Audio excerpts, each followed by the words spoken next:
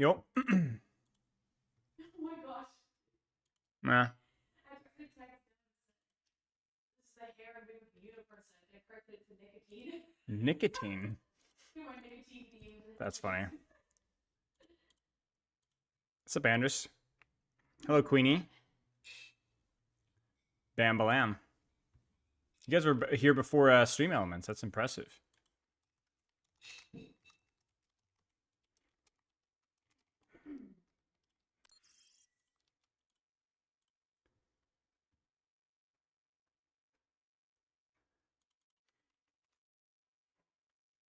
Why are you plat? I'm not telling you. Where's 7TV? I haven't enabled it on my Twitch. What's up, Zeltha? I don't know when we'll do that. We'll do that maybe at some point. Hello, Katos. I have 7T enabled on when I watch something, but I don't have it enabled on my stream.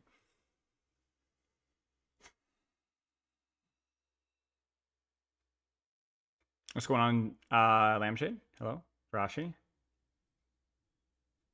Am I actually plat? No, of course not. Come on, guys. Come on, guys.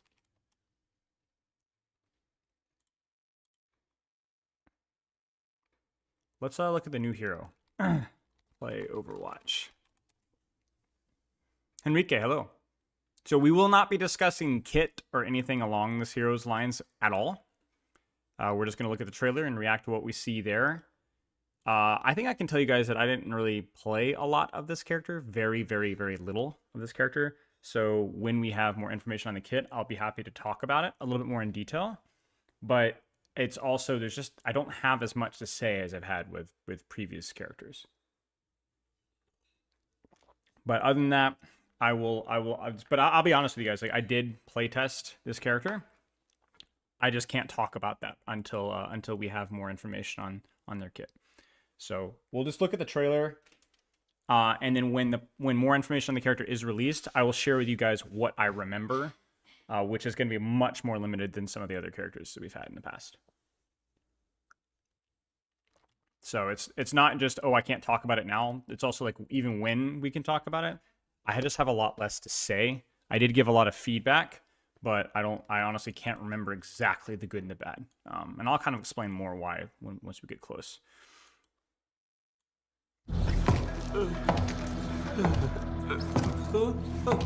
No. Please! Onegaishimasu! It won't happen again! Oh, I love it when they beg. What now? Boss! We have the weapons, but Overwatch is here! Tucker. Have to do everything myself.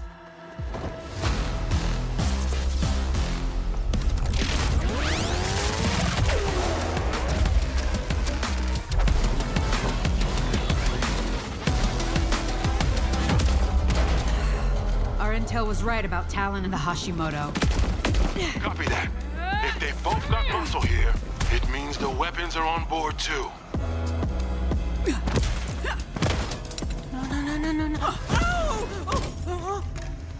I'm gonna have to call you back!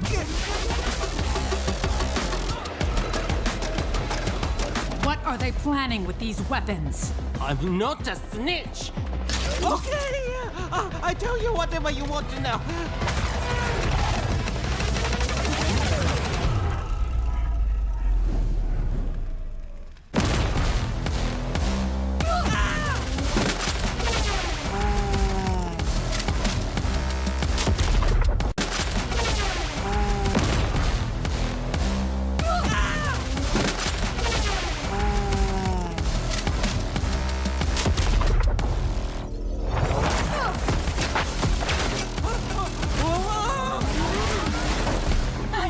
Overwatch never run from a fight! You thought right. Clever! There's more where that came from.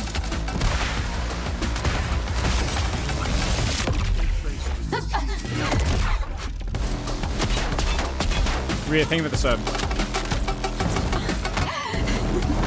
You fight well for human. I'm almost impressed. Funny. I was thinking the same thing.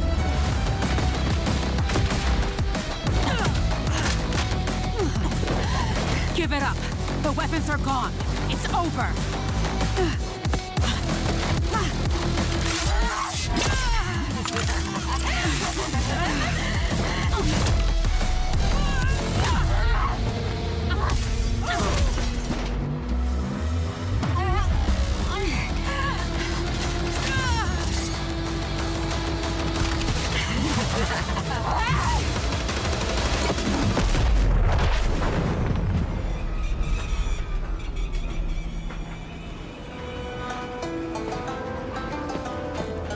All right, boss! We did it! Overwatch, thinking they can just swoop in and take my plan off the rails. But I've got everything I need right here.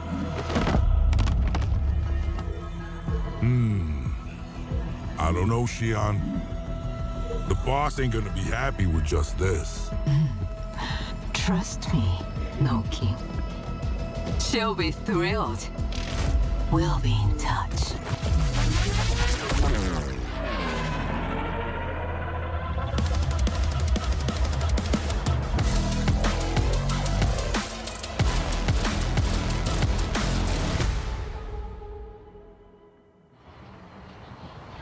Yeah, it's a really cool trailer. I mean, it's really good.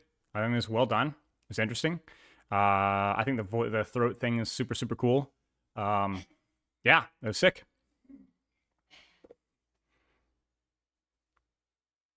That is all I can say. Lightwist has been a moderator for 8 years. I didn't know this was a mod anniversary. Yeah. The cinematic storytelling qualities have declined over the years. I mean, this is just fighting. No, actually, writing was done here. I mean, yeah, it's more and more of a trailer. I understand what you're saying, but I thought it was okay. I thought it was cool, at least. I don't know. Zen, thank you for the 3 years. So yeah, that is unfortunately where we have to stop. We will talk later about the new hero and have more. That's okay. I'll give you guys my thoughts. But yeah, hope you guys enjoyed. We'll move on. Day 245 of asking for honor on Hero Misery. Bro just skipped steps. Kioski, thank you for the sub. Congrats on the 6 months, dude. I will answer no questions, sadly. I'm sorry, guys. I cannot answer. I will not speak. I will wait. I will not speak. I will give you guys as much information as I can when the time comes around. So, yeah, we will move on. Let me try to pull up some correlated stuff to discuss here. JQ and Sigma and GM3, pretty good. Pretty good. Definitely have a glaring weakness with verticality, but it's still good.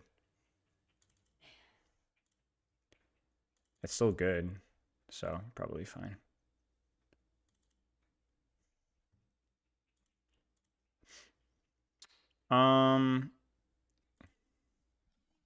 If I speak, I'm in great trouble. Yes. No. I mean, yeah, you just have to, we'll talk about it when it's time. Talk about it when it's time.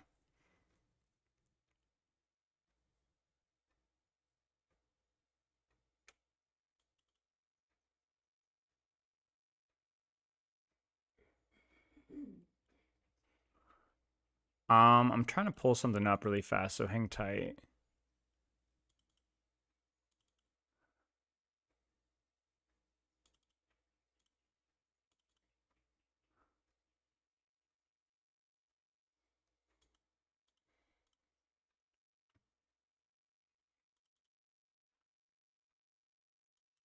I don't really need anything.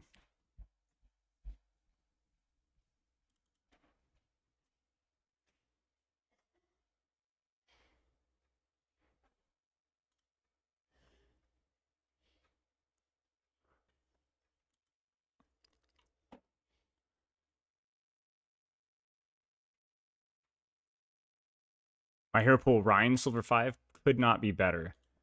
Could not be better. Literally perfect. So this was just delightful. I think you guys would enjoy this one. This comment provoked a brief discussion today, because I do think that it's probably time to like kind of set the matter straight, just to simplify it for you guys, because I think we've kind of gotten to the point in time now where obviously I'm not going to beat the dead horse about the discussion of like skill versus knowledge. I've already made many videos about that. I'll talk about where you can look more into that topic. But I do think in terms of qualifications, most people that are in my community should know my background, but there are going to be some people out there. This person is just bad faith. This person is a troll and not worth engaging. But there are people out there that legitimately might not know my background and might have some legitimate misunderstandings of like who I am as a person. And I think that's a good problem to have, because it signifies that I've gotten to the point in time where not everybody is in my inner circle, right? There are people that are legitimate from the outside perspective that don't understand. This is just comedy gold, and this is going to be our springboard for this. Platt Spilo Coaching Professionals is equivalent of a guy who played Little League coaching the Dodgers. It's hilarious. We'll talk more about the skill versus knowledge thing in a little bit, or at least I'll plug some videos that will discuss it more in detail than I want to today. But it's not even correct. So I'm going to give my quick TLDR history of my experience with coaching, whether it's with Overwatch or anything else, and give my background. If you guys find this, it's on the cortisol video. The best part about this is this guy takes my claim that I've coached mixed martial arts and says he looks up my MMA record and couldn't find a fight record for me. So this guy is like not only a big fan, but also a little stupid. So let me explain. So my dad was a teacher. Many of you guys already know this, but we're gonna try to get. I'm literally gonna make this into a video, put it in Spilo Clips, and just have a command for it, so we don't have to ever do this ever again. My dad was a teacher. Coached sports. He taught high school math, taught high school history. I grew up teaching and working. I was the oldest of a lot of kids, and so I worked in a leadership position. I'm the oldest, right? So you have that. I was tutoring mathematics, algebra, at the age of 13 to students, and charging like $25 an hour for it, which is crazy money at that age. That was crazy. I tutored algebra, pre-algebra, geometry, and calculus until the age of 18, 19. That was what I was basically doing while I was working on my bachelor's. I also coached flag football. I was also an assistant coach for the tackle football team that I played for. I was injured for the large portion of my junior year in football, and I would play games and I wouldn't practice. So I won't go into the details, but I had a really bad injury. So I was essentially an assistant coach for the last few months of our season during practice. Little things, right? I coached gymnastics. I ran my own gymnastics class. It started at a summer camp. And then I had started my bachelor's in finance. I completed my bachelor's in finance. And then at the same time, I had an internship lined up with Edward Jones, decided I didn't want to get into finances because it was boring, and decided to instead, while I was doing this, we had moved to New Hampshire after I'd gotten married, and I was assisting at a mixed martial arts gym from a dude, Carl Young, who had been in the traditional karate scene, had been exposed to MMA, Brazilian Jiu-Jitsu, boxing, and went in a different direction. I won't give the full story there, but he started his own dojo, had done very well. Beth coached under him, and she started coaching at an orange belt level, so there's like a lovely analogy about martial arts and Overwatch, because Beth had started coaching here because she was like 19, and she was just really good with kids and really good at explaining things, and relatively athletic. And there were a lot of parents at the time that kind of, even though she was working with literal like white belt children, why is an orange belt teaching? Because she was just supremely competent at teaching and understanding the techniques. And then she obviously progressed very rapidly. And so she dealt with the same crap. So then we got married. I'm literally like scrubbing toilets while I'm studying for my bachelor's in finance down there and I was like a program director assistant, right?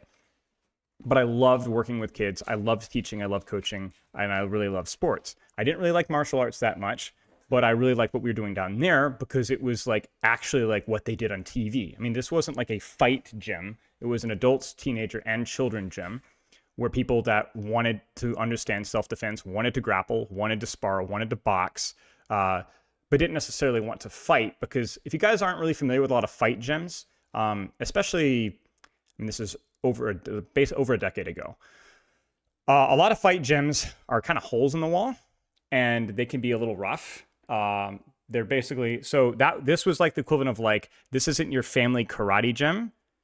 It's like, we used to say it was modern martial arts with traditional values. So it was a safe space to learn legitimate self-defense to an extent, although that's kind of an overused, abused term, and legitimately be able to train things, without getting brain damage. So I really liked it. I got into grappling, was brand new to it, but I'd grown up with wrestling with my brothers, and I just loved physical sports. And so when I was training down there while finishing my bachelor's, I was training like 3 hours or 4 hours a day, 5 days a week. So and Carl at the time, I didn't even know this, had this vision of opening a second gym. And Beth at this point was now like second in command. She was like the head instructor at that gym. And they had like 350 students, 2 dojos, the whole thing. Adult classes, teenage classes, elite classes, children's classes, all the way down to 4. And he wanted to open a second dojo, but needed somebody to handle it. And so I was literally progressing through the belt ranks way faster and there's a really weird dynamic with belting, where there's like time requirements, but also competence requirements. So that was like one of those weird nuances where, again, like Beth, I was coaching people like from a pretty low belt. Sensei, thank you for the sub. And eventually Carl approached me and said, hey, we want to open up a second location, a satellite location. It was like a little over half an hour further north. And he asked me to take over that. And I was a purple belt at the time, which is like 4 belts in. We did belting system with mixed martial arts, which is a little weird. Because it was more along the lines of C progression, because it's really fun. A lot of mixed martial arts gyms don't have belt progression. Brazilian Jiu-Jitsu does if you're doing gi, but I'm not going to go down that rabbit hole. So anyway, long story short, he gave me we worked progressively, I think the blue belt or blue black belt or green belt, I don't remember. Basically, we got through my belts quickly so that visibly people wouldn't be like, why is a blue belt running his own gym? So even in the martial arts world, this kind of stuff happens. It's like people really look at the visual of like what you're doing and not the competence of what you're doing with it. Because I was good. I was a very athletic, strong guy. And so obviously like picking up something that's striking and grappling, I'm not trying to, just saying, like if you're a fast athletic person, you're going to pick up martial arts faster than somebody that's been doing it for longer. Just how it is. That's just how it is. So long story short, I ran my own gym. I ran it for 5.5 years right before COVID. And at that point I had retired because of professional Overwatch, and I had gone into full professional Overwatch. Pepper took over for the other dojo. I was again like head instructor. I got my black belt, which again, this is not black belt in Brazilian Jiu-Jitsu. Brazilian Jiu-Jitsu is a large portion of what we did, but it was a black belt within that study. That took me about 8 years. And then Pepper had also had her like second degree. I'm actually within that goofy little parameter. I have a plaque that says, you must call me sensei. I am a sensei in that little small world. Not within traditional karate, not within Brazilian Jiu-Jitsu. They don't even use that terminology, but within that there. And people were like, well, who was yours? Well, we were a separate offshoot. And that's why I don't go around saying, you have to call me sensei. It's corny. That kind of stuff is like, Pepper's dealing with that crap right now. I won't go into it, with like the people want to know your pedigree, which is understandable to an extent, but it's super toxic. And it's an entirely different conversation for a different day. So yes. So long story short, I had many experiences, and my training included working with mixed martial arts fighters. Then I'm not working with Conor McGregor, but I would travel. I did a lot of gi jiu-jitsu training. About an hour and a half away for some time. I didn't enjoy gi. I trained primarily no gi. The New Hampshire, northern Massachusetts area is infamous for both its boxing and just hole-in-the-wall training locations, and we would train with a lot of fighters. I never got into fighting because I had had 3 or 4 concussions in high school, and frankly, just didn't really enjoy it. Again, I trained seriously. I taught serious people, both not just old people and children, but teenagers, 18, 20, 23, men, women of all ages and all talent levels and all sizes. I trained with Brazilian Jiu-Jitsu black belts. In fact, Carl Jung's best friend, who frequently trained with both me and Beth, was a Brazilian Jiu-Jitsu black belt and has been for some time. So that was just what we did. That's what I thought. I never trained or taught a MMA fighter on TV or UFC. That was not at all the intent of the dojo, but I worked with and taught the same techniques that are utilized in those instances. And we worked with several people that did fight and did take fights. It's just that wasn't the purpose of what I did. So I had no interest in doing that. That was not at all the goal. What we did was a lot more important. The traditional side of the modern martial arts is actually what I liked better. I liked the training that we did, but the reason why I did this instead of finance is because the ability to talk with parents about their children's behavior, people that often sign their kids up for martial arts usually want to discipline and respect. And that kind of like good stigma about martial arts is why I did it over coaching sports. Because there's an expectation that you're going to be more invested in the child's life and provide a better example, and that you hold them to different standards, and about bullying and struggles with schoolwork and discipline and respect and dealing with their parents and personality struggles. And you often had kids that would have, we had kids with terrible baggage. I won't go into the details, but some really messed up stuff. And foster children and kids dealing with terrible home lives and kids from, orphans. And it was the best part of my job. Like, absolutely banger. So freaking good. I cherish those moments to this day. I dream about it to this day, and I miss that more than anything else. And being able to do that while teaching them something legitimate and fun and intense is great. And I wouldn't replace it for the world. And over those years, I worked with at least over 1,000 students. I don't know how many, but between the two schools. And I'm not doing this to toot my own horn. I'm telling you that this is the level that I've been doing this for years. I've been doing this for years, and I did that for over 9 years. Now, Pepper actually now still has her own shoe. So Pepper sidewaying after COVID shut down both schools. Pepper went into the more jiu-jitsu, Brazilian jiu-jitsu, both gi and no gi, and that's what she's doing now. And she's actually she's killing it. She plays silver at both Pans and Worlds, and Orlando and Las Vegas. She's an absolute demon. She just had a recent tournament recently at a local jiu-jitsu tournament about an hour away. And she beat both a brown belt and a black belt. So she actually plays in an open tournament versus people that have more experience, and she's just a freak. And she also has her own little tiny gym where she just, again, brings those traditional values with martial arts. So that's just what we do. Okay. Now, that being said, all of that coaching experience with algebra and sports and mixed martial arts and of all things, just working with people and coaching people, going into Overwatch. Overwatch was something that was recommended to me by my brother-in-law. I didn't really play shooters before. I went into it totally blind, and I just liked coaching. So I started giving feedback and advice to people starting when I was around gold. That advice was not always accurate. At the time, but it was to the best of my understanding, and I was good at communicating ideas and understanding that I had in a way that was digestible and help people to get better. I started my server. Many of you guys don't know this, this server, the Spylo server, was not intended to be Spylo server. It was actually started as a coaching server with multiple coaches. So when I started coaching, the reason it wasn't just me, what I did is I started it myself and recruited multiple high-ranked friends of mine to assist people to coach other ranked players, including some of you guys might know Boy, my brother-in-law. He was actually a higher rank than I was at the time. There were a couple of master GM friends of mine that would offer free VOD reviews. And what ended up happening, of course, is that usually I ended up doing most of the coaching because they weren't either available or interested, but it was actually a coaching server. No, not the Spylo Academy. No, it was just coachings for free, and we would just do free VOD reviews, and people would join the server and ask for coaching, and then I would be like, hey, can you coach this guy? Because you know Ana better than I do, and so on. So like that's exactly that was where we started. And so what happened is I did more and more and more of the coaching. And then I also got coaching myself from IOSUX at the time, who did a great job breaking down my fears with competitive anxiety, which has been a problem in my whole life, and getting over that. And then I climbed the Grandmaster about 4.2. And at that point in time, I transitioned into coaching teams. I had watched the Overwatch League. I really wanted to get into the Overwatch League because it looked cool, and I loved Overwatch. And at that point was coaching like a high masters, low GM team. We had coached, it was Lividosity University. It wasn't even this, it was like some tiny goofy org, and it wasn't even their main team. It was like their offshoot team. But we were freaking amazing, dude. We punched up so high with the performance in scrims. Loved those guys, had a great time. Still one of my favorite team experiences.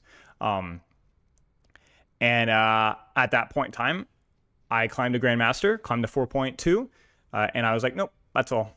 I'm done. I wanted to do it more so to say that I had, because people at that time, I didn't have a pedigree or a resume, and they wanted to know, they wanted to say, what rank are you, what rank are you, rank you, which I actually don't think is necessarily a bad question when you don't know who somebody is. You don't know their history or their experience, and they don't have any public content out there. So I was never really offended by that. Now, I did get made fun of a lot. A lot of people made fun of me for my rank and willing to offer coach. But I was like, okay, whatever. Like the results speak for themselves. And also the most important thing about climbing to GM was what I learned about the improvement process in Overwatch. It was, I didn't really learn a whole lot of micro that I wouldn't have been able to figure out from studying VODs, which, by the way, there were about 1.5 years, 2 years of my life where all I did when I wasn't working at the dojo was listen to VODs. Like I had documents. I still have them, but they're completely outdated and not really useful anymore. But I had documents with bullet point after bullet point of micro interactions, macro tips. I watched every VOD review or listened to every VOD review I could get hands on. Every VOD review.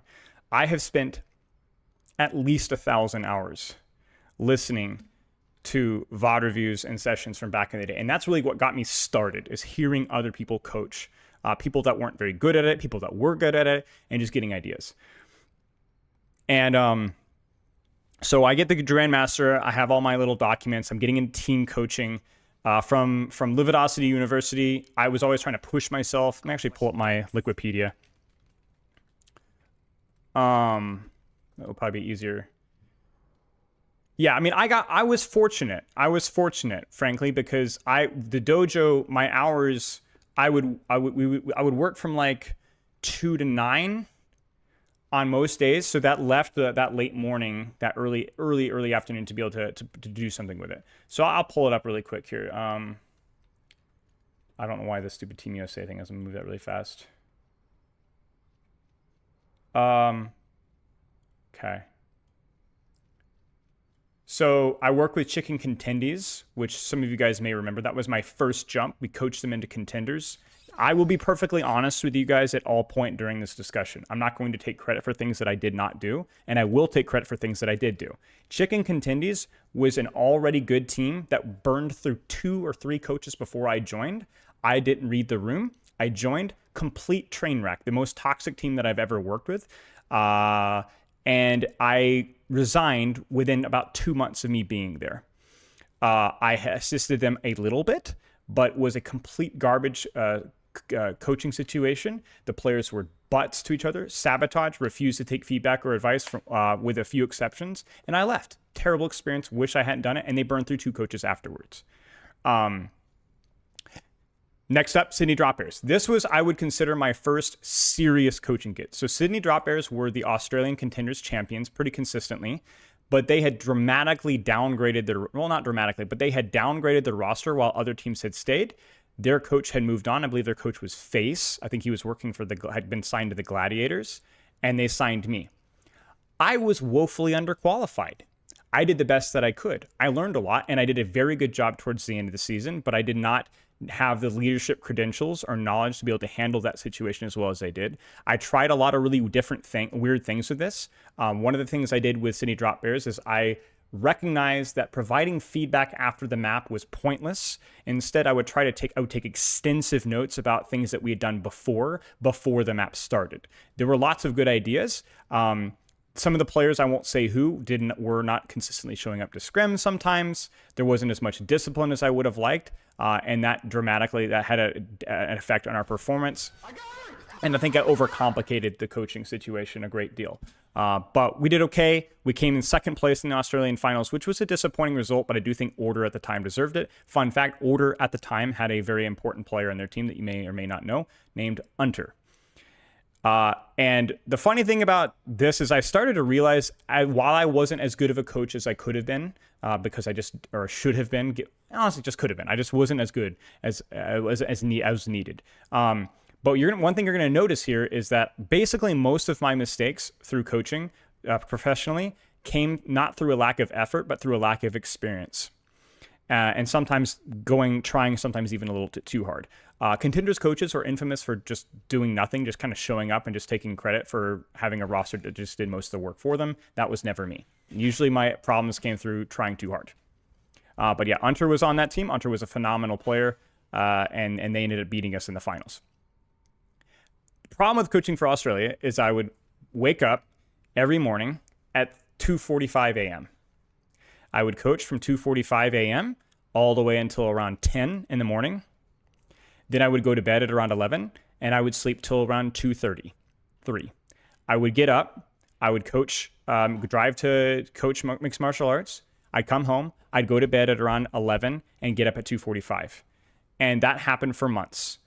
It was terrible, absolutely terrible. And I'm quite convinced that had an impact on on the quality that I had as a coach, because that is not something that you should do for any period of time. It's awful, especially when it's something that you're actively trying to learn and improve. And so after working with them, Dave, I worked with Dave. I can't even remember his name. He actually worked for the London Spitfire for some time. He worked for Cloud9. What is his name? Temporal. You guys can see Temporal was with us there. Shoot, great man. I have mad respect for him. We were working on building the roster for the next season, and I ended up telling him that I wasn't able to continue. We scouted Dreamer. You guys might remember Dreamer. I scouted Dreamer. I was part of that, the team that actually had scouted. So I assisted them with building their next roster before I resigned. Me and Noxious at the time. But there's a lot of names in here that you might remember. Yeah, it sounds like I'm a perfectionist, yes. I mean, really, that can be a flaw. We'll talk more about that with the Uprising Academy. So from there, I said I have to do NA or EU hours. This is too much. I joined Phase 2, who you guys might remember the roster. It was Don, for those of you guys remember Don, who was brand new. Pika, you guys probably don't know Pika. Socks, probably don't know Socks. A10, you guys probably know A10. Tanner from high school. Some of you might know Tanner. Nishik and Lep. Lep was on this team. So, in fact, one of the first things I did when I joined Phase 2, who was just this brand new team that just made it, was talk with Lep's parents about his homework. One of the first things I did with joining this team. And I had a large impact on this team. This is one of my bigger success stories. I made a lot of mistakes with this team. There was one of the difficulties with an unsigned team like this is not an org, is that the head coach generally has more volunteer duties, so you need to be very careful how you throw your weight around. The problem comes down to when making roster decisions. If you haven't worked with the team for a long period of time, which I had not, it is basically impossible to make a roster decision. The players have to make those roster decisions. And so once again, we had friction with dealing with this between who should be playing A10 or Tanner. Tanner was I felt like at the time had more mechanical ceiling at the point in time, but A10 was way better trusted. Now, this was not A10's problem. A10 was very respectful throughout the whole ordeal, and there was a lot of drama that we ended up putting out. I won't go into the details. That's a conversation for another time. But basically, TLDR is we had good results. We were able to level up performance, and I was able to have an impact on this team's performance. At that point in time, I was reached out to by Huck, the Boston Uprising. They were interested in an assistant coach for Boston Uprising or a head coach for Uprising Academy. I was signed on for Uprising Academy. In fact, a lot of Phase 2 was actually picked up by Academy teams. Dawn and Pika were picked up by Atlanta Academy. And I was also picked up with Noxious at that point in time. So yeah. Now, I'll talk briefly about Uprising Academy, but it's simple to say it was the most negative experience of my entire coaching career. The team had a philosophy with scouting as a whole, which trickled down from Huck, of we want to find the underrated gems at a cheap cost and sell them to better teams. The problem with that is that meant taking massive gambles with disregard about how the team would perform, and that was never more apparent with the season that I signed on. We took risks with Tap. We took risks with Krondot. We took risks with Scalar, to a lesser extent. Scalar's not so much. We took a risk with Dragon Eddy, and we took a massive risk with Lethal. Now, many of those names you might be familiar with. And what happened is we were then unable to management decision situations, incompetence, whatever that you fill in the blank. We were unable to bring any of these players to our team house. And they all played, with the exception of Scalar, on high latency. Lethal playing on over 200 latency. Now, I know that's not an excuse in of itself by itself. We've got a lot of Korean players that are finding pretty good success on higher ping as well. I don't know how they do it, but whatever. But this was an inexperienced, undercooked team. And I was given the dregs of the Boston Uprising open trials, and then led to, we were highlighted to pick high value, high risk choices. I had no experience with building rosters. I didn't know anything about building rosters. I didn't even know about Liquipedia or scouting around other contenders players, and was never given that opportunity. Huck wanted to sign all the gems. Now, with the power of hindsight, I actually think a lot of these players did have a potential. I think Scalar was basically Overwatch League level when he was with us. I think Krondot, obviously Krondot is the streamer, but Krondot was a very good tank player at the time, had massive potential. Tap, massive potential. He's killing it at Marvel Rivals right now. Lethal, obviously, Lethal. You don't need my introduction. And I was even led to believe stuff like Punk, who was amazing for this team, was toxic, and that, I don't know if you want to re-sign Punk. So it's just a complete incompetent management incompetence, and I will take no responsibility for that, basically whatsoever. Just wasn't my responsibility. It was poor decision making. So we started to lose. We started to underperform. We objectively, from the get-go, this was a very, very competitive time in contenders at the time, had probably the 5th or 6th best roster in our region as an academy team. Inexcusable. The problem then is when we started to cut and re-sign players, which Huck wanted to do, I was too soft. Nobody wanted to join. The ship had sailed. We were able to make work with signing, frankly, not very good players to make things work. We were able to claw our way back into a competitive playoff position pretty frequently, 2 or 3 months in a row. Then we missed playoffs due to some personal situation. Team crashed out. I wasn't there at the scrum. I won't go into the details of it, but basically an IRL emergency happened. And then because we missed that one game, we lost by a map, I was released from the roster, and it was the best thing that ever happened to me. This, to put it lightly, was the most miserable experience of my entire coaching career. The team house situation, the underperformance, working with hero players on an academy team that just frankly had no business being an academy team in the first place. Choking important matches, scrapping our way into contenders every single time. I was working 80 to 90 hour work weeks. I was separate from my wife because Huck wanted me to be at the team house, which was hours and hours and hours and hours away from where I lived previously. So I was separate for Pepper for months. I was the worst time of my entire life. High stress, miserable, it was awful. Just awful. And the results meant that I was constantly second guessing my approach. I tried a million different strategies. Guys, I'm not joking. I bought a TeamSpeak server. I created a TeamSpeak server so that I could have players in both TeamSpeak and Discord, and I could live coach the players in TeamSpeak during a scrim. Dude, I tried so much. And the reality is that if I just simply had a little bit more faith in myself and realized that it was basically an impossible situation and laid off a little bit, we probably would have done a little bit better. But I took everything to heart, and it was just a miserable, depressing confidence destruction. And it was a situation that the world's best Overwatch coach could not have handled, but they would have handled it better than me by doing less. That's basically the way to look at it. So I learned a lot about this. I learned what not to do. I learned that there's only so much responsibility that you can take under those situations and that you can't force things. But yeah, very negative experience. Now, the good news is that from there, I was planning on retiring from coaching. I was just done. And then I was like, you know what? We'll give it one more go. And I was picked up by Sheer Cold. And I worked with Sheer Cold as their head coach. This was, again, a very much like a phase 2 situation where pretty unproven roster, unknown roster, Shade, Alex, Graythan, Backbone, you guys will know Backbone, and so on. And we were great. Very competitive region. The only team that was able to consistently beat us was Obey Alliance and British Hurricane, who were both giga stacked.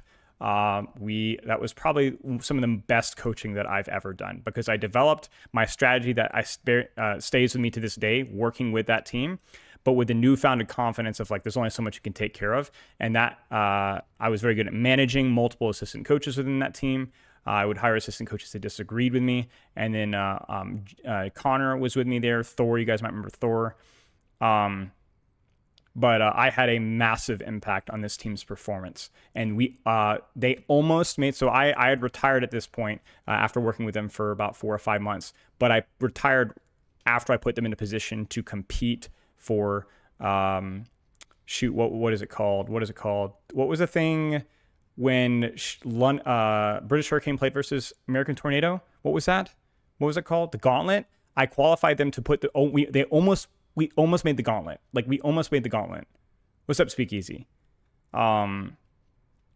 So at that point, I would retired because I'd had a really bad experience with an Overwatch League trial, which I thought was conducted very poorly. At that point in time, I was focusing on content, and then I was probably just going to go back into the whole MMA stuff.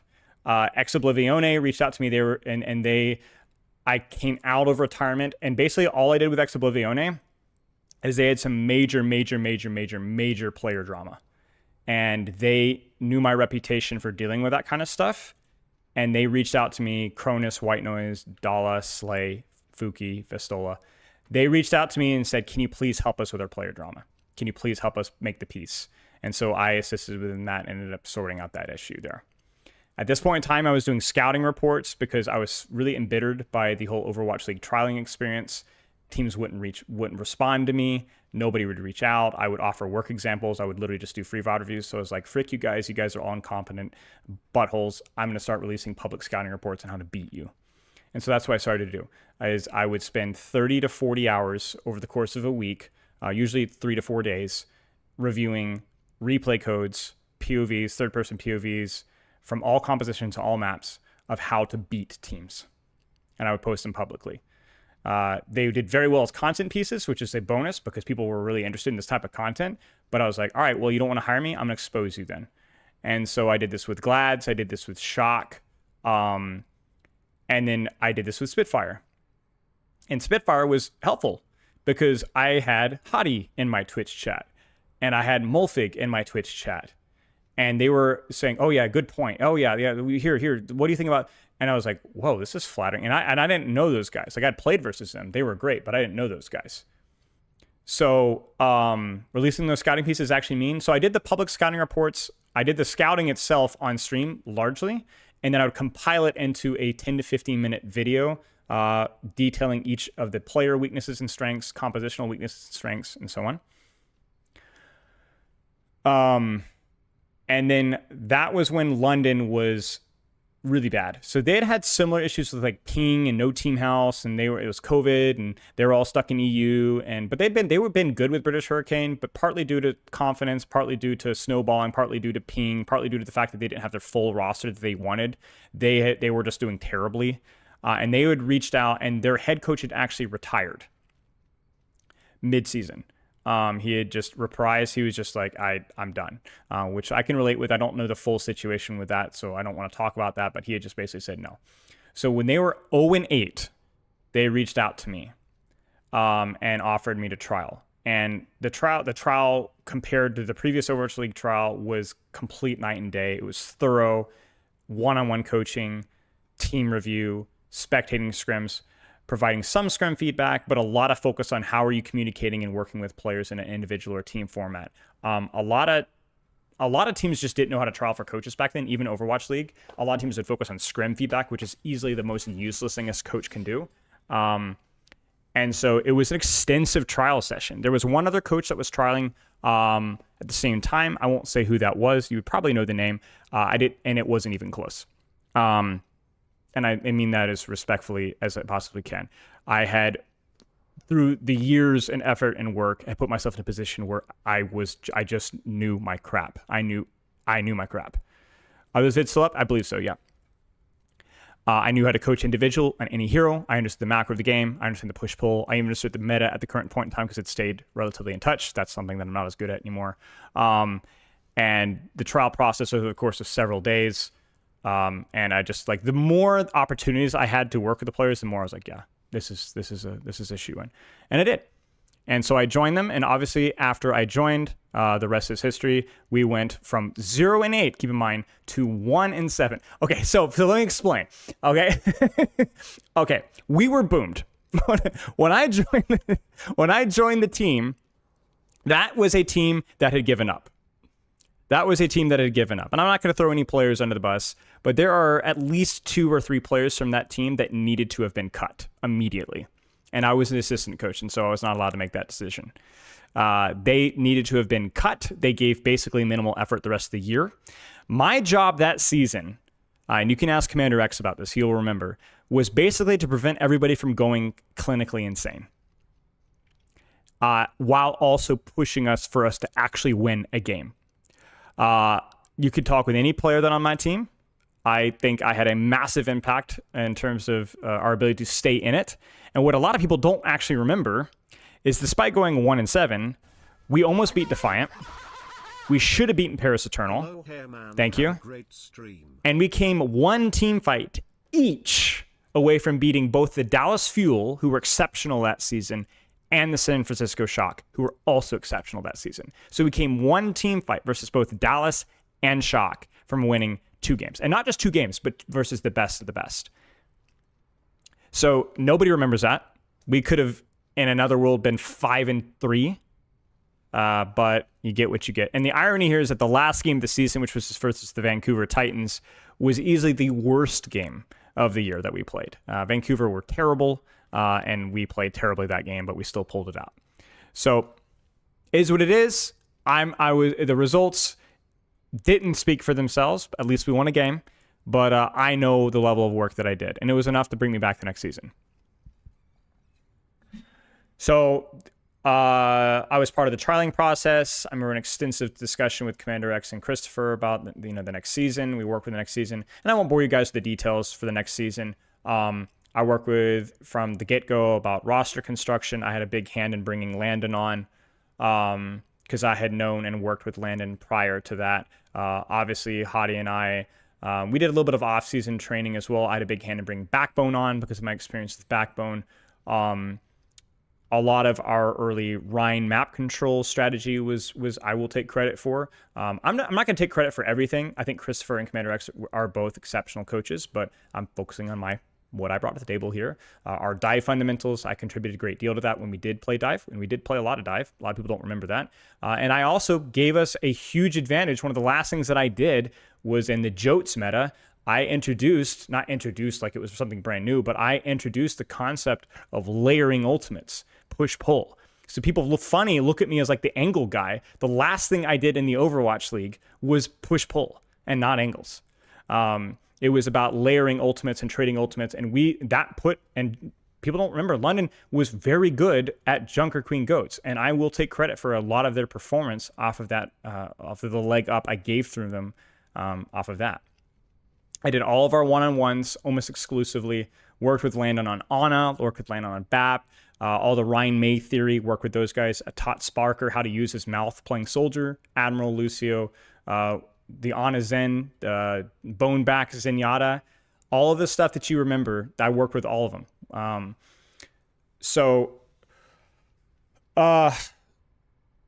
then the bad news. So working remotely as a coach sucks. And that was my decision to make, because living in a closet in California away from my wife, I'd already done that before, not again. And so I will take credit for any difficulty with working with Christopher at that time. The reality is always that C9 was hemorrhaging money and they had to cut. I'd had multiple flights canceled to spend time with them. That was canceled. And then I got the bad news that the remote coach gets cut. I'd always felt that Commander X and Christopher had a camaraderie that I was unable to replicate, and I will take responsibility for that as well. But I'm not really insulted by that fact because C9 had to cut corners. In addition to that, the reason that they also cut corners is that Khan, aka IBTB, who is the best Western support player, period, had become available, and they needed money for the future. So what happened is that C9 cut money. A lot of players, I won't say who, took massive pay cuts across the board, and I'm the one that got the X because I'm the remote coach. And it was a good decision. Hindsight, Khan was a complete bust. Christopher's told me as much. He's like, well, hindsight, we shouldn't have dropped you at all. But that hindsight's 2020. At the time, it was the correct decision. That's why I wasn't really hurt by it, especially for a remote coach. But to say that, Spilo didn't have any impact within the Overwatch League is nonsense. I did some of my best work within the Overwatch League, especially given the circumstances that I was put in. At that point in time, though, I was done. I had had opportunities to apply and retry for the Overwatch League going into the next season. I was disinterested. I enjoy professional coaching, but the stress and pressure and the inability to relocate were massive downsides that I was just not willing to overcome. So I was done. Now, since then, and after that, I worked briefly. It was kind of a joke, but O1 Esports, this is just the most stacked team in the history of the universe. We won Saudi E-Leagues easily without even dropping basically a single map until the finals. You guys might not remember that. That was a long time ago. We scrimmed like a handful of times, but you might remember a handful of the players that I got to quote unquote work with. I think we did a grand total of 2 or 3 VOD reviews and like 2 or 3 scrims. It was Quartz, Yubi, Hadi, Admiral, Sir Majed. So you could say that we were pretty good. I was offered multiple coaching positions from teams around this level. Twisted Minds wanted me back in 2024, 2023, and a lot of other teams within the NA and EU region. But at that point in time, I was fully committed to the content. I coached Yubi briefly. Again, do you see how easy it is to coast off of name recognition, though? I coached Yubi, technically. But I'm way more proud of the 1-in-7 stage with the London Spitfire. You get what I'm saying? So I was done. Also Twisted Minds wanted me to coach for them. They offered me to literally fly me and Pepper out to Saudi, have the S tier, whatever, and they were paying pretty good at the time too. But again, this is back in 2023, 2024, right? So like again, name recognition, I can flex all sorts of stuff, but it's kind of dishonest, right? Given for Hope, thank you for the raid. We're off in a big rant here. I appreciate the raid, mate. Hope you had a good stream. So it's really easy to just drop name recognition and be like, see, I'm getting credit for that. But it's like I didn't take any credit basically at all for this performance. Like basically very, very little credit for this performance at all. In fact, the actual match of the day of the match, the one where we won, I was at a flag football tournament. I wasn't even there, bro. I wasn't even there. I distinctly remember checking my phone between games, So who was on the other finals team? Well, Twisted Minds at the point in time. Who was on Twisted Minds at that point in time? I don't even remember. Lebda, Nutella. Yeah. So yeah, just whatever. So long story short, that's where we were at. And at this point in time, I'd had easily 10,000 hours of experience with coaching individual players and team and macro and so on, right?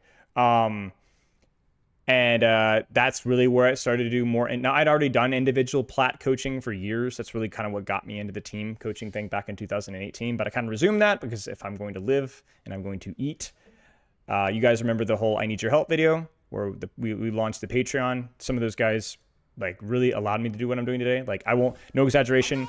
It was down to the wire financially. Forgot to resub. What's up, Techie? Like we were literally down to the wire. And so we put in the work. We had a little bit of money saved up and we managed to pull it off.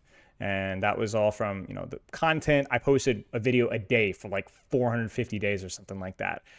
Coaching content, plugin coaching wasn't very, and all my expertise kind of was poured into that, coaching all ranks, whatever else. And that's basically it, guys. Like since then, I've continued to coach all tiers, all heroes, all ranks.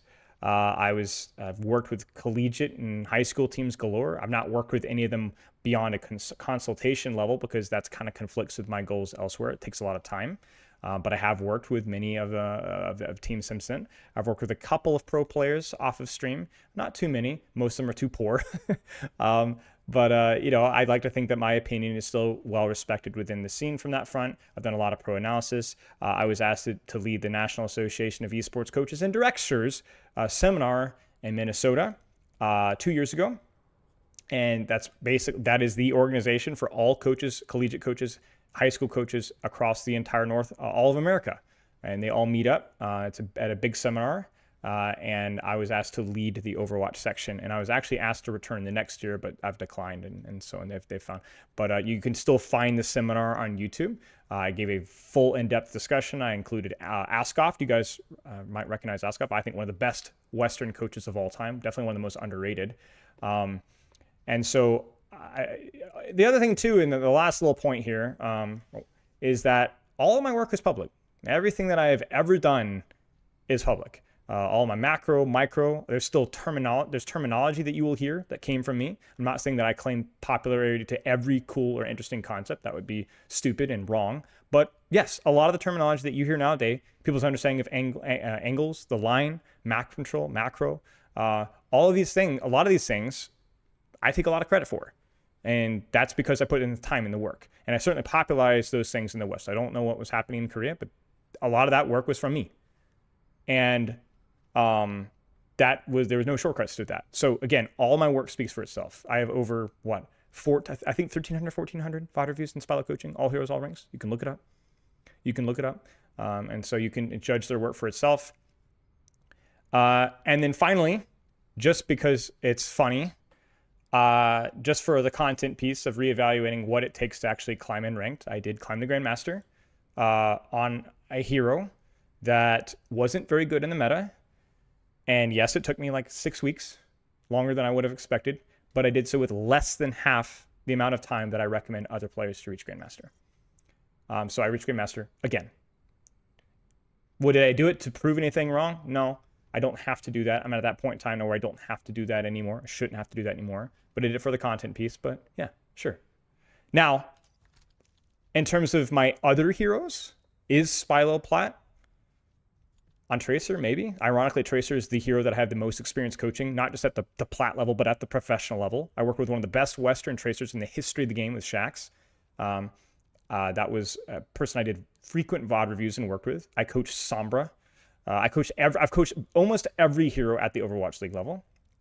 In terms of my personal rank, I've reached Masters or the equivalent of Grandmaster from the bell curve on Hazard, Winston, Mauga, Orisa, Roadhog, Zarya, Junker Queen, Ram, Rein, Sig, Bastion, Junkrat, Mei, Sim, Torb, Cassidy, Genji, Reaper, Vendetta, Venture, Freya, Pharah. I'm not going to mention Sierra. Sombra, Ana, Zenyatta, Lifeweaver, Moira, Brigitte, Juno, Mizuki, Wuyang. And the other ones, with a few exceptions, it's just because I don't have the interest, don't have the time. I already have studied more than enough of the micro. There are characters like Widow, Tracer, not very good at it. It would take me quite some time to probably even climb to a master's rank just because of the amount of individual mechanics. But that's where the conversation of knowledge versus skill comes into play, where knowledge is in coaching ability is the ability to turn knowledge into skill. It takes practice and time, and I have a whole video on that. And why Overwatch saying it's just knowledge and coaches should be good is just ridiculous statement. And even as something we've talked about, even as something as simple as chess is something to where you should be good at the game if you're a coach, because the game moves slowly enough. WTF is this? Thank you, Sarah. But in Overwatch, it's a completely different animal, completely different game. But that's all. That is all I have to say. That's my credentials. The work speaks for itself. And I didn't want this to be a whole thing, but I want this piece to be out there so that we can upload it and then I don't have to worry about it ever again. The one thing I will say, caveat, is that micro has always been a strong point of mine coaching-wise relative to my experience. I can coach any hero to the Overwatch, like the champion level. However, I am not going to know every single tech. And if you want to know the perfect tech on many heroes, not all. I know a lot of tech on a lot of heroes, but there are certain heroes where I'm not going to know the minutia of every tech, and asking a champion streamer is probably better than asking me. That's not necessarily going to be the most important thing for you to rank up, might not even be close to important, but that is an obvious disclaimer that there are going to be certain things that I'm going to be wrong about. And I've even done this with perks, where I'm quite confident in my opinion of perks globally compared to everybody else. But Sierra player could, champion Sierra player could be like, well, he's right about this, but I think in this situation, this perk matchup is better. And that's why, but yeah, beyond that. No Jetpack Cat. Yeah, exactly. Like Jetpack Cat tech has not been around long enough for me, and I have not played enough the hero to know every single nuance of how to play Jetpack Cat. Exactly. You can be a good coach if you're bad at the game. Yes, you can. But the amount of time that it's to do so is going to take, my point being, if nothing else, for yapping for almost an hour here, is to highlight that this is the amount of work it takes to get to where we are. This is the amount of work it takes to do this. So, any questions? So we can kind of put this topic behind. I did see they dropped the new hero trailer, yeah. No, I agree, Sim for Anna. I agree. It's a very silly take. It's an ignorant take, but I understand even the concept of that. Like, I think the commenter talked about, like, most NFL coaches have played in football. Well, of course, like, if you immerse yourself in the sport from a very young age, that's more likely going to lead you into a coaching position, but that doesn't need to be necessarily good. I mean, the irony is that saying that you played at a collegiate level, like, there's a massive gap between college and NFL, and especially most college levels. Like, for example, you could argue that the gap between certain of these NFL coaches' college level is like saying I hit GM once versus playing in professional Overwatch. The gap is unbelievably big. Saying that, like, oh, collegiate's the same as contenders is completely obliviously wrong. Like, some college teams that these NFL coaches have coached for is nowhere even close to contenders or medium or bottom of OWCS. It's like GM. It's like you hit GM with Wu Yang that one season, It's a massive gap. So even from that own parameter, it's wrong. Do you think the muscle of high-level games are kind of understanding in viewers' minds? Maybe. Cheers and GM Mano is climbing alongside Hitmaster for some. Nice job. How does one get into recreational scrimming? There's some Discord servers. Overwatch University, r/competitive Overwatch, Elo Hell, Overwatch, Discord. You could probably Google or look for them within the Discord search function. But I'm super out of the loop with that. That might be out of date. When will I come to Scotland? Surely one day. Do you feel like some of your opinions about the game, certain characters, are out of date? Yes, absolutely. I think it's objectively true. Objectively true, right? Like, it's not, especially as this game hero pool expands, there are going to be things that I am just wrong at. Like, my coaching, not just my coaching philosophy, but the way that I understand characters, the more that I watch them, the more that I study them, the more that I coach them. Like, guys, I put effort into every single session, man. And you can watch, if you go back like even a year ago and talk about some of the things that I talk about in the sessions versus today, it's constantly evolving, constantly, I would like to think, improving. But that means that there's going to be stuff that's behind. And I think for me, if a character is something I haven't coached in a long time or very rarely coach in then yeah, there might be some tiny details that I get wrong, or maybe even a perspective that I miss. Absolutely. Doesn't really affect the quality of the coaching that much. The more important principles, like coaching how to think about the game and the principles of how to train effectively. But yeah, I think it would be ridiculous to me to assert that I'm perfect on every level and I don't make mistakes. Of course, it's just not possible otherwise. Java Monkey with the sub. It's the same one, Narides. Yep. Cheers, Genji OTP. Will you ever go on one of your missions to learn more of the few heroes you don't fully understand or fully knowledge, like Ball or something? It depends. I feel that I have a complete understanding of the macro of every hero that's currently released, almost without exception. For me, the journey of playing through the character is more about understanding the nuances and the details, right? Or just because it's funny. Like Ball, I feel like I've watched a lot of Wrecking Ball coaching, and I've even watched a lot of Champion Wrecking Ball play and how they talk about playing the hero. I think I think maybe the best out there, one of the best certainly, of coaching Wrecking Ball, even though he's one of my least played.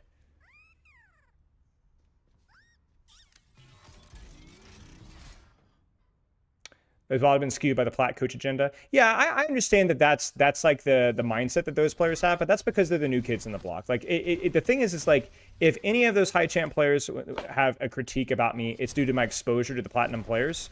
But that's just a young person having a bad opinion. That doesn't necessarily mean that opinion's accurate.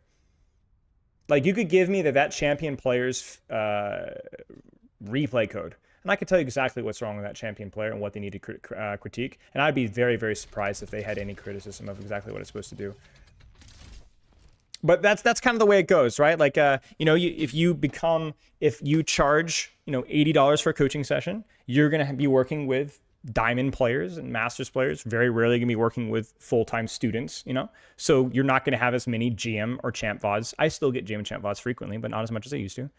And so then that self-selective bias kind of paints you in a certain mindset. I mean, people have called me a TikToker before, right? And the irony is that back in 2022, 2023, when I first got back into coaching again, people looked at me as like the pro guy, that I didn't really understand what it was like to play in plat or gold, even though that's literally what got me started. So basically, there is no balanced approach where some out there is going to think that, oh, you only understand things from the pro perspective. Like so-and-so is way better at coaching the golds and plats, or you only understand the golds plats. The pro perspective, you just don't understand, right? That's just the nature of how communities work, and there's nothing I can really do to change that. Whether that's true or not is certainly up for discussion, but that's just kind of how it goes. My argument has always been, and my strength as a coach has been, that if you don't know how to coach plats, I think you're missing something at the highest rank. And I think if you don't understand the game at the highest level, I think you're missing something with plats. I think if you cannot explain the high-level fundamentals to a low-ranked player and vice versa, then you fundamentally misunderstand. And as somebody that's worked at both the highest level, it's really easy to watch champion players and pro players get lost in the details and completely miss the most obvious answer. And it's also really easy for low-ranked players to try to cheat the system instead of just learning the basic fundamentals of the game. And I think I've done a better job than most that I've known at actually being able to explain exactly what those fundamentals are in a way that's actually digestible and applicable.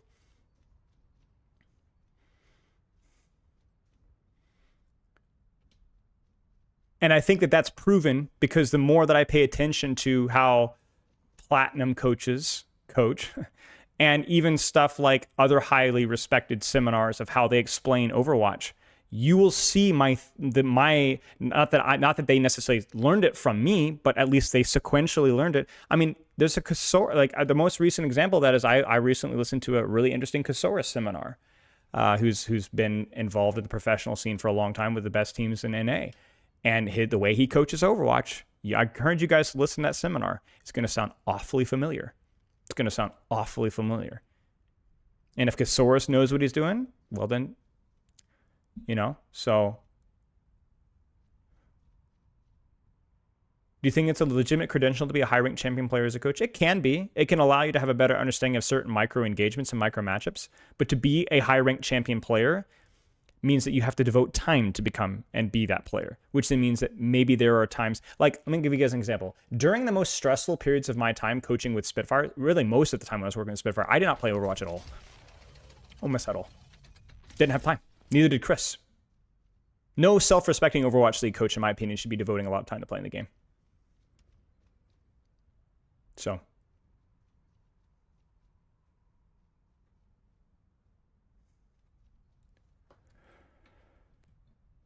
I don't think it's a bad thing necessarily. If Overwatch is your entire life, you can definitely be a very good coach and a very good player. Yes, but it does have to come with some compromises.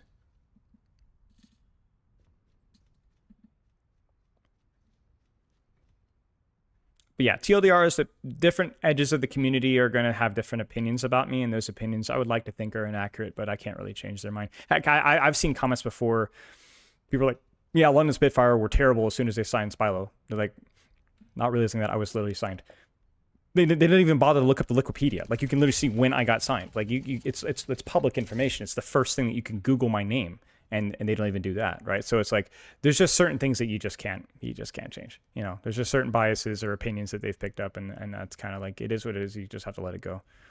And even this video, like I'll have this video thrown out there somewhere, and it doesn't matter. Someone in the comments will misconstrue, misunderstand, or just twist their own words, and it's just like, okay, well, maybe somebody will learn something from this. Maybe somebody, who cares?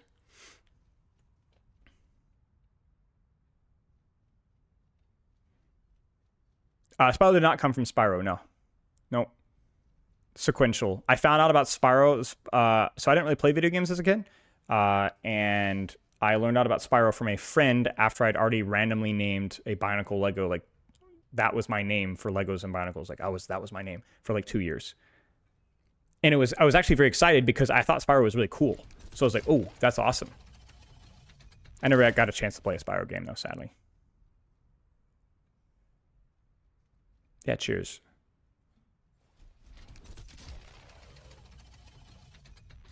But I honestly couldn't tell you what Spyro came from. I really couldn't tell you. Okay, any other questions before we move on here? I've been yapping a lot about myself, and as much fun as that is,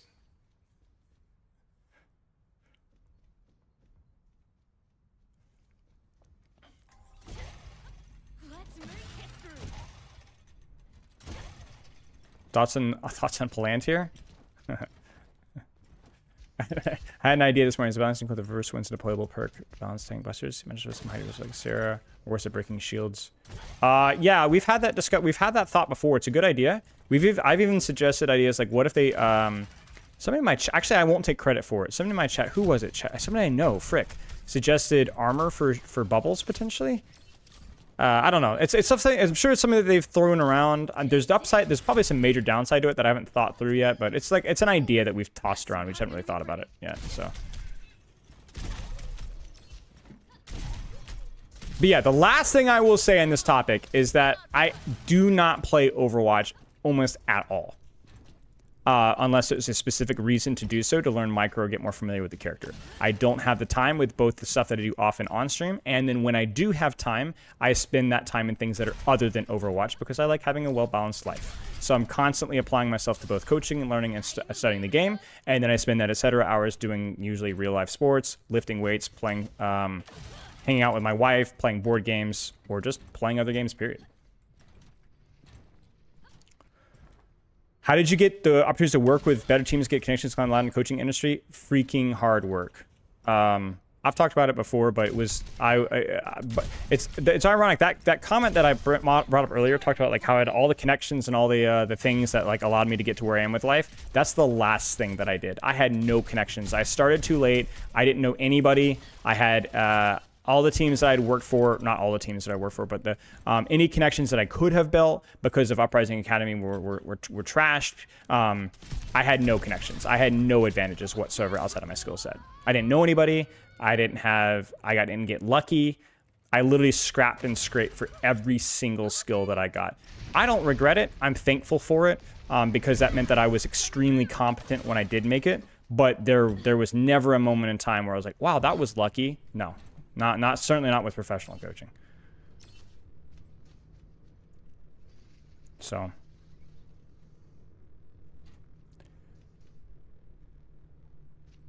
how often do smaller coaches, your friends with, message you to ask for thoughts and things? Used to happen a lot more frequently. As I've had to kind of cramp down on my DMs, unfortunately those conversations have diminished just because sadly in my position, before I closed DMs down and before I like was slower to respond, I would get, with no exaggeration, anywhere from 50 to 60 DMs every single week. And that's not including emails or Twitter messages, requests. It was completely unsustainable. I'm at a point now, guys, where I have to, every single Monday, I wake up, I go to my computer, and I start removing friends off of my Discord. Because Discord can't allow you to have 1,000 friends. But I have turned off messages and message requests. I can only message people who are on my friends list. So for me to coach people, I have to add them on friends. Which then means I have to go through my Discord thing. I have a freaking notepad with the last thing that I've checked. I have to go through all my friends and make sure that they're people that I want to keep. I have to remove old students that I haven't coached in like a year. I have to remove people that I work with in the pro scene like 5 years ago. It's exhausting and frankly very frustrating. And I wish I wasn't in that position. That's by far my least favorite aspect of my job. Is I love talking with people. I love talking with people, obviously, but I really, really, really hate the fact that I can't have these very wide relationships with people like I used to, because there's just too many.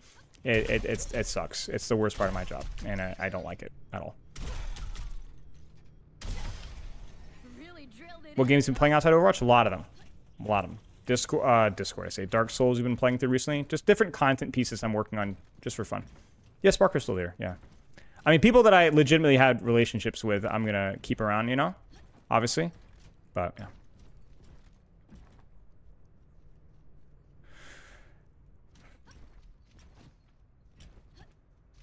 I've thought about that, Queenie. The problem is that would take a kind of an overhaul of my onboarding for my coaching. That's probably something that we'll have to do at some point in time, but it will require a complete overhaul of what people expect from my coaching.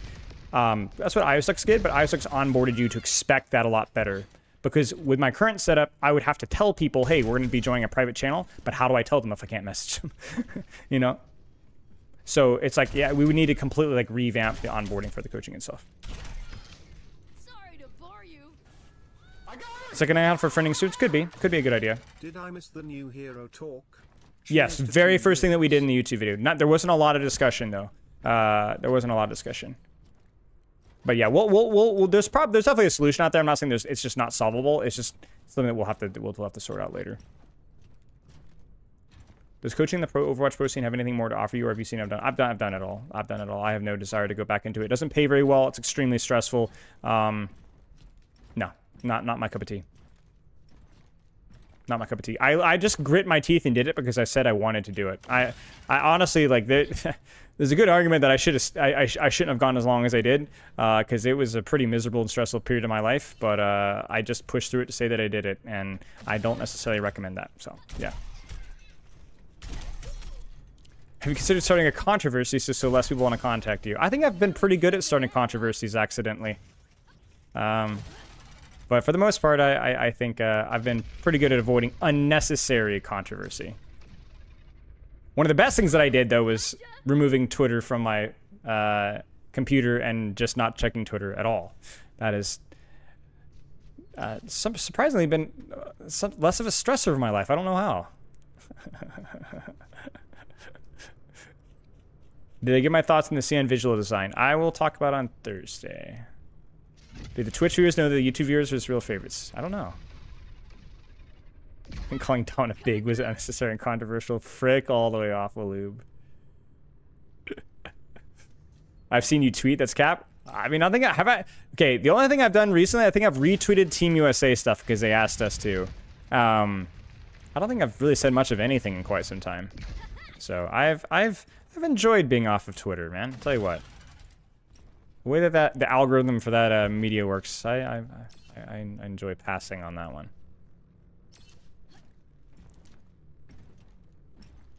But yeah. Okay. Did you know that Quartz and Yubi were going to become great when they were on Owen Esports? Yubi, maybe sort of. Quartz, oh yeah, for sure. The guy was a freak even then. He was an absolute freak even then. So it didn't exactly take a wizard to know that. Yubi was a great player for what he brought to the team, but it was more along the lines of like, how are we going to make Sem work in all points and times, because she didn't have a lot of what she has now. And also at that point in time as well, like with that team, like having Hadi and Yubi on the same team, Yubi didn't have to micromanage everything, and Yubi wasn't as good as he is today either. So I do think deeply about other games. Yep. I will not be watching the FIFA World Cup now.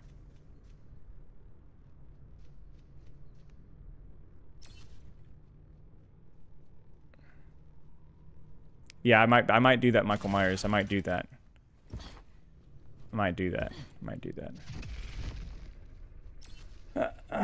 All right. Goodness gracious.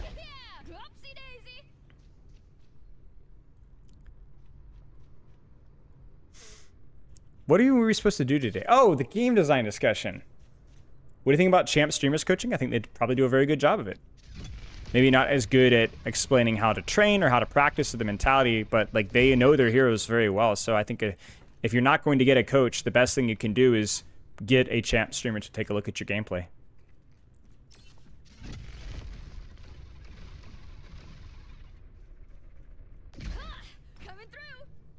What is my chess Halo? Don't play. I know the rules. I played a lot when I was like a kid. Like I'm talking like literally like 5 years old. My granddaddy taught me how to play, and that was one of the things we used to do. But I don't even think I've played a full game of chess in a long time. I think the last time is Pepper pulled it out a few months ago just for fun, and because I have a homemade chessboard, he made one for me. It's really nice. The pieces are all handmade and everything. It's really pretty.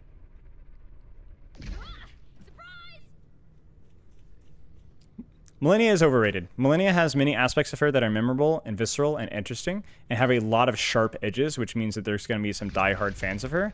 But Millennia, I think, has many flaws. And, yeah.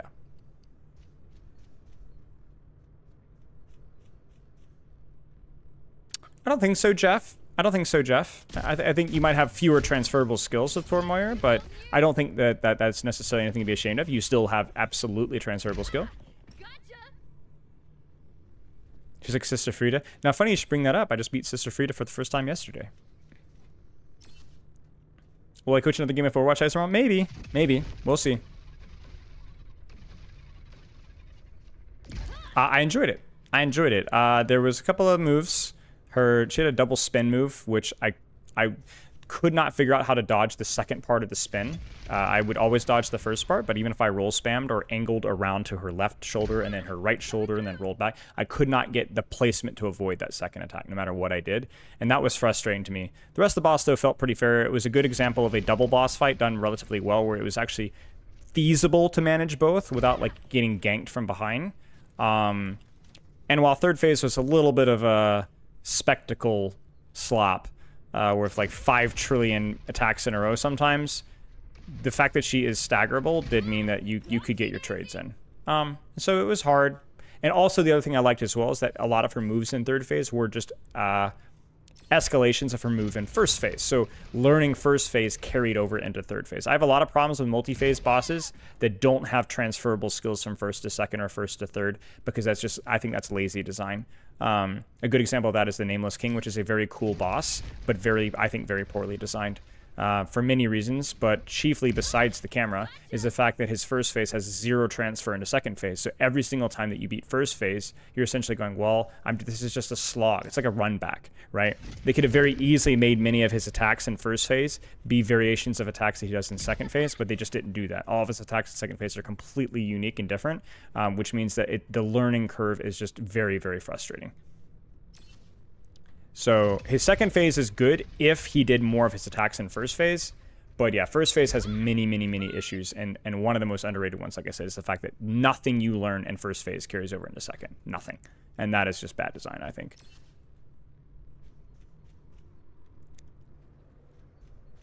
Doesn't he only have like second attack in second phase those? Yes, but they are combo attacks. A lot of them are combo attacks, and they all have very significantly different delays. So it's not just knowing, oh, this is the X attack and this is Y attack. It's knowing the timing of the roll and when to dodge versus those attacks, and when your attack windows and heal windows are, because they're very unique. So even though there aren't very many attacks, those attacks can be challenging to know how to play around. So you need repetition. But the problem is that repetition happens after you have to fight the entire first boss all over again, with none of what you've learned in that boss carrying over at all. It got to the point with Nameless King with me where I would literally no-hit the first phase and just be completely bored. And be like, all right, here we go. Okay, let's get to the actual good part, right? Just screwing around. And that's never a point where you want to get in a boss design. Sawyak. Returned after an extended absence. What's the haps bad hair guy? What's up, dude? You doing pretty good. How about you, mate? How are you? Yeah, I think the whole concept of the second phase adding extra stuff or souping up the original is a much more interesting progression, because it makes you feel like you're progressing, but you're not starting from scratch. I think Elden Ring bosses have very long movesets, and you end up not engaging with the bosses for long periods of time. Yeah, I agree. That's a very, very legitimate criticism of many of the bosses. So, suffering some success, no thanks to you. That's right. Did I play Neo? Is that the new hero? I actually didn't know that was her name. I'll talk about it on Thursday. or Friday or Saturday or Tuesday. Assuming that there's going to be a gameplay trailer at the same cadence as Sierra, I assume it's going to be sometime this week. Whenever I can. Oh, Neo's a video game? It's a Souls-like. Her name is Shion. Oh. Wow. No, I've not played Neo. I mean, you guys have to understand, I'm a complete video game scrub. I'm just now catching up. Like, guys, I played BioShock this past year. I played Red Dead Redemption 2 this year. You know what I'm saying? Like, I am so freaking old. I'm just catching up with stuff. I'm getting there. Gameplay was the day after for Hero Trailer first day? Okay. So if it's tomorrow, then we'll do it on Thursday.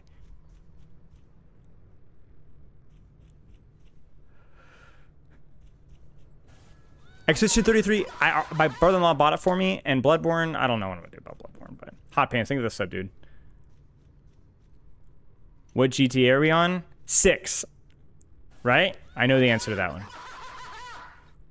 Don Workle, thank you for the sub. I appreciate it. Congrats on the 3 months. Lies of P is really good. I have it. I bought it. It was on sale, so I bought it. Anka's pushing 30. Chat, does he know? But yeah, I still have a bunch of games left to play. I bought the Steam sales during Black Friday. That's when I buy the games that are on my list. I have a big old list. And games that are not on sale, I don't buy until I finish the games, and I still got a while to go.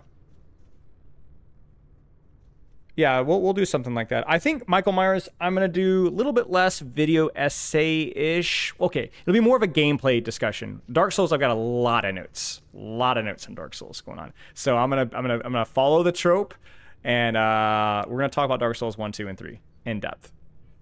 Yes, I'm older than 30.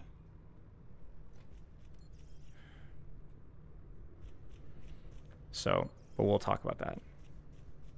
I've never played Apex Legends. I've played the original Tetris, yeah. A little bit. My grandmother is insanely good at Tetris. Sekiro Superiority, yeah. Can I stream more variety? Yeah, maybe. Maybe. Maybe.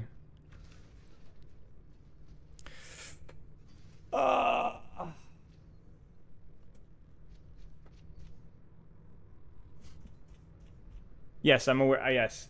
I'm aware of Mathematosis. I'm a big game essay critique guy. I've watched the whole 9 yards. Mathematosis, H-Bomber, Noah Caldwell, Joseph Anderson, Mahler, the whole 9 yards. So I've been through the rigmarole. I've heard their opinions. I agree. I disagree. There's a lot. Never Knows Best is excellent. I love that man. Love that dude. That's a great shot right there. Yeah, I'm actually finishing the Mahler DS2 critique. I've watched almost not all 10 freaking hours of it. Yeah, there's a lot of them out there. I've never played GTA. Should try Terraria? I think Terraria's on the list. Okay, are we gonna move on here? We're gonna move on.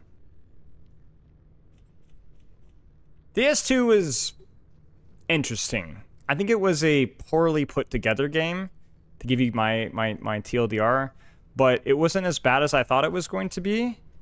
It was just annoying in a lot of ways.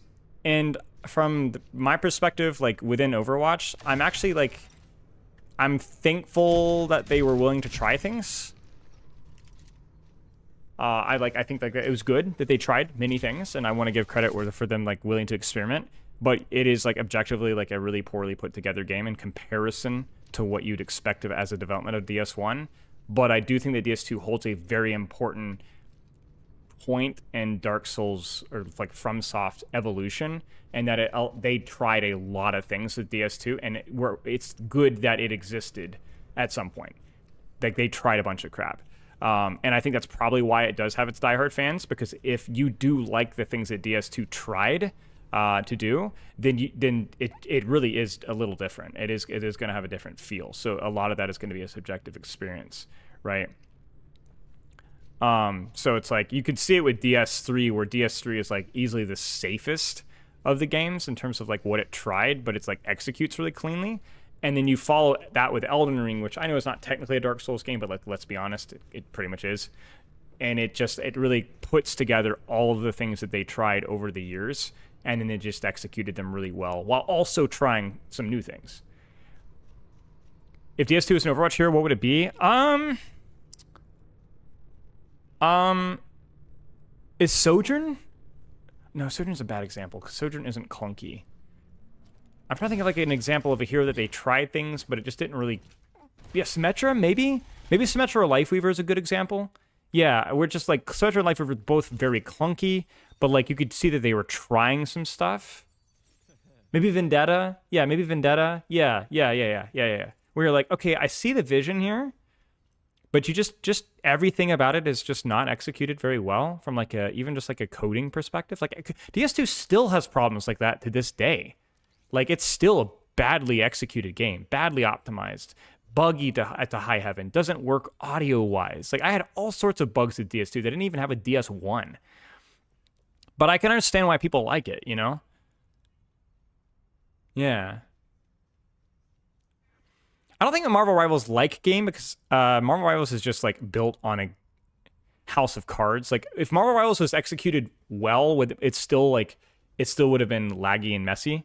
But like DS2 is just like poorly executed. Like a lot of DS2's mistakes were avoidable if they'd had more time to cook. You know, like they could have fixed, I'm sure, a lot of the problems, or they would have like play tested a lot of the problems, but they just didn't. They just kind of like threw it out there. So I have no idea if they'll address Vendet's lethargy, but yeah, the thing that I need immediately, one of the stupidest things about DS2 is I thought I was crazy. I had to Google it. You press the roll button and you just don't roll. Like there's like an extra 50 to 60 latency on every roll as opposed to any of the other Dark Souls or Elden Ring games. I thought I was going crazy. I was like, it must be an internet thing. I looked it up. Nope. There's just an extra latency on your roll. And I was just like, why? Why? Like, why is that a thing in this game?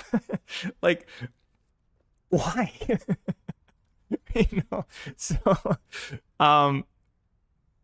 yeah, it was bizarre. And then that's not even talking about the stamina stuff, adaptability, hitboxes.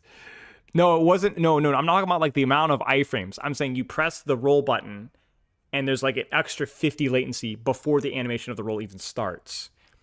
Adaptability is how many iframes you have during the roll animation, not how fast it comes out.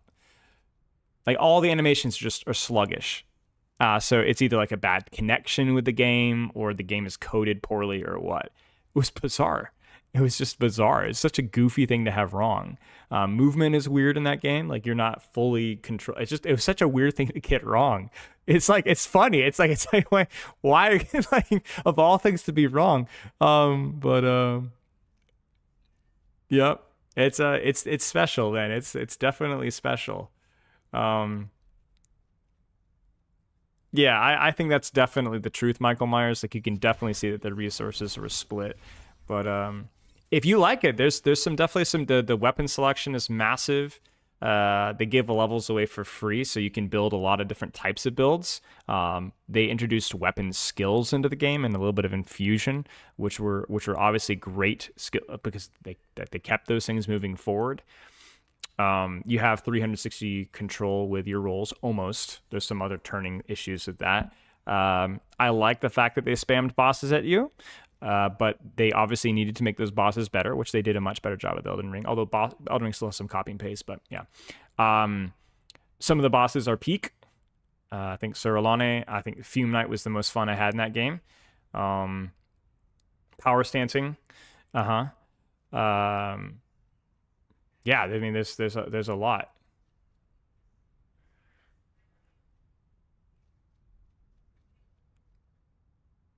Yeah, Bonfire aesthetic. Yeah.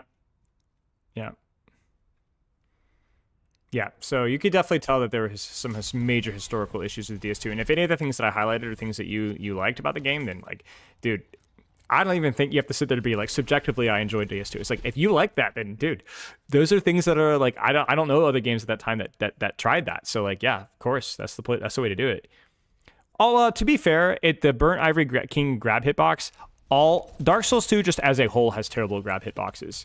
FromSoft games as a whole have bad grab hitboxes, but Dark Souls 2 especially has bad grab hitboxes. Like all of the grabs, like almost without exception. I actually cannot think of a single grab in Dark Souls 2 that does not have a significantly broken grab hitbox.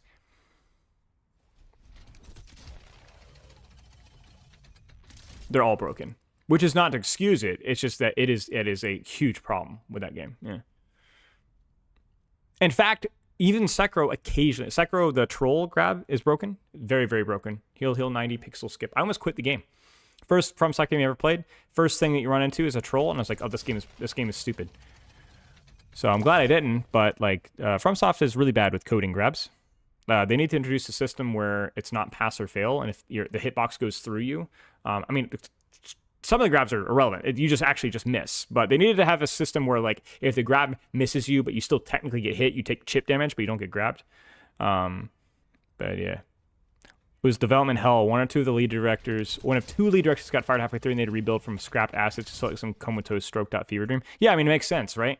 It makes sense. The Sir Alana run back, yes. The best game you played in terms of quality? I mean, it kind of depends on your definition of like quality. Like in terms of like almost flawless, I think Portal 2, Sekiro have to be up there.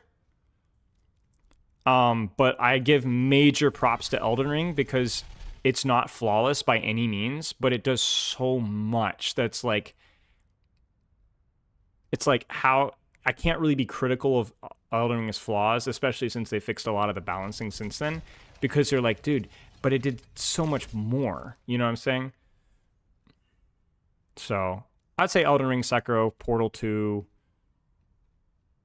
Yeah, I went through Frigid Outskirts. Now, I got lucky with Frigid Outskirts because I have a very good sense of direction. And I only went through Frigid Outskirts once. Got it the first time. The boss, the whole 9 yards, the first time. But I got lucky because I have a good sense of direction, and I just was like, yep, that's where it is. And so no matter combating, I always knew where I needed to go. And so I never got lost, and I was able to stay relatively calm with the enemy spam. But I remember like beating it and being like, man, that was kind of annoying. And Stefano was watching, he's like, yeah, that's everyone's least favorite place in the entire of Dark Souls trilogy. And I was like, oh, and I started to go like, that wasn't that bad. And I'm like, but what if I died? And I was like, oh yeah, okay, I get it. I got a little lucky.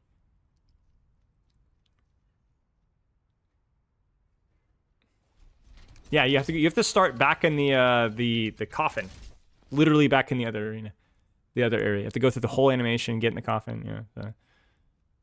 I've played Ghost of Tsushima. I'm playing through it right now. So, Baldur's Gate 3, it's on the list. Yeah, trash gank fight of reskin bosses. Yep, that's Dark Souls 2, baby. But okay, let's get this video pulled up, boys. Let's get this video pulled up.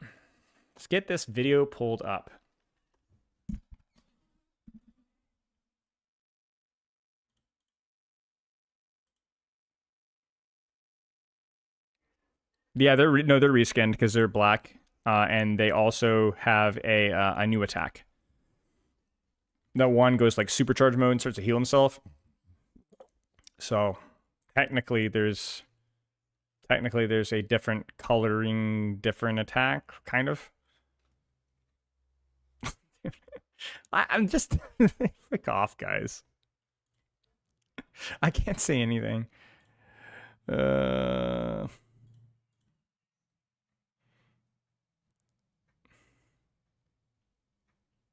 Where's the balance video? Where's the balance video? Where is it? Wait, no, I found it. Reskin? That's a high tier insult. Let me get some water. Hi, kitty.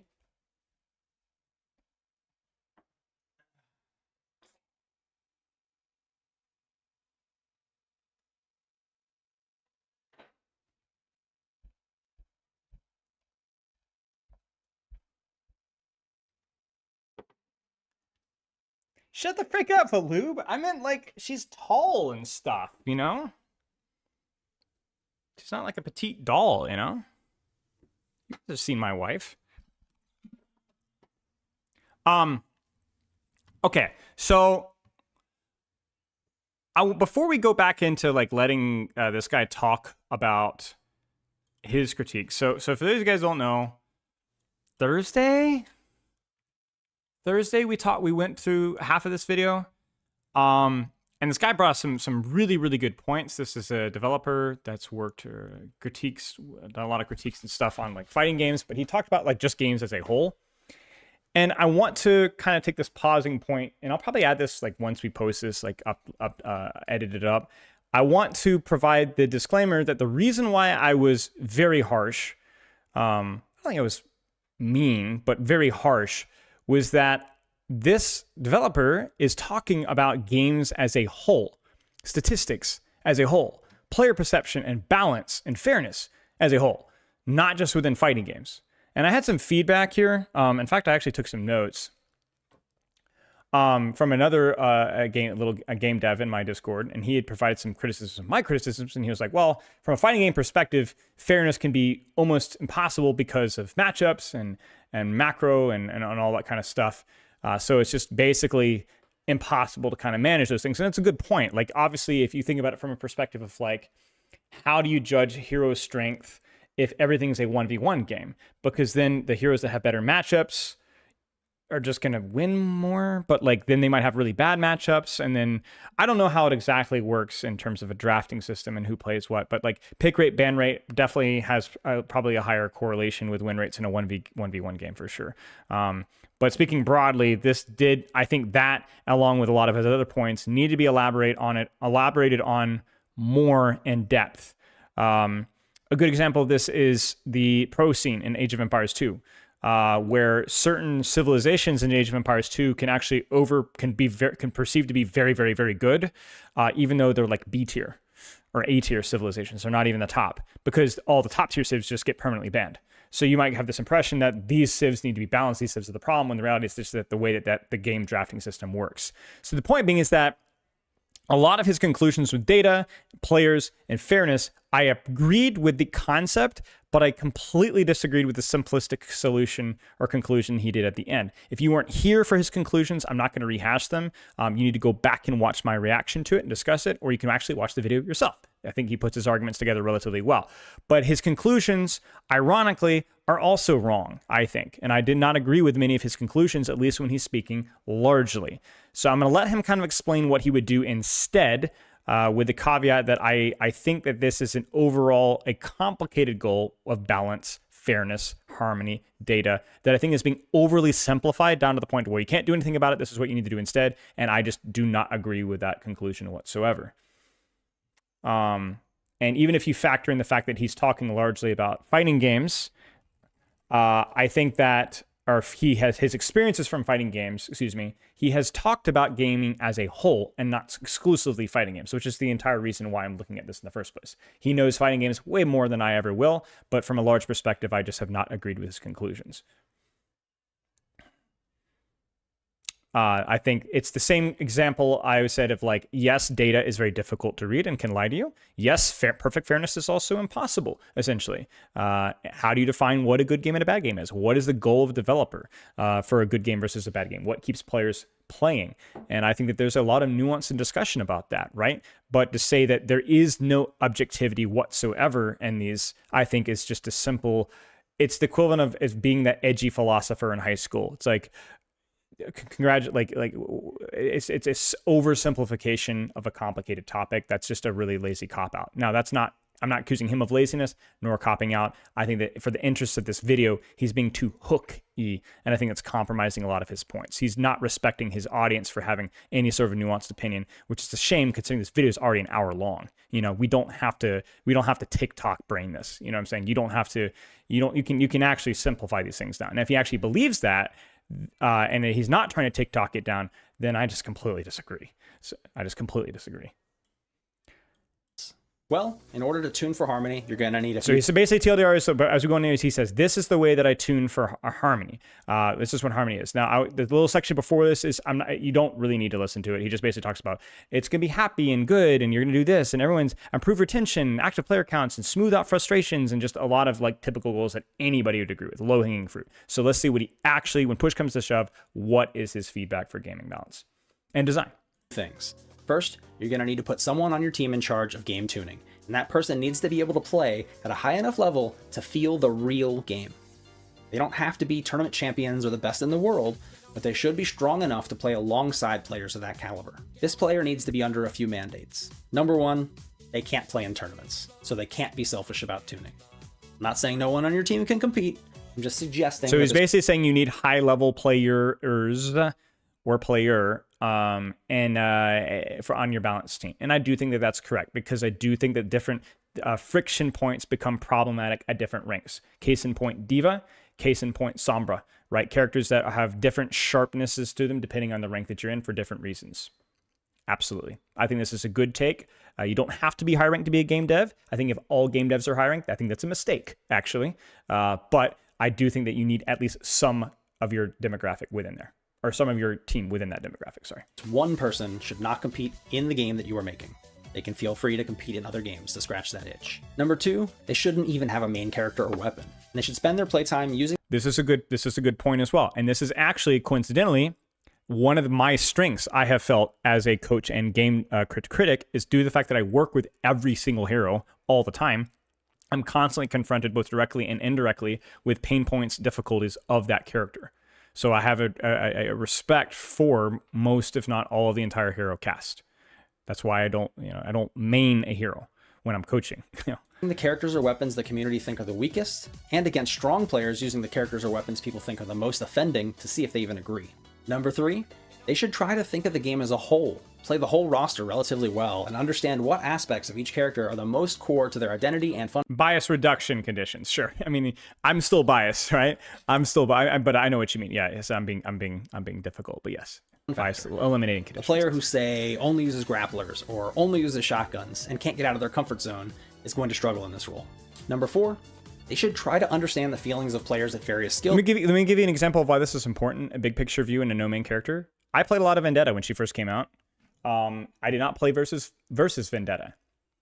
Then I reached Masters with Vendetta, which didn't take that long for obvious reasons.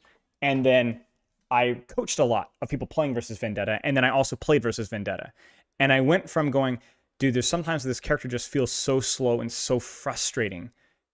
And then I went to the other side of things, I'm like, this character sucks. I hate playing versus this character. And going from both sides of the equation made me realize that what felt really bad about Vendetta wasn't necessarily at conflict with what people hated playing versus Vendetta. And if all you did is I literally would, in r/competitive Overwatch, top comments would talk about game balance adjustments to the character that literally would have killed her. 40% pick rate would have made her feel terrible to play, because most people were playing versus Vendetta. Not very many people were playing as Vendetta. So nobody cared about how she felt. They just wanted her dead in the streets. And that's not a new thing. That's happened since Overwatch has started. That's what happened in the history of gaming. Is that not going in from only one viewpoint meant that you completely missed the picture of what it meant to be actually playing that character, and so on. Levels, and keep each bracket of players in mind when tuning.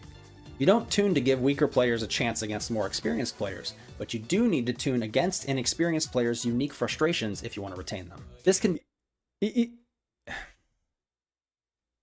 Do you see how this is kind of fairness, like he's just talking about? I'm not going to try to be a butt about it, but this is why I feel like, at the very least, the fact that we were unable to come to a clear conclusion about what he meant for fairness is part of the problem with my arguments as a whole. You know what I'm saying? Are we not kind of like, doesn't like that partly fairness here? You know what I'm saying? I don't know. We needed to define our terms much better, I think, in this. Tuning. You don't tune to give weaker players a chance against more experienced players, but you do need to... But why not? If fairness doesn't matter, if we're not tuning for fairness, if we're not tuning for balance, Is that fairness? Is that balance? What is your definition of fairness and balance? You see, we've never really defined those terms. That's why the first thing that I did in this video was try to define what I meant by game balance as specifically as I possibly could, and what I meant by fairness as specifically as I thought I could. So, I don't know. I need to update stream title really fast. Hang on a second.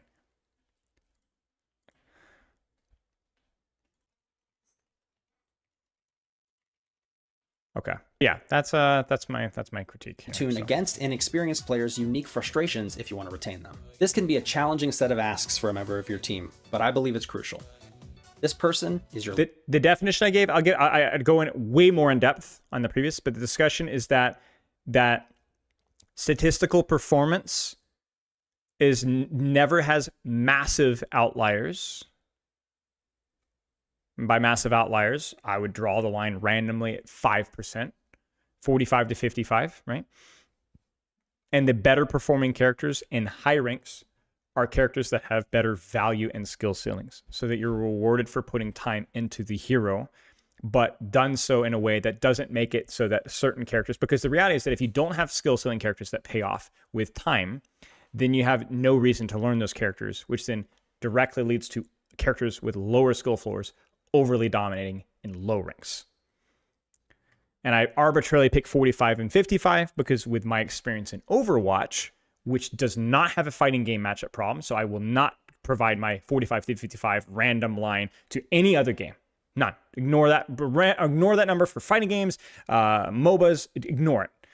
But for Overwatch, I have always felt, without looking at the statistics, before I look at the statistics, which I'll actively avoid, I have always felt the impact of characters when they're in the 56, 57, 58, 59, and 60 win rate percentage as oppressive. And you can feel how obnoxiously powerful those characters feel, and even as they approach that borderline.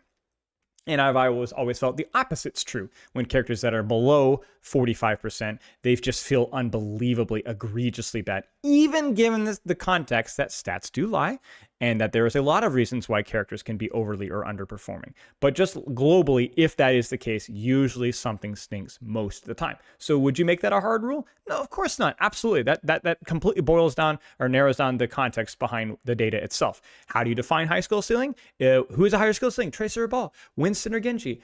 We can talk about that for 6 years, but we're not going to have a conversation about Tracer versus Moira. Or we're not going to have a conversation about something like Reaper versus, even Sojourn, right? That's not even a conversation. And if you're unable to understand that, then you either have a bias or you're engaging in bad faith. And so that to me is like, if we can agree on those terms, then we can have a nuanced and educated conversation about how balance needs to be handled. And I agree, not every hero should be 50%. And my feedback has always been from a design perspective. I like when we can redesign heroes so that their balance is allowed to be better. Moira's not allowed to have a 49, 50% win rate in GM. I'm sorry. Without the context of swapping, of course, and when and where she's picked and played. But I would like it if we could redesign aspects of Moira so that she is allowed to have a better balanced state. And that would make her a more fair hero. That's my take. But yeah, that didn't fit inside 2 sentences. So it's going to take a bit of an attention span and effort to actually apply those things. And that's why it hasn't happened. That's why, at least not in large chunks in Overwatch. It's happened, I think, more along with my opinion over time, especially compared to Overwatch 1. But that takes a lot of effort and a lot of development time. And that's why it can be a little bit idealistic to have my opinion. And I understand that. A challenging set of asks for a member of your team, but I believe it's crucial. This person is your lantern in a dark cave. Without them, you'll be lost, and you'll spend most of your time guessing your way back to the light. If you don't have this person on your team, you're going to have to find them externally and hire them. Next, listen to your players. Seriously. Players lie, but you still need to hear them. Players are nice. This is a great take. I agree with this. We talked about this earlier. Often right about the symptoms, even if they don't understand the best ways to fix the problems. If you can, find a few players who love your game and have a better big picture sense than most, and talk to them a lot. These players are your canary in the coal mine. Don't take what they say at face value, always think critically, but a discussion with these key people can lead you to the right choices much more quickly and accurately, or keep you from making major... I I think this video would have been structured better if we had married each of these discussion points to their relevant topic, so it doesn't feel like he's just harping on about it's all hopeless, nothing matters, it's pointless to try, and then, oh wait, actually it is good to listen to your players if within context. It's like, what, are we gonna have the same conversation about statistics as well? Like, and then I'm gonna feel like a fool because I sit here and ripped into you for 6 minutes. Now some of you are like, yeah, but then you should have let him finish the video. But he's concluding points and moving on, and I'm like, wait, no, you're wrong. So yeah, you have this responsibility, I think, to communicate these things, you know? Mistakes. On KI, of the hundreds of players I spoke to, I trusted exactly 2 to give me the kind of feedback that helped me validate or make tuning decisions, and maybe 10 more to give me thoughts that were helpful. I learned who was who by chatting with the players a lot and being observant. Even with their help, we didn't make the right choice 100% of the time, and you won't either. But you should try to find your key players and make your success rate stronger. As you get information from telemetry and player sentiment reports, filter it and test against it rigorously. It's critical that you do not knee-jerk react to the things you hear, and it can be extremely difficult not to. This is good leadership principle. Groupthink pressure campaigns arrive at your doorstep. Because opinions snowball, especially from bigger influencers. Those opinions are not always wrong, but opinions do hold more weight when they develop early momentum. And you need to recognize, is this the new hot topic of the month? Does it mean it's wrong? No. But does this need immediate action? Now, I say this, he says this, but he literally just talked about how players, sometimes you need to cave to player opinion to sway people's opinion about how they enjoy the game. He literally talks about them nominally making a change about a problematic character, swayed people's opinion of the state of the game, even though those changes didn't go into place. And yet here he's talking about how you need to be very careful about following player opinion. Again, he's right on both points. He's right saying that sometimes caving to player opinion just to make a nominal change can kind of make people feel like they're heard and listened to and can change their perception.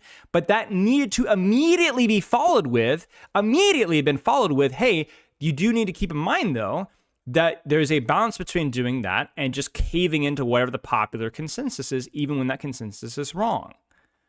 This needed to be married to a previous point because that gives important context to this point that other people might not be able to put together here. Again, like this is desperate context that was needed earlier. Filter it and test against it rigorously. It's but what's the testing? Yeah, never mind. Critical that you do not knee-jerk react to the things you hear, and it can be extremely difficult not to when influencer groupthink pressure campaigns arrive at your doorstep. You need to deploy changes quickly enough to minimize frustration, but you need to be measured enough to know when a problem is being overblown or a solution that works for your game has not yet been found.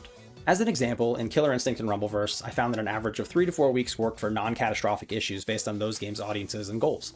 For catastrophic issues, every day counts, and you need to get those fixes out in 2 to 3 days if Malga possible, Season 8. while communicating often with the community. In most phases of game dev, there's a mountain of work to do and not enough time to do it all. So how do you prioritize your work and attention? During development, before you even have players, you need to spend time and energy on features that will let you deploy quick game tuning changes without full and expensive title updates. These hotfix systems could literally save your game's life. Once your game is out, stay alert for mega frustrators. AKA just nothing that requires re-downloading a patch, just turn the number. Things in the game that are so far out of bounds that players won't tolerate them until your next major patch. Right. Roadhog having an above 48% win rate. Low skill floor characters dominating in GM meta. Yes, 100%. Inexcusable. Because even if the GM meta is irrelevant for most players, the GM players are the most vocal, and they're the ones that can have a trickle-down opinion enter the lower ranks. This has been proven over and over and over and over again. Yeah, Reaper, I think, is a mega frustrator. Well, okay, I wouldn't say mega frustrator, but major frustrator, sure. Use your hotfix system and nuke these from orbit. There's a lot of competition for players' attention, so don't give them an excuse to quit and play something else. Early on in Rumbleverse, players discovered a bug when double bouncing using a stop sign weapon that allowed them to safely drop a city block-sized instant kill damage zone with 0 counterplay. Our next patch was 5 weeks away, and our user base would have shrunk to near nothing in mere days if we had been unable to fix this issue. Thanks to our hotfix system, we were able to get a fix deployed to players in a few days instead of the 5 weeks it would have taken if we had to wait for our next major patch, ensuring that most of the frustrated players retained. Nailing this built trust between us and the players, so that if something like that ever happened again, they'd help calm each other down knowing that we'd likely fix it quickly. There are, of course, It some works like that. I mean, I've developed more faith in the developers. It felt weird to say that. Develop faith in the developers through their willingness to change things. You know, so common mistakes to avoid when tuning. You should avoid focusing on individual character versus character or team comp versus team comp matchup tuning. I think this is largely true even in the team game of Overwatch. I think maybe even more important in Overwatch, given the fact that those matchups don't necessarily define their experience. I don't think thinking about matchups at all is bad, because it might give you some insight about what that character struggles with, or bad aspects of the character globally, which is why I think the whole tank counter swap emphasis that we had, back in the day, was such a toxic sidelining thing here. I mean, I think this is exactly wise, because it simplifies the game down to a point where you miss the nuance, right? I mean, reality, like, what has really changed in tank rock paper scissors since then? The more cancer low skill floor tanks are a little bit weaker, maybe. Like, what's changed since there, right? Like, I mean, you could say the tank passive got giga buffed, but then it also just got pulled apart. Like, it's if anything, it's more split apart, right? Perks, but how many perks actually massively impact the tank trade early in a game? You know, people just kind of forgot and moved on to other things. And I think nerfing Orisa, nerfing Ram, whatever, that probably put people in a better mental state. But yeah.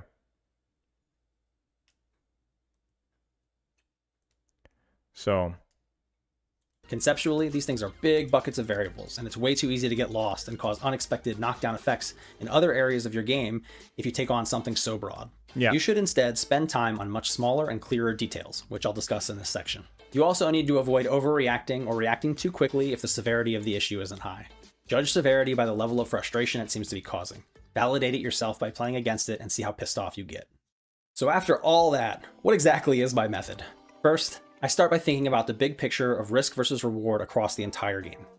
So many tuning decisions can be more smartly made if you're able to correctly assess both the risk and reward of common actions in the game. Any new character or move you put in the game has to match this framework that you've conceptualized. Let's see some basic examples of risk versus reward and assess them. Think about headshots in shooters. If you aim for the body and you miss left or right, you hit the arms. If you miss low, you hit the legs. If you miss high, you might get a headshot.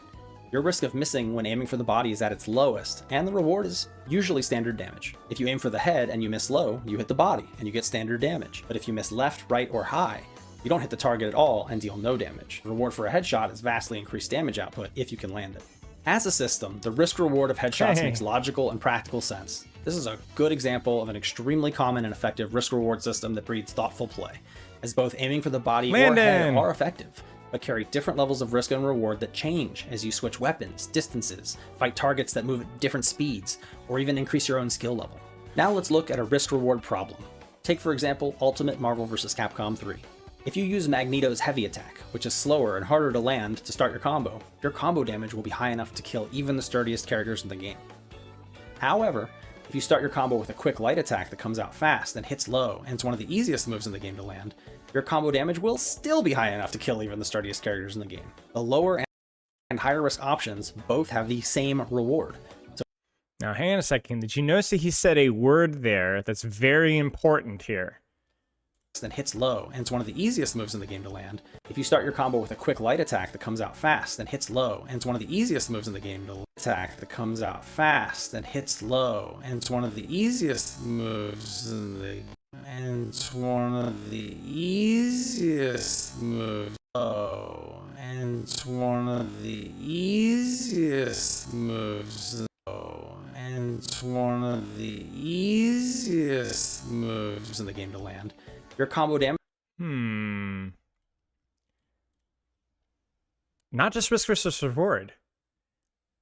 Not just risk versus reward, although that's a good one for sure. But skill, right? Skill. Damage will still be high enough to kill even the sturdiest characters in the game. The lower and higher risk options both have the same reward.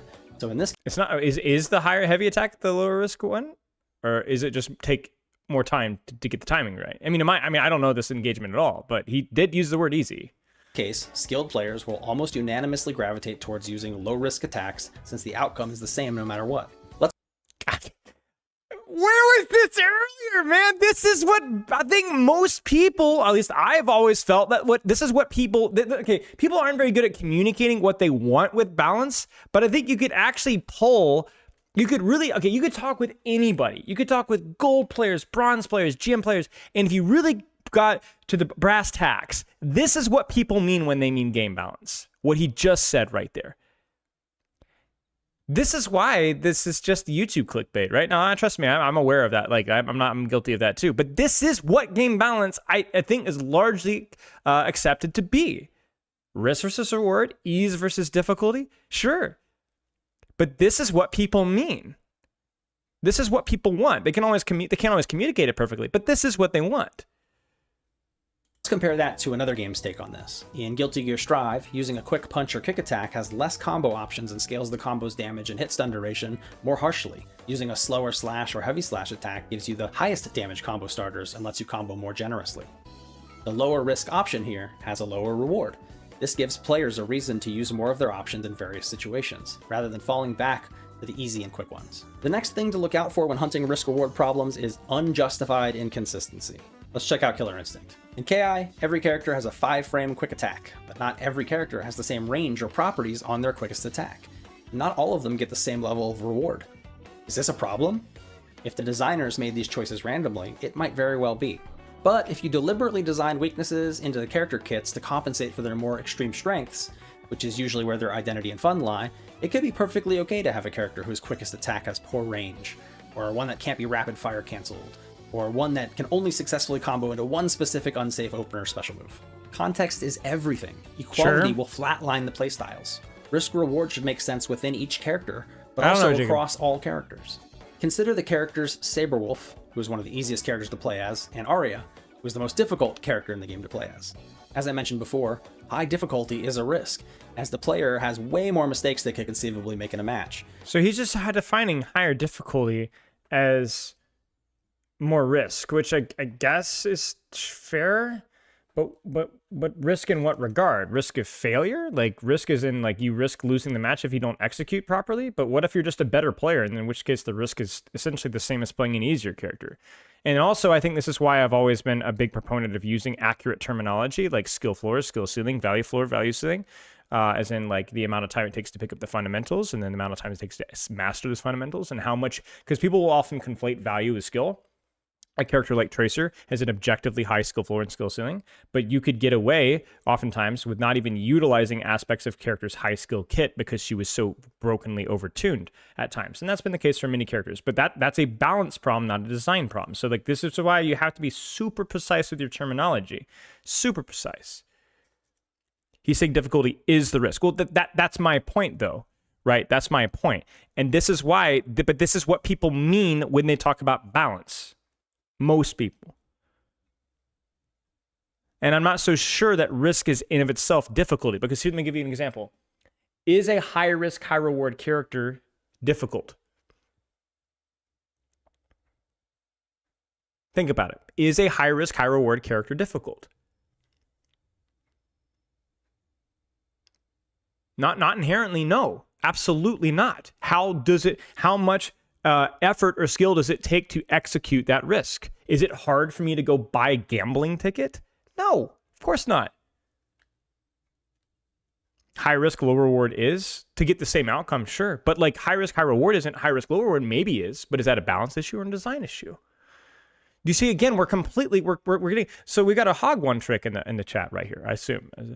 And that's a great example of a high risk, high reward character. You get a lot of value if you land the difficult to land cooldown, and you get a very little else to provide skill with if you don't.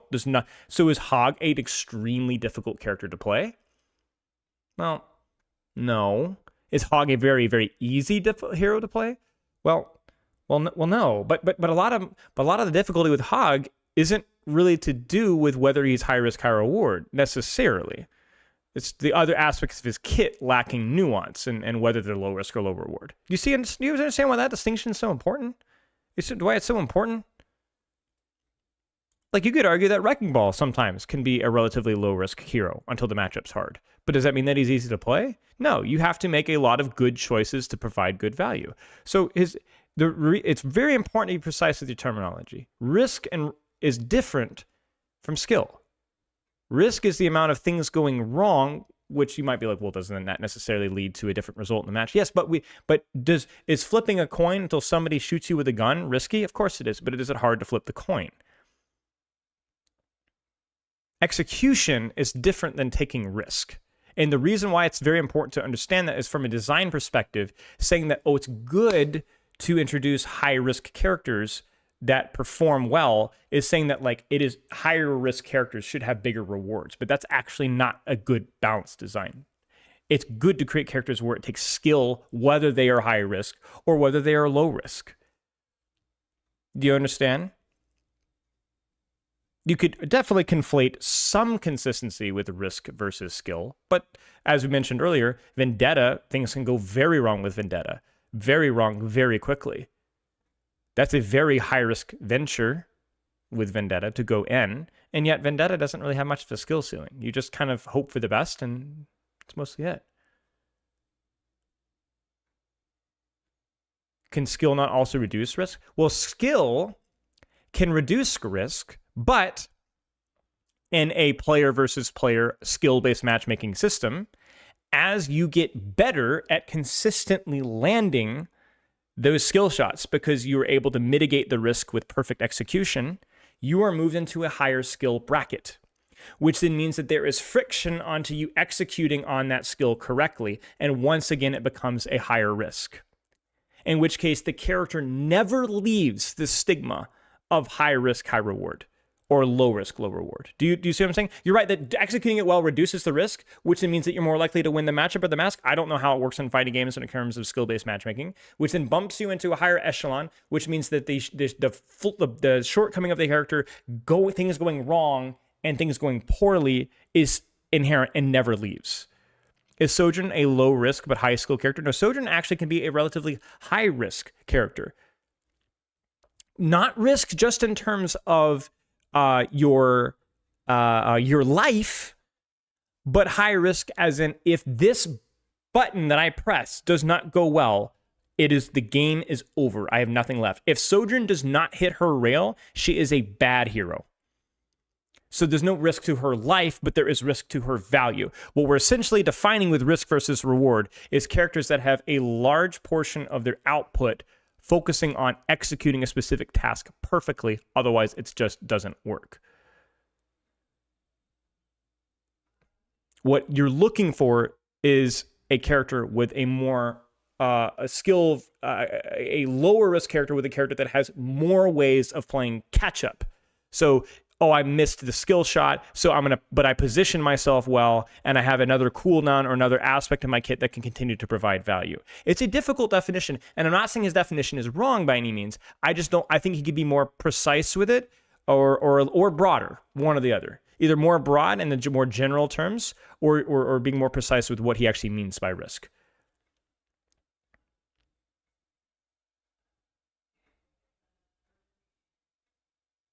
So for me, this is important because it doesn't mean that all high skill characters need to be designed as high risk, high reward, either from their life perspective or from their value. It means that there could be other things that you can invest in here, because saying it's risky to be skillful is just, it's a strange way of defining things, and I don't think it's particularly accurate. I have an interesting question. Does inconsistency mitigate risk? Is Mei less risky since she is sustained, and the sustain is consistent, or more risky because she has a lot of spikes and consistent value? Great question. I don't think there's an easy answer to that one.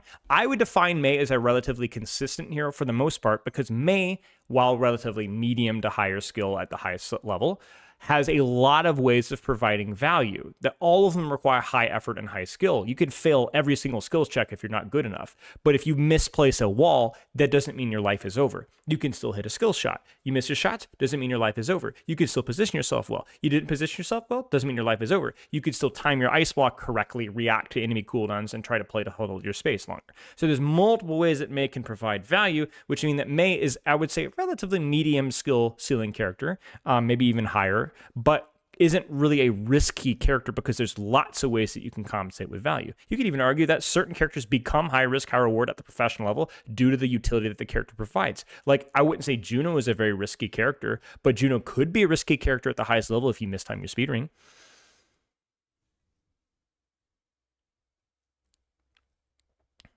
It's a complicated discussion. I would have preferred a little bit more thought.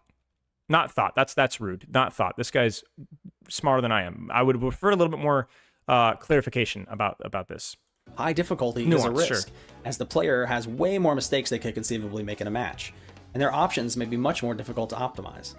In a game tuned for flatness... But you see, he's not really defining risk clearly here, because like I wouldn't disagree with what he just said. Listen. Before, high difficulty is a risk, as the player... You see it? Listen, let me get some consider context. the characters Saberwolf, who is one of the easiest characters to play as, and Arya, who is the most difficult character in the game to play as. As I mentioned before, high difficulty is a risk, as the player has way more mistakes they could conceivably make in a match, and their options... So he's defining higher difficulty as a risk because you can conceivably make way more mistakes in a match. But do you see how like that definition feels a little bit incomplete?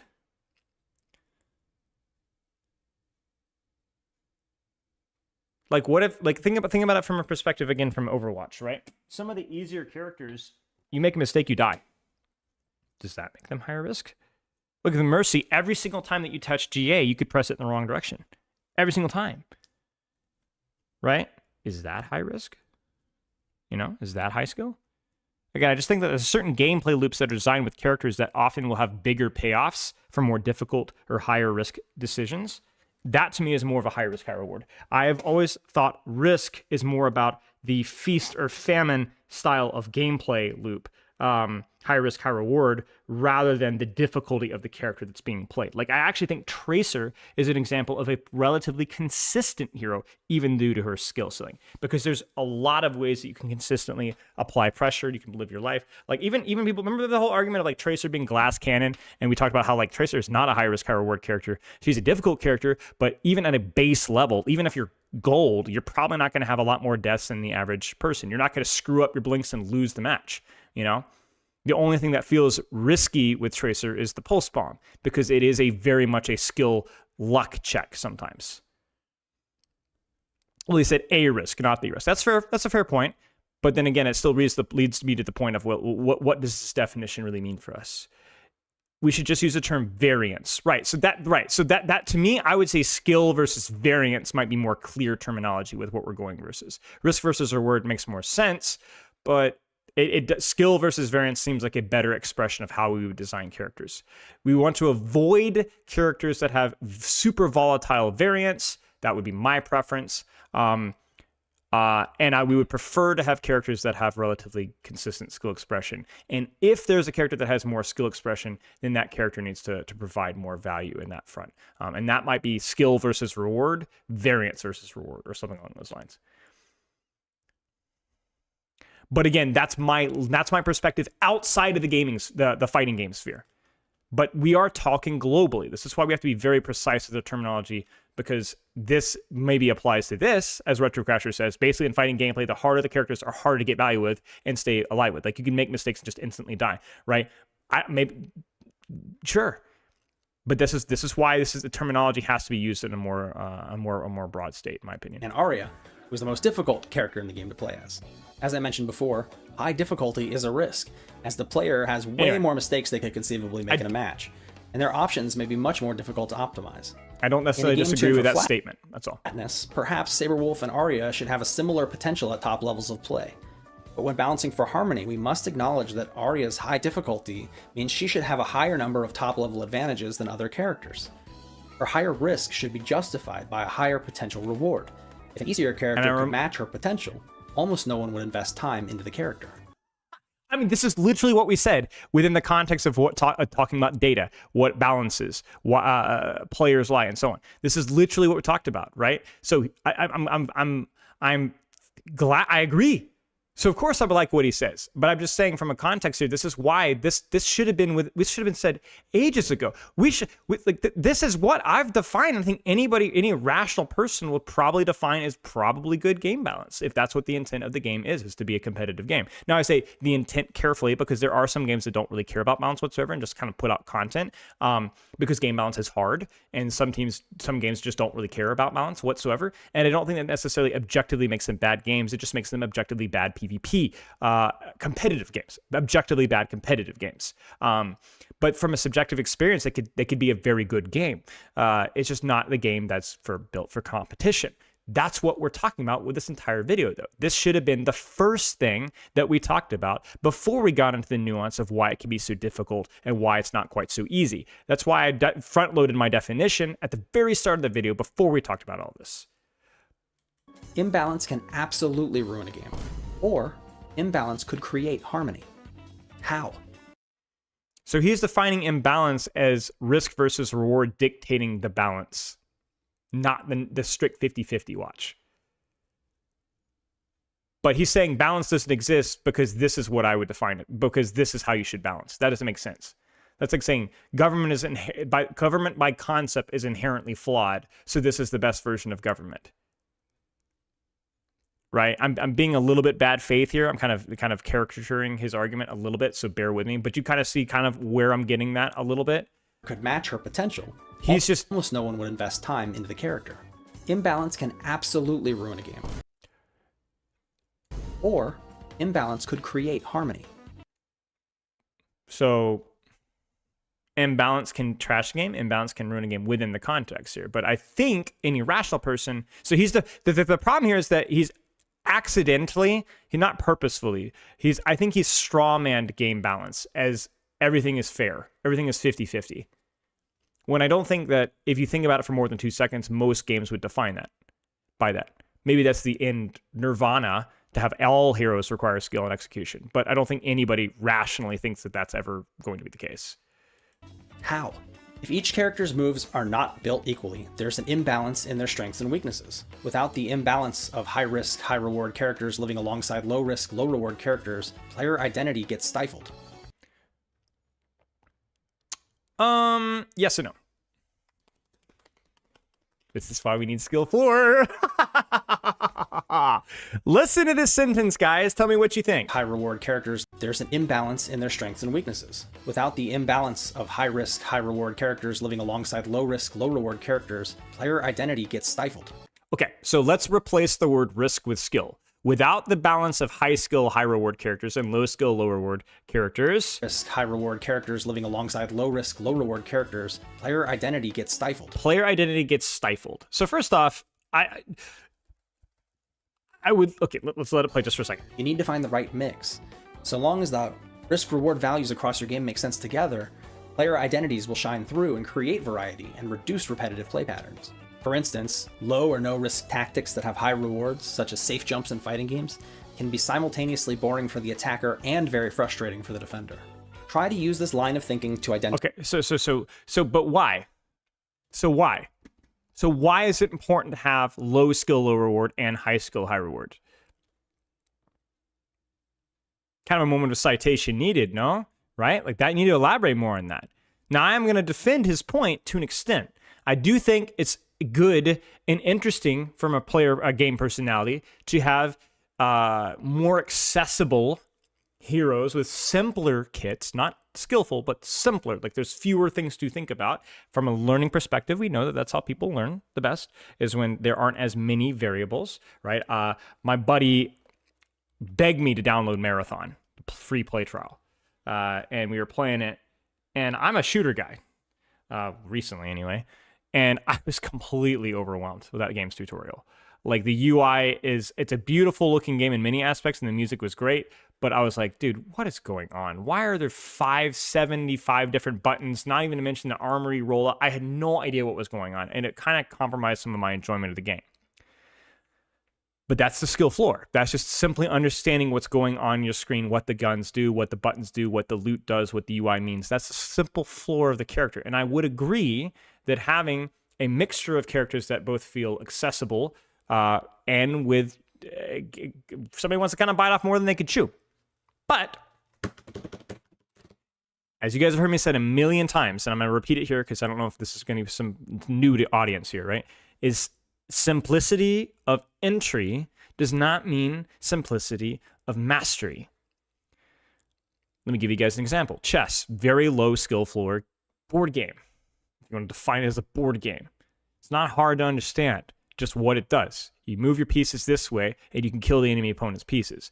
And anybody that's overwhelmed by looking at a chessboard probably just isn't really built for board games. Okay, period. But the skill ceiling of chess, my goodness gracious, like it is infinite nuance, right? Essentially.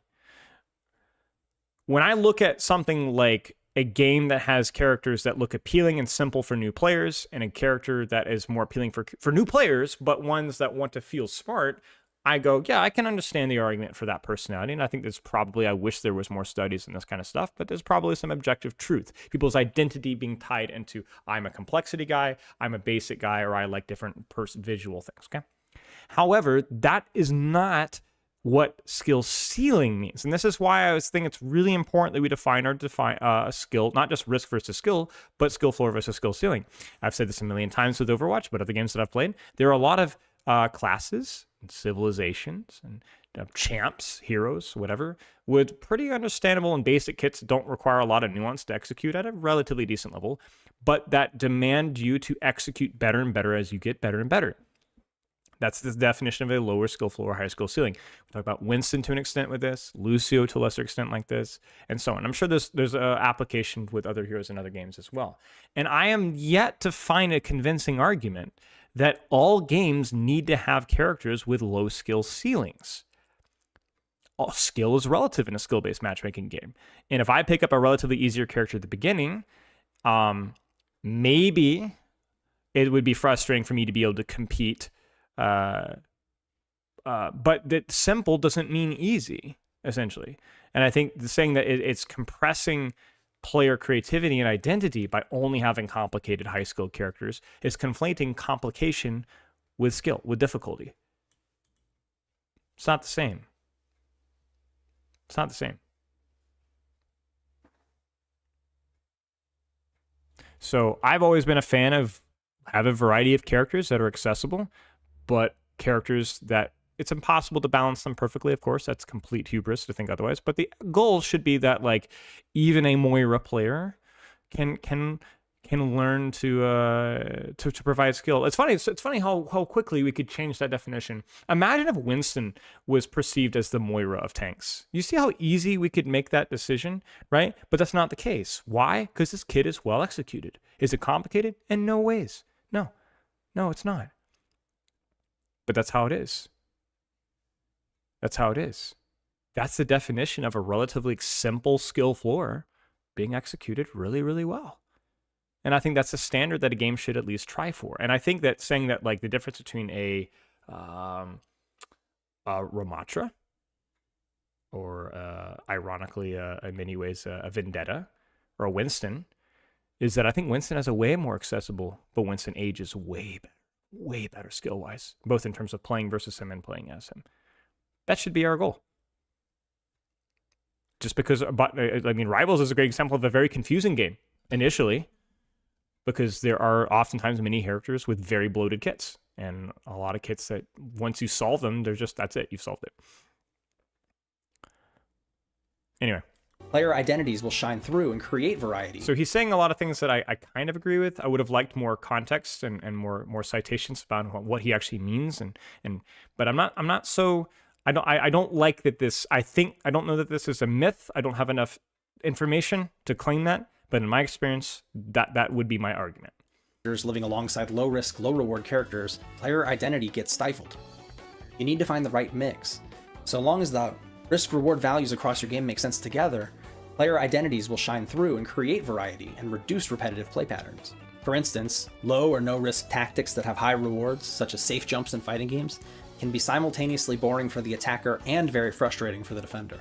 Try to use this line of thinking to identify outliers, and then study the characters or situations these outliers belong to so you can understand if they're a problem or not. or if they're outliers like the Winston one that we exampled, where that character is generally seen as fair on all ranks and performs well and is well respected for the most part, it's an objectively well respected character, then maybe we need to think about how can we try and replicate that again. Not just don't do what we did wrong, but also build off of what we did right. Be purposeful with your design. Build in deliberate strengths and weaknesses, and commit to them. This is not scientific. The developer responsible for game tuning is going to... Again, I don't think this really is build in specific strengths and weaknesses and then commit to them. What does that even mean? I don't necessarily disagree, but like...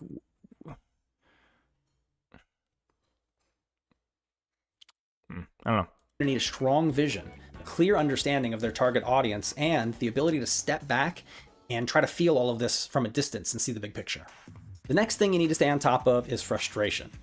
The opposite of frustration is fun, and so these exist on a single scale together. Some frustration is okay, and it can even be good for your game, so long as frustration doesn't overtake fun for your target audience. Imagine leaping off a building in a game with fall damage versus one without. The game without fall damage is definitely less frustrating, but it also lacks the adrenaline rush of attempting the leap and finding a way to land safely despite the danger. Neither of these approaches are wrong, it's just that each better suits a different audience. When an individual's frustration outweighs their fun, they quit. In a single-player game, this part's really easy. In Zelda Breath of the Wild, the fun is in exploring and traversing. Basically, from what we understand, some form of engagement or threat of failure is what builds human investment in what you're doing, and so leads to a feeling of satisfaction. This is especially true if that threat or fear of failure is directly correlated with the intent of the game. So people buying the game are doing so because they want combat or rock climbing or flying a ship or something, an inherently high risk adrenaline chasing maneuver that they're going into a video game to experience. And what's the term? Like through the game, they're trying to experience this. And so they're signing up for the risk. The difficulty then is making sure that the risk and the failure experienced by the player feels, first off, their fault, and second off, surmountable. As in, if I'm good enough, I will be able to do this. If it doesn't feel like their fault, or if it feels like an insurmountable challenge, then the player will be broken out of the facade of the game that they're playing and disengaged with what they're doing. If you have no stakes, exactly, then you have strict boredom. This is where you have games with basically no failure or guardrails, to the point where once you get bored of the novelty, I mean, he talks a lot about this earlier on in the video, then the game there's nothing to the game. There's nothing to invest in. There's no fear of failure. Vicariously, sorry, thank you, yes.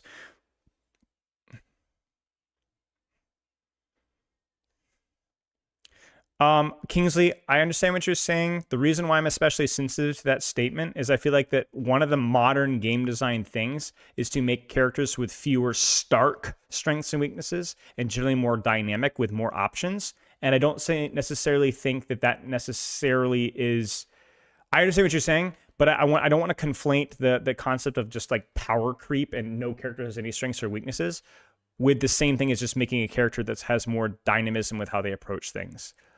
If that makes sense. Like having a character that has slightly less strength, but also slightly less weakness, but has more options. Not every character needs to be constructed like that exactly, but I do think that that's oftentimes what we see more often in modern game design as a whole, and I don't think that's necessarily a bad thing. I don't think it's necessarily a bad thing. A lot of people, it's Dark Souls 1 mindset, where everything will one-shot you, or everything's slow, including you. So it's like games are faster and more dynamic as a whole now, for better or worse. You may or may not enjoy that. That's a subjective experience, but I do think that is a subjective experience. And I'm saying that objectively, removing weaknesses from characters, back in my days in Dark Souls, you used to not be able to move while you vaped. It's like, well, the enemy team also has that ability. Like, they're also faster. So it's like, it removes context. Now, I don't know the fighting game history at all, so I have no idea if the game is it's just easier as a skill floor. But I don't have, and my gaming experience with RPGs or shooters or whatever else, whenever people use those arguments, it's usually a pretty lazy argument. Massive handcrafted world, solving puzzles, getting into battles, and then you have to interact with the very frustrating menus to cook food and manage your inventory, and then all of your weapons break. Some parts of the game are fun, and some parts are frustrating. They pull on each other within... Again, remember, fun versus frustration. fun. It's did I have control over that outcome? Was it my fault, right? And can I foreseeably overcome that challenge in the future? You understand? Me to help me decide if I should keep playing or quit. So let's explain the fun frustration scale a bit better. It weighs my own personal fun versus my own personal frustration. This scale represents me, not the game itself. This scale is not about truth, it's about my relationship with the game. If the fun side weighs more, I keep playing. The problem is where gameplay doesn't evolve the characters. I think Elden Ring has a few bosses that feel too fast and mobile for what you can do unless you have very specific. Right. So do you go back to my point here? Was it your fault that you died to the boss? Did you make a mistake? Well, yes. Could you foreseeably get better at that boss? Yes.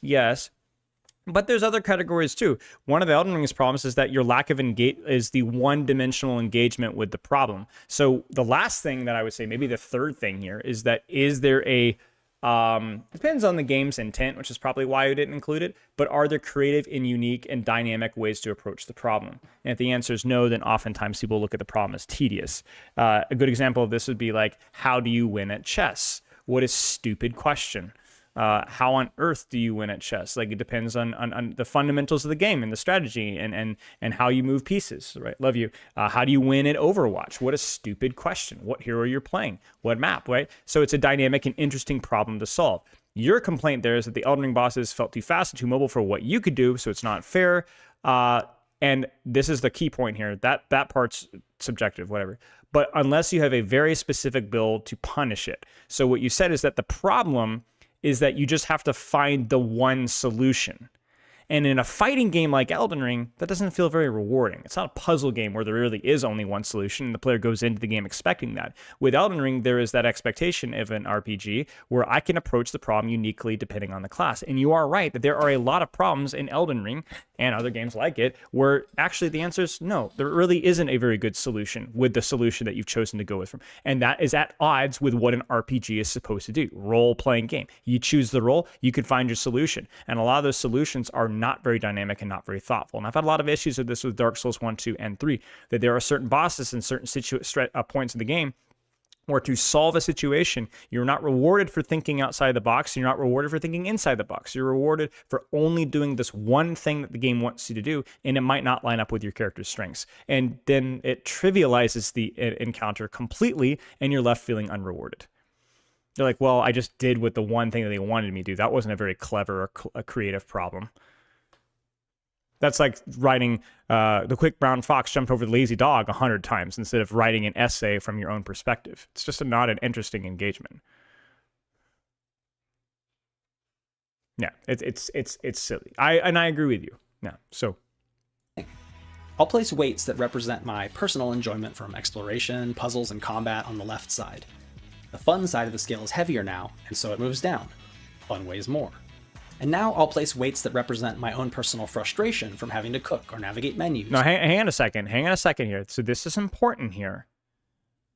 I'll place weights that represent my personal enjoyment from exploration, puzzles, and combat. Exploration. Do people find exploration fun or frustration? Usually fun, but it depends. Let me give you guys an example. Okay, Ghost of Tsushima. Game I'm playing right now. Put around 45 hours in. Exploration was fun until it got repetitive. And I realized that there was very little dynamism or novelty in the area that I was exploring. It was more of the same, more of the same, more of the same. And then I felt like I was checking a box, and there's nothing new or interesting or to find. There's no unique challenge. No area felt different exclusively, even though they looked a little different. It was basically just the same thing over and over and over and over again. Puzzles. How many puzzles have I enjoyed versus how many puzzles have frustrated me? Now, the frustration in of itself. Also, I really think that frustration needs to be defined. Okay, I'm not beating on this video. This video is great. I'm using this as a springboard to talk about these things a little bit more. Frustration is part of what makes puzzles fun. If a puzzle was easy, if there wasn't any sort of friction whatsoever, then it wouldn't be enjoyable. So a puzzle that feels unintuitive, silly, I had a couple puzzles in Silent Hill 2, which were really creative and really clever. And then a couple puzzles which I ended up finding the solution by accident. And I was like, wait, that's what they wanted me to do? That's stupid. That doesn't even make any sense. That's not fun. Yeah, no, this is his personal scale. No, I'm not critiquing this. I'm saying that these could be either one. And then combat can be equally frustrating as well as fun. So my point being is that a lot of times these things can be execution focused. How overcomable are these? How your fault are these? How dynamic are these? And not in a vacuum here. So we'll go back. But yeah, I'm not saying that he's arguing that combat is always fun and never frustrating. No, that's of course not the case. I'm using this as a springboard for my own ideas, which is why I'm reacting to this video. I'm not going to sit here and just listen to them. I'm going to give my own thoughts. The fun frustration scale a bit better. It weighs my own personal fun versus my own personal frustration. This scale represents me. Watch the vid spell. He says some of the same things you're saying later on. If I'm watching the video, then that's not react content. That's just watching content. You are here to hear my opinion on this. I understand what you're saying and there, but like I'm having fun talking about these things. So you want my perspective? You're watching me. You want his perspective? You watch his video. That's what I'm doing. Not the game itself. The scale is not about truth. It's about my relationship with the game. If the fun side weighs more, I keep playing. I'll place weights that represent my personal is heavier now, and so it moves down. Okay. Fun weighs more. And now I'll place weights that represent my own personal frustration from having to cook or navigate menus, or when my weapons break. Maybe the weight of your personal frustration from, say, weapons breaking is less than mine, and that would be reflected on your own personal version of this scale. As you can see, the total weight of my fun in Breath of the Wild is heavier than the total weight of my frustrations. If we make the cooking interface a little better, the weight of my total frustration lowers, but the weight of my fun doesn't increase, because improving the cooking interface doesn't improve the exploration. No, it's okay, Retro. Thank you. Even though it does you might be improve right. my overall relationship with the game. I appreciate that. Remember, what I'll try to do is to compensate. Is I'll try to like let him finish this section before I move on. I apologize. Lower side of the scale is the one that's winning out. Even in competitive games, some frustration is totally unrelated to gameplay aspects of the product. Like if it takes you 3 minutes to simply log into the game and another 8 minutes to find a match. But on the gameplay side of competitive games, this concept is a series of landmines, because it is extremely common that one player's fun is exactly the other player's frustration. The more fun you let a player have, the more frustrated their opponent on the receiving end of that fun is likely to be. Now remember, what were our three arbitrary definitions? Overcomability of said object, how much of it was your fault, responsibility, not overcomability, there has to be a better word than that. Maybe you guys in chat can suggest one. Surmountability, responsibility, and novelty. Or dynamism or whatever. I think we all understand that players quit because frustration overtakes fun. And this obviously happens when the weight of the frustration side of the scale gets heavier. But it can also happen if the weight of the fun side gets lighter. If I make something less frustrating for the victim, it may reduce fun for the attacker. It's very often zero-sum. In this example, this individual's frustration about being hit wasn't very high in the first place, and didn't change when combos got shorter. But because they enjoyed doing long combos so much, the weight of their fun dropped, suddenly causing frustration to outweigh the fun for them. This change may have drastically reduced the frustration for another player and improved their personal scale, while causing this particular player to consider quitting. In the gameplay of competitive games, you generally can't make things universally better for everyone. There will almost always be a give and take. Because of this, you need to communicate heavily with and keep an eye on your community to see frustration trends appearing. And you need to move quickly to test against them to see how valid you believe they are. Some frustrations can be healthy for a game. Remember, this is an ecosystem. High highs are rarely possible without low lows. What you need to look out for are mega frustrators, things that are so annoying to deal with that no matter how fair their risk-reward values may seem, that they have to be tuned or you're going to rapidly lose chunks of your audience. We often only make game tuning decisions around risk and reward with top-level play in mind. We do this because factually, mid and lower-level players are not able to observe the So I think you make some good points there where it's like, removing a negative experience for somebody was removing somebody else's positive experience. And Mario, get down. However, I think that if you look carefully from like conjecture, subjective experience, repetition, and even science to a lesser extent, you can start to find patterns about things that don't really provide. Let me give you guys an example. I've coached and played a lot of Moira. RX, this is just a game balance discussion. Who do you think, where do you think on the balance spectrum Moira right-clicking a Genji to death is? Or just anybody, a Mercy to death? Is it, how much of a positive is it for the Moira versus how much of it is a negative for the person? If we want to use this random balance image here. from our subjective experience and most people that I work with, which I think that's something that you should be considerate of, it's fun for the Moira, of course, but it feels way worse for the person happening to. You know? No, I'm not even talking about the skill. I'm talking about the enjoyment of that interaction. Like, the reason why, let's go back to what our objective matchups with skill. For a Moira player to right-click somebody to death, because it doesn't take as much investment, mental investment, not necessarily just aim, but just strategical investment from the Moira player, it feels, when people talk the term guilty pleasure, you know, something lazy, it's a potato chip, it doesn't feel satisfying in comparison of hitting a 2-tap or a 1-shot. Or getting the combo of correct. Right? So for me, my argument is for most people that play Moira, the upside of getting the suck is not compensated enough to compensate for the fact that it is much more frustrating to be sucked than it is to suck. So the argument here is that Moira right-click is a badly designed ability objectively, because subjectively, most of your competitive PvP audience does not enjoy that. And the reason why that's the case, as we can talk about, we literally talked about it, is the player investment in the action from the Moira's perspective is not very high. She doesn't have to engage very much in that action.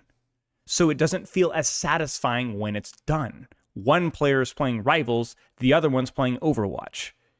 Do you understand? That's why Roadhog Hook is such a difficult ability, because it feels amazing for the Roadhog player, because it's kind of hard to do in a lot of matchups, but it feels terrible to get hooked.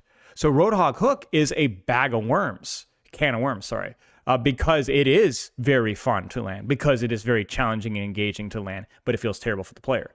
So you know what?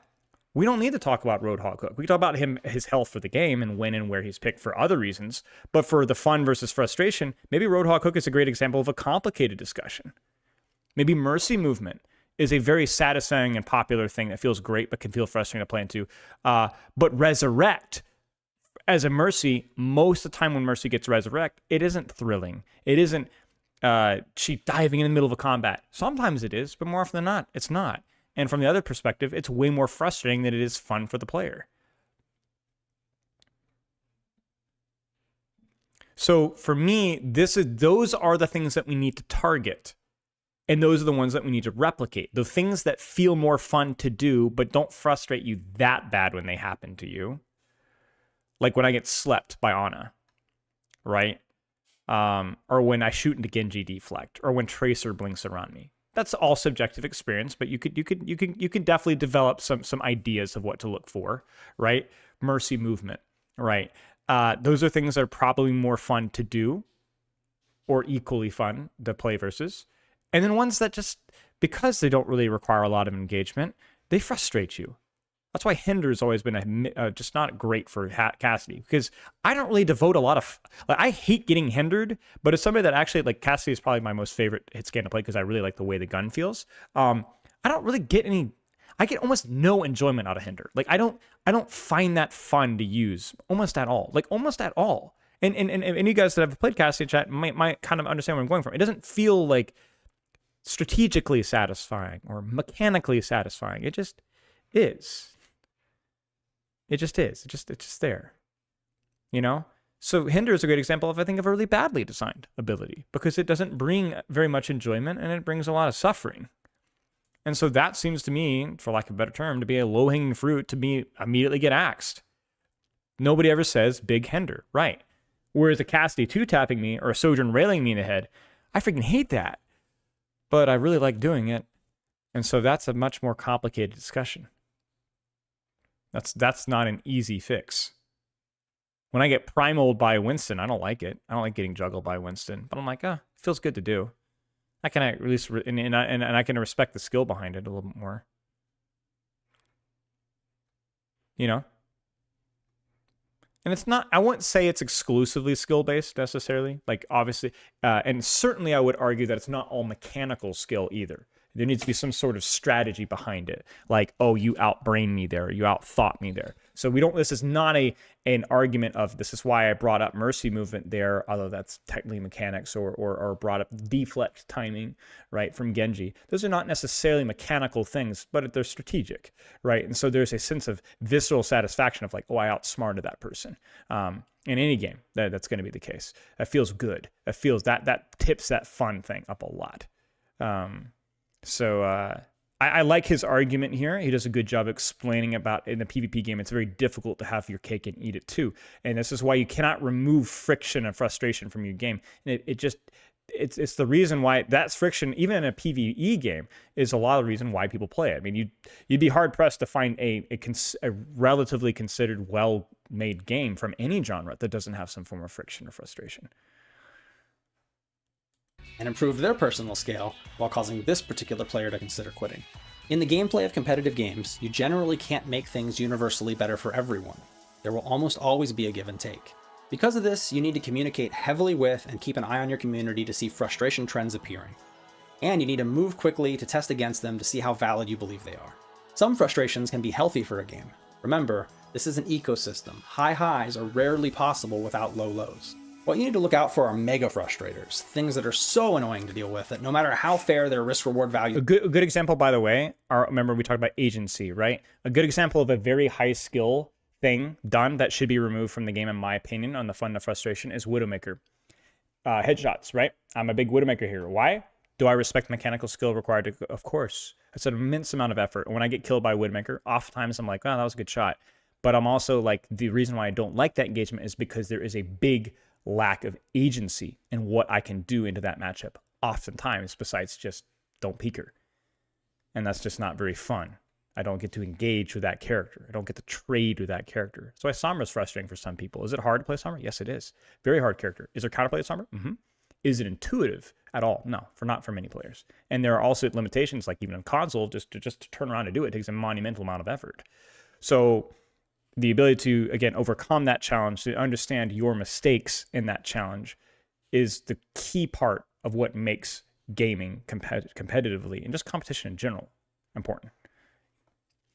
Look out for our mega frustrators. Yeah, that's why you play Dark Souls. Things that are so annoying to deal with that no matter how fair their risk-reward values may seem, that they have to be tuned or you're going to rapidly lose chunks of your audience.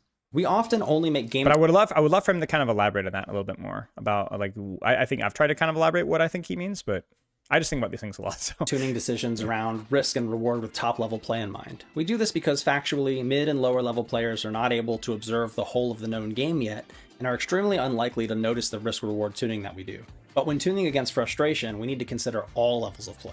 In Killer Instinct, Gargos is a portal punch move, a tracking projectile that can start a ranged combo. This move was easier to deal with at higher levels of play. Its risk-reward values mostly made sense, it had counterplay, and it fit the character's kit really well. But at mid to low levels of play, this move became a mega frustrator. Okay, can somebody explain to me, using the terms that I've already defined, why this is a problem for balancing? Look carefully. Listen and look carefully. I know nothing about this fighting game. Can you tell me the problem here? Tell me the problem here. Listen. All levels of play.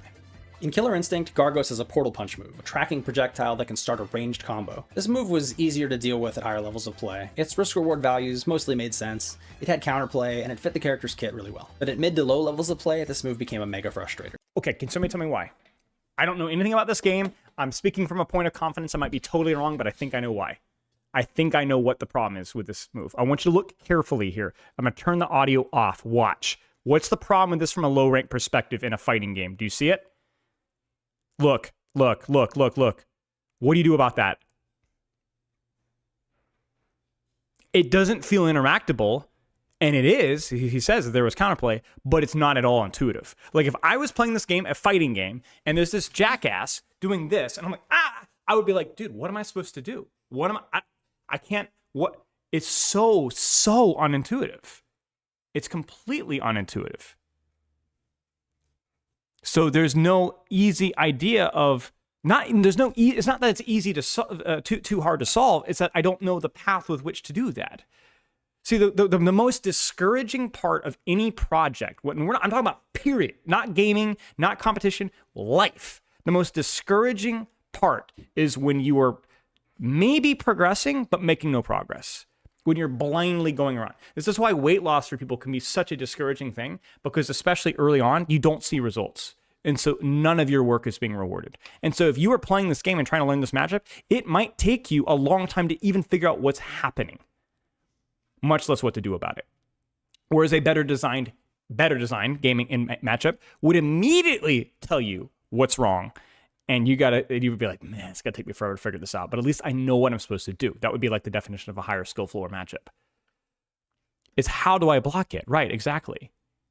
It's like, how do I even start? That's why Waterfowl Dance from Millennia is a train wreck. Is it physically impossible for some people to dodge? Sure, maybe they have disabilities. Is it physically possible for most people? Yes. The problem is then people, like, who figured that out first? You know? How long did it take for somebody to figure out the proper way? And would the average player ever figure that out? I'm not sure. Tebbered, not sure.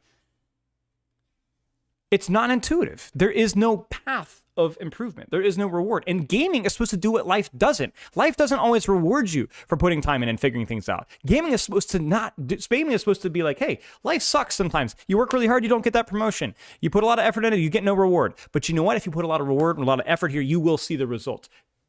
This is the definition of not doing that. Play. Its risk-reward values mostly made sense. It had counterplay, and it fit the character's kit really well. But at mid to low levels of play, this is a great move example. became a mega frustrator. The answers to it, while available and plentiful, were not apparent enough at those levels of play. Yes, that's a key point. I wish he'd hammered on that more. And the move was Maybe causing a number of players a threat in the corner. I'm not going to pull a yap. We tested against this claim as best as we could, and ultimately agreed that this move had crossed the line for that level of play. As a result, we adjusted the move quite a few times to find a spot that still worked for top-level play, but was much less frustrating at other levels of play. Even at probably something that made it easier to intuitively know where it was coming from, but in a way that was able to layer with other aspects of his abilities more consistently and left him vulnerable to punishment less often. So easier to react to, but less punishable afterwards, easier to layer within his kit. I have no idea. I'm completely making this up. I know nothing about this game, but yeah. Levels of play, if a player feels like their opponent can beat them with just one brain-dead tactic, which they'll often call spam, they'll frustrate out of the game. Importantly, there is a limit to how weak we were willing to make this move. After a certain point, we had to let the community know that we were not taking the move out of the game, and that if they were struggling to deal with this version of the move, they'd need to practice. Sure. Our goal isn't to solve the problem for everyone, but to reach a compromise that still might ask some players to overcome the... I think this is kind of like, I would love to hear this guy's thoughts, because he's an actual pro and I'm just a yapper. I'd love him to elaborate more on this. Like, I want him to explore why intuitiveness for lower skill players is so important. That's a concept. That's a game design principle right there. Intuition versus skill, right? Communication of what your game is trying to communicate and consistency with that, right? The same reason why Vendetta being quiet is such a problem for lower ranks, right? Because it doesn't communicate in the same language, whereas a higher rank player has an easier time tracking multiple threats, you know? So to me, it's like that, man, we could have talked about that a lot as part of our game balance discussion, you know? Man, we like, yeah. I hope he does some more follow-up stuff like that. Frustrations. If you show your community that you're listening and they believe in you, they will invest effort on their side more readily to overcome challenges. Dude, should I message this guy? Is he a big YouTuber? Oh, he's not a big YouTuber. Maybe I can. Does he have any? Maybe I'll reach out. If you want to collaborate, reach out. An actual pro, maybe I will. Challenges and minor frustrations. Maybe I will. He's obviously something of an Overwatch fan, right? We've seen more Overwatch than any other non-fighting game, I think.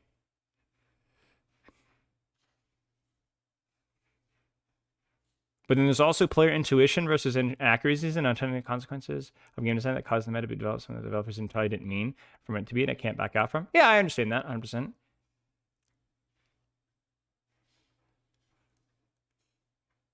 Yeah. Okay, cool. Meeting you in the middle. That means sometimes, yes, asking players to learn or practice is a part of the bargain. Speaking of brain dead stuff, we need to prevent people from getting bored. On a moment-to-moment level, this makes the more example we talked about. Thoughtless gameplay our enemy. You're spending a lot of time not making meaningful decisions. Even if the base actions feel great and have great feedback, you'll eventually get bored. Engagement is the result of making a decision and then seeing the rewarding or punishing results of that decision.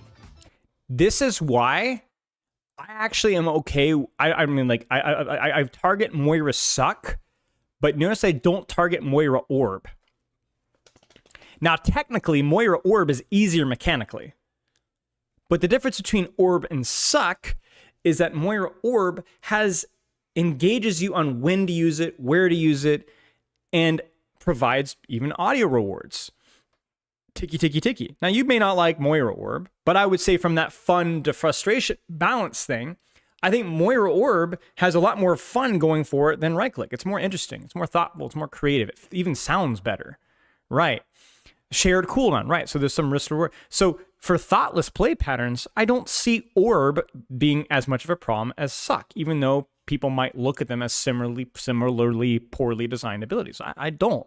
I actually think Moira Orb is, okay, I mean, is it a high skill ability? Of course, that's not even a medium skill ability, but it's better than Suck. It's better than Suck. And so if I were a Moira, if I were to redesign Moira, might change Orb or adjust some things with it, but I would try to make Moira mains more invested in the Orb play while keeping the things that kept them interested to begin with. I think that's an Orb that Orb feels like a deliberate decision. It feels like there's intent behind what you're trying to do. There's risk and reward, of course, to use some of his terminology, of course. And so, will I say it's a good design? No, but I think that I would be way more hesitant to pull the character identity away from Orb than I would from right click, because of the fun versus frustration, because of the amount of thought and effort strategically that goes into it. Unfortunately, Spilo, we might have to wait, reach out to him, talk to him. He's really okay. Yeah, I'll reach out. We'll see. Remember our Rumbleverse stop sign nuke example? This technique was extremely frustrating to get hit by, but was super fun and funny to do to people at first. But once you master the movement needed to do it, which to be honest wasn't very hard at all, it became a thoughtless way to Novelty. play. We talked about at the start. He talked about the start. Stop sign, nuke a city block, repeat. Brain off. So even the people using and abusing the technique were experiencing disengagement due to the degenerate play pattern the stop sign nuke represented. Long combos or block strings in fighting games with zero or infrequent defensive mechanics can also cause a lot of disengagement. Players across many genres do not respond well to losing control of their character. In fighting games, you lose control of your character every time you get hit. My own small-scale studies show players starting to disengage and have frustration spikes on average between the 6 and 8 second marks of losing control of their character. Obviously, some individuals, especially in the FGC, have an extreme tolerance to this and can routinely sit through repetitive 40-second long combos on the receiving end. But this, in my experience, 40-second long combos? Whoa! is not a critical mass of people. I'm not saying you should never make a game with long combos. I'm just suggesting that you need to understand the kind of audience you're trying to retain. And if the long combos do exist, find ways to make them more varied. I mean, it's just funny. Imagine like you're like one of these dudes and you're just getting wailed on, smashed into concrete for 40 seconds straight. Like, imagine, what is that stupid scene from Avengers with Loki and Hulk, you know? That one that everyone knows, right? And it just goes for 40 seconds. Just like, all right, well, just keeps going. And or less frequent. Disengaged players on defense are very likely to quit, but disengaged players on offense are, believe it or not, also likely to quit. Game balance and target audience are extremely related. It's not just that the audience has its own feelings about game balance and what frustrations weigh the most to them, but also that different types of game balance attract and repel different types of audiences, and different audiences self-select into different types of games and game balance outcomes. This is why it's important for you to have a clear vision of what you're trying to do. When I've been critical of Overwatch, I've done so from the perspective of what I like the game to be, but also what the developers have said to be, which is the best competitive team-based shooter in the market. Competitive. Emphasis on the competitive. Not my words, their words, Aaron Keller's words. So my criticism has been their failure to consistently live up to that thing. Not failure as a completionist black or white term, but on the gradient, right? I feel like we have failed more frequently recently. I feel like we succeeded more before that. And overall, I think it's still a very good game, largely a success, but I would like to have seen more success at that and less failure at that from the competitive perspective. That's it. So it is, as he said, important to meet games with their intended target audience, keeping in mind that even a casual target audience does not appreciate lack of engagement in what they're doing. They will get bored and they will lose. They move on. The intent is more about your construction of skill floors and less so to whether the effort's required to outcome. You know, I mean, heck, how many quote unquote goofy, easy games out there that have, Fortnite, right? The definition of a casual game, right? But from my understanding, Fortnite has a ridiculous skill ceiling. Does having that ridiculous skill ceiling that rewards you for applying yourself to the game mean that the devs need to stop making the game so hard? No, stop. If it's accessible and fun, it can also be very difficult and competitively consistent.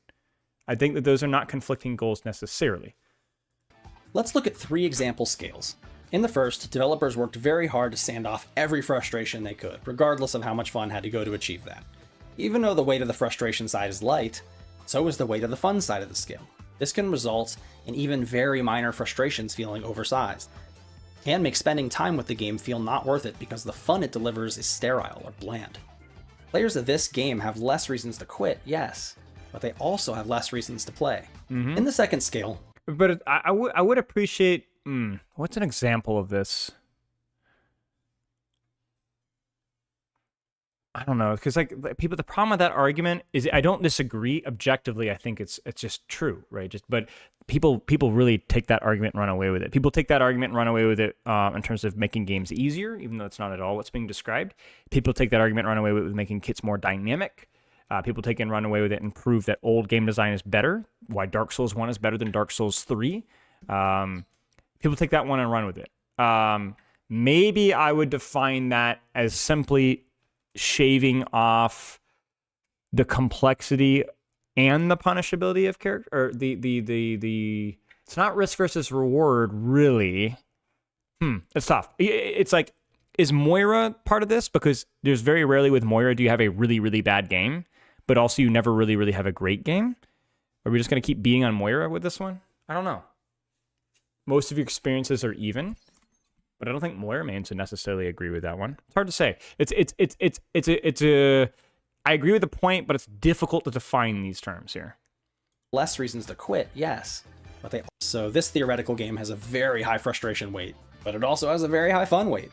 You'll notice that the ratio of the scale is similar to the first, but the extraction shooters have risk, and if you die, no reward. Right, so there's very stark ups and very stark... Yeah, that's maybe extraction shooters are a good example of this one right here, which is why I don't play extraction shooters. It feels... Well, hang on. No, that's not why I don't play extraction shooters. Dude, this stuff is so interesting. You learn stuff about yourself. You know, that's why... You know, it's funny. It's like, that's why I've always considered why I don't play extraction shooters. It's because, but you know why I don't like playing extraction shooters now that I actually think about it? Because the few times that I have, it's not just the downtime, that's definitely part of it, but it's the lack of agency during that downtime and how sometimes luck is just such a, like, you can mitigate a lot of that luck, but you can never mitigate all of it with pure skill. Sometimes just crap happens.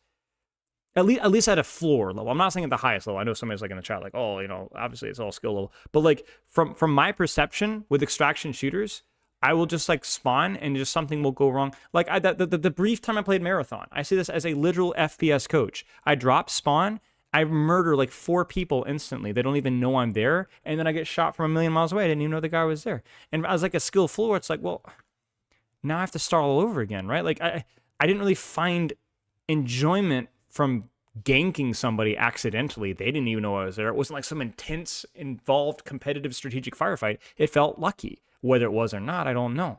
But that's what it felt like. I didn't feel like I had a lot of clever strategy in the outcome. It just felt like, well, it just happened. It happened against me. It happened against them. Flip the coin. And the only reason I would keep going is because the dopamine of something new and different. Yeah, I'm not criticizing Marathon. I don't know anything about that game really, but like my surface level understanding of extraction shooters is on a floor basis. It can feel very RNG about what you get. Like I don't know what I have no real agency on the immediate outcome of what's happening, or very little agency. So yes, there's some arguments about downtime. But if I think back to Call of Duty Search and Destroy, which I never played over TDM, the reason why I never played that over TDM is that if I was going to have the unfairness of getting flanked in TDM, or getting ganked in TDM, or camped with TDM and Call of Duty Black Ops, at the very least I was going to be able to try again and overall have a more highs with more lows rather than one really big low and then I sit and wait.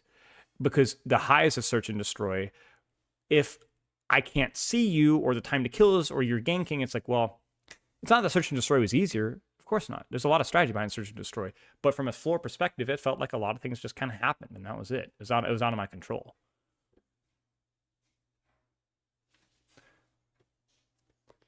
So from me, the reason why I don't like extraction shooters is not the high highs or the low lows. It's the feeling of I don't really know what I'm supposed to do now. I don't know where where should my efforts be. I would describe Dark Souls 1 as a very high highs, very low lows. But I would describe Dark Souls 1 as being an old game, and not in many facets have not aged well. But some of the things that have aged well were ones where it was very sharp sharps, but very dull dulls. But you could figure it out. There was a foreseeable, okay, what must I do? You know, it's a punishing game. But the most frustrating aspects of Dark Souls were not the sharp low lows, but the ones where there was no idea of what I was supposed to do. Lots of edges, which is fine if you can do something about those edges. We don't want to make everything symmetrical. The actual weight of each side matters a great deal.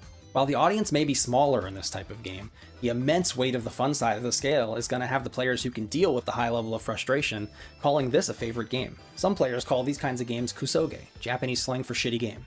They say it lovingly and disparagingly all at once. It's fascinating. In the final scale, which is probably the ideal goal for developers for most projects, frustrations were addressed carefully in ways that, while inevitably did lower the weight of the fun side a bit, didn't overdo it. This scale is indeed the healthiest of the three. Guys, why don't the developers just release a 200 kilogram, 0 kilogram frustration? Hello? I mean, look, you can literally just shrink it. Just look, see, he's showing us how to watch carefully. Watch. Lower the weight of the first projects. Frustrations were addressed carefully in ways that, while inevitably did lower the weight of the fun side a bit, Are they stupid? didn't overdo it. This scale is indeed the healthiest of the three examples, as the weight of the fun is still high, and it vastly outweighs the frustration side. I think this is like what my final request here is. Like, I would have loved to see more of like, okay, so then what, like, we've really tried to dissect this, and maybe I've talked too much, but like what that actually means and how to actually do that.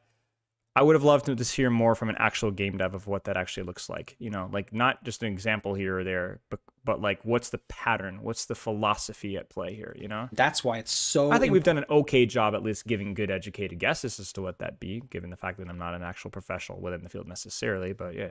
Important to know your audience. None of these three results are wrong or bad. They just serve different people. As you tune your competitive game, you need to keep your target audience in mind. I highly suggest using Quantic Foundry's data on player motivation to help segment your audience into buckets you can more easily understand. There will be people outside of your target audience who will try your game, and the majority of these people 200 are means infinite fun. unretainable. Yeah. In this example, That is an important one. Sorry, I was talking over him. I need to shut the frick up and listen. keep your target audience in mind. I highly suggest using Quantic Foundry's data on player motivation to help segment your audience into buckets you can more easily understand. There will be people outside of your target audience who will try your game, and the majority of these people are unretainable. In this example, our core audience member we call those Twitch audience. Twitch audience. Don't be mad at me. Don't be mad at me. Don't be mad at me. Don't be mad at me. You guys know what I'm saying. We call those the drops audience. Tourists. Yes, exactly. Game of the month. Gonna kill Overwatch. Gonna kill fill in the blank. Well-respected game. Yeah. You can't keep them. You can't keep him. I mean, dude, I'm part of a friend group that does this. Is Sarah Lee still here? Stefano? Sarah Lee's here. I don't know if Sarah Lee's working, but I'm part of a friend group of just normal Joes, and Overwatch is what brought us together and is like the main game that they always come back to. But they spend a lot of time touristing other games. The new flavor of the month game, or this new indie game that so-and-so found out. They'll play it together. I play Dark Souls, watch them. But they don't come back to those games. That doesn't describe all of them. And I say overall, they're actually a more serious bunch of gamers for the most part. Deadlock comes up pretty consistently. We all got together playing Overwatch. Most of us are pretty good Overwatch players. But there's a lot of tourism. And that's just kind of how it is. And it's not even like I don't want to say it like it's a rude thing either. Like there's some, like, first off, people have jobs and responsibilities first. But second off, it's like Some games just aren't meant to be played obsessively over and over and over again. Like, I think I would consider myself a FromSoft fan. I've played, but I like, how on earth would you play any Dark Souls game for hundreds of hours? Like, I would go insane. Like, I would be bored to tears. There just isn't enough depth in that game for me, So, yeah, the tourism is just an inherent part of gaming, so. Is happy, but our player from outside the core group on the right is having less fun, because this isn't their usual kind of game, and their unfamiliarity adds even more frustration. If the weight of their frustration is so high that reducing some of it still leaves their frustration outweighing their fun, the game just... Dude, PvP Souls enjoyers are like, I'm sorry, you're insane. I do not understand. That is a great example of subjective fun. I have no idea how anybody finds Souls PvP fun. I don't understand it. It's so boring and so random and so gimmicky and so one-dimensional. It's insane. It's like being a McDonald's connoisseur. If you're a serious connoisseur of RPG PvP, why are you playing Dark Souls?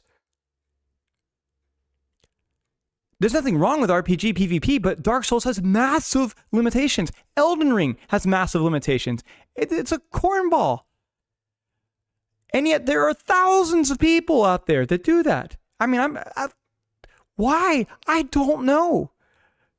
They need to be put under a microscope. But there's an audience for it. There's an audience for it. I don't know. I have no idea why.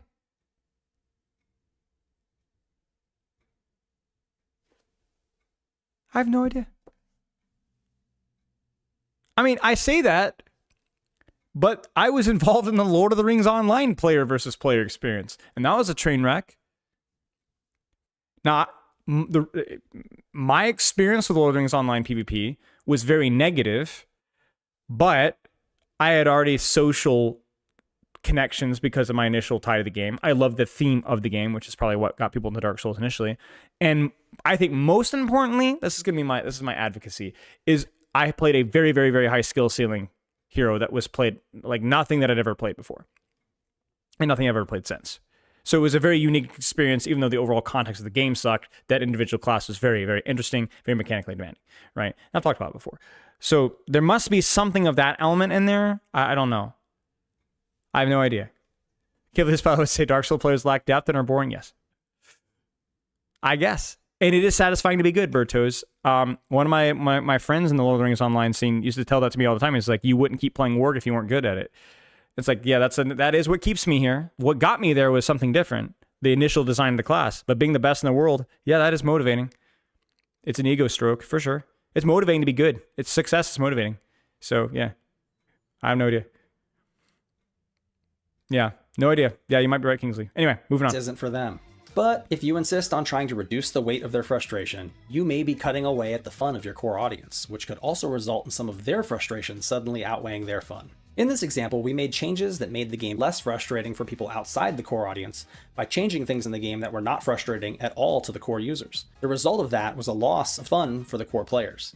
We failed to make enough of a dent to retain people outside the core group. And now we've put a portion of our core audience at risk of quitting too. Not every... If I speak...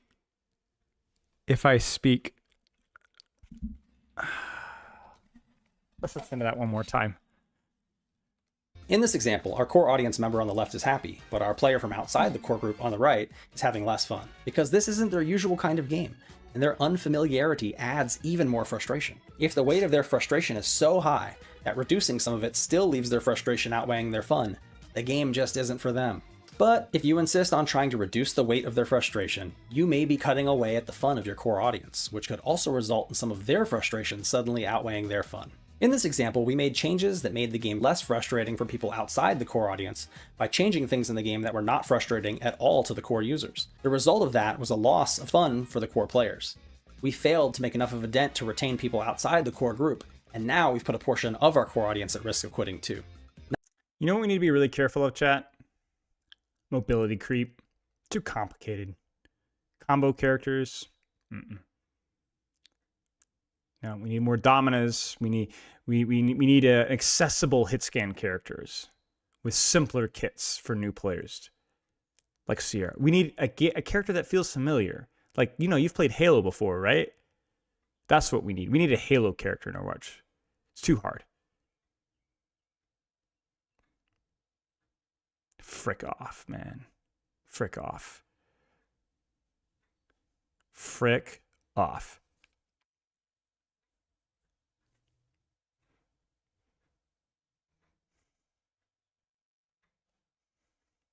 Not every edge needs softening. If you're lucky enough to make a game that lasts for quite a long time. I love that people will say that, but those same people will complain about mobility creep, as if that's not one of the most skillful edges in the game, right? In terms of like, because of risk reward inherent to mobility.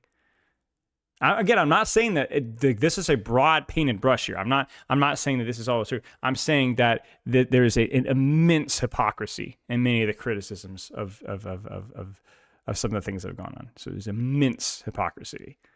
So, if I speak. You may also encounter players who, despite loving your game and thinking that it's relatively well-tuned, are becoming bored from repetition. At this time, you'll have to weigh the reward of doing some kind of tuning shakeup to get people re-engaged. Against the... This is what Night Rain struggled with, so I put in like literally I think 200 hours in Night Rain. Got pretty darn good at that game. Beat all the bosses, played to a certain point with some of the depth system just a little bit. But then unfortunately the replayability aspects of that game were really bad. A lot of things were very poorly balanced. Risk versus reward, effort versus skill versus reward, to where a lot of the game was like kind of solved because there were a lot of things that were just really, really, really bad. And there wasn't a lot, there wasn't a lot of ways to actually do things that were useful, because the things that even took higher effort just were bad. Like just not like really bad, like really, really bad. And then a lot of like the relic rollouts, there was like not a lot of like, because it was so arbitrarily limited with the way that relics worked out. Think about like perks, but like the system is built for running like 8 perks, but then you just get random coin flips about which perks you get, and a lot of the perks are awful. So it leads to a really repetitive gameplay loop after the first 100 hours, which is great. Like that's good. But that game had, from an engine perspective, so much more replayability built into it, potentially, but failed from a perspective of balance, because so many of those fun and interesting experiences that you could play with from a PvE perspective just were not viable even remotely. It was a bad roguelike, but within the Elden Ring engine, which made it great. The combat was great. The roguelike elements were terrible. I mean, even like the map generation was fixed. It was seeded. It's not random. Random events, bosses. You could basically already tell who you were fighting almost from the get-go. There was a lot less novelty and strategy. It was basically you'd follow even the balancing of like the best way to run the map was basically solved within the first like 2 days. You always go castle. You always like to the most for most players, certainly from a floor perspective. There was very little reward for changing up the way that you approached the roguelike. Kind of cooked at conception. Yes, exactly. I appreciated Night Rain. Night Rain has a lot of things going for it. It was by far FromSoft's best venture into multiplayer. Like it had its problems for sure, but it was overall like their best venture into, and it was also better balanced than a lot of their previous games, although it was still much worse than our expectation. And they tried, and the boss design is just like unbelievably great. Like their boss design just was phenomenal in that game. So I look at like Night Rain as like a great example of like a massive failure in some aspects and a massive success in others. Like they learned a lot, and I hope that they learn from that. But it's a great example of like if you were a massive Night Rain fan, it would be like a very frustrating thing, because you could like taste the potential in that game that they just didn't have the experience and knowledge of how to do it correctly.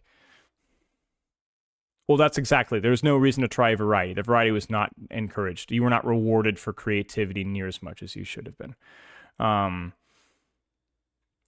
spam, castle spam. Right, exactly. It just was not very interesting. So, but yeah, great game with that massively underperformed its potential, but definitely allowed FromSoft to try something. So it was a success or a failure depending on your perspective. Risk of that action frustrating a vocal and influential part of your community. The Street Fighter VI community is going through this right now as of filming in early 2026. Many in the community feel the game is well tuned, but still want a big shakeup anyway because they are becoming bored. Matches are lacking in surprise or discovery, and the feeling of I've seen it all is hurting their experience. And finally, we get back to play patterns. He brought this up earlier, but like just randomly mixing things up is not always a good thing. I don't remember where he said that. You can kind of chase your tail endlessly. I'm of the opinion that simply introducing a new character into a game has a dramatic impact on variety. And also this whole chasing of tail of like everything has to feel fresh at all periods of time feels a little bit gimmicky. It's you're never like, if people are like, oh well, Overwatch ever recapture its original shine? No, because Overwatch doesn't have near as many tourists and never will have as many tourists as it ever did. And so much less of it feels novel than it used to be, and you can't change that. But anyway. Pattern optimization. Optimization is the enemy. I'm not talking about software performance. Optimization is the enemy if the optimization is simple or easy to access. Optimization should be complicated, should require debate, and even if there's an objective correct answer, should at least have the hot takes that actually this is the correct answer, should be a consensus that is at least contested and be very difficult for the vast majority of the audience to replicate. It should be that objectively the correct hero to play in this situation, played perfectly, is this hero, objectively so. And that might even be understood, but just not something that the average player or even the best players can consistently do. Play pattern optimization. Optimization is the enemy. I'm not talking about software performance here. I'm talking about... Is this universal mechanics that are so strong that new character kits don't change them up? Interesting. Okay. Players optimizing their gameplay choices to minimize risk and maximize reward. Optimal... !Discord, I think, should be okay. Combos, option selects, unbreachable map positioning, etc. You need to make a game where the right answers are much more obscured, or better yet, much more plentiful. You want a game where surprise and discovery can continue for as long as possible post-launch. For instance, Ultimate Marvel vs. Capcom 3's fast-paced, neutral, and rapid decision-making is one of the best parts of the game and has lots of surprises and memorable moments even 15 years later. But when I land a hit with virtually any attack, it becomes very clear what I should do. I should perform my very long combo with little to no reason for variation and kill your character. This optimal play gives me maximal reward with minimum decision-making, so long as I can execute, and takes up a large portion of the time spent playing during any match. During the combo, a skilled attacker is only engaged at the start as they try to stabilize the opponent and decide if they need to burn X Factor or any meter. The defender should try to engage the entire time no matter how long the combo, in case the combo drops on accident or a reset is attempted. But focusing for that long without meaningful decisions to make is exhausting, and it also results in disengagement and frustration. And it's boring too. Just because it's difficult to do doesn't mean that it's objectively good. If the same decision is made over and over again. Let me ask you guys a question. How many of you guys here are interested in breaking the world record for holding a plank? You understand what I'm saying? Like, is that harder or easier than setting a world record at a sport or beating a fighting game? Or it's like, it doesn't matter the amount of time involved. If the action is just doing the thing, it's like just pressing the button to hopefully break the combo. That's just boring, man. That's boring. You know? Street Fighter 6 steps it up by obscuring optimal combos quite a bit better than Marvel vs. Capcom 3. When you score a hit, the starter you used can matter a lot more. You need to look at screen position, your drive meter, your opponent's drive meter, your health, your opponent's health, what round it is, your own super meter conditions to make sure you can decide like you said, obscuring the correct answer and making it difficult how much resources to spend. This game is much harder to optimize, but ultimately it can be done. Top level play in Street Fighter 6 after a while has virtually every player using the same combos in similar situations once those players are fluent enough in the game to know the optimal answer in each situation. Though you do see some player expression variation, with some high-risk players spending more drive meter to burn themselves out on purpose more frequently, while others are more conservative with their gauge if the combo isn't going to kill or checkmate. So this is Kiriko Lucio meta, right? It's good that Kiriko Lucio is often meta. It's bad for the pro players and something that they should try to look into, but you'd have to be very careful with that because Kiriko Lucio being meta is exactly something that most players can never replicate and still requires, has a lot of risk versus reward to use some of his punishment. If you get it wrong, you screw it up badly. So the problem with if Kiriko Lucio wasn't be meta is my question is always then, oh, who do you want to be meta and how would that trickle down to the rest of ranked? And from a design perspective or a balance perspective, either one, if you're saying then how are we not going to make Kiriko Lucio meta, it needs to be done with it needs to be done with a scalpel, not a saw. because the specific reason why the combos are repetitive and done the same ways here, I'm sure a Street Fighter Pro could come in here and explain it to me over like an hour, right? But you couldn't just be like, well, make it do less damage. That would be the absolute worst thing that you could do. You can't just go, oh, Kiriko just does less healing. Well, hang on. What about the combo is solved? What about of Kiriko Lucio? Why is it solved? And how can we approach that from a novelties perspective? It doesn't necessarily mean that change is bad. It just means that that change has to be done very cautiously and from a very, very educated perspective. Fighter 6 makes the right answers more plentiful, more diverse in risk-reward values, and they take longer for players to optimize because there are so many variables. Ideally, you want to make a game where, instead of the right answers being difficult but ultimately possible to optimize, players are presented with a variety of correct Cheers, answers, Brony. each representing their own risk-reward values. Cheers. So instead of a community working together to solve the game like a puzzle, after which conformity of playstyle begins to occur, players will instead focus on making the choices that best fit their own personalities. Player expression breeds variety. The concept behind this is, if I'm not playing for pro, like, let me put it this way. When people come up to me and be like, what should my hero pool be?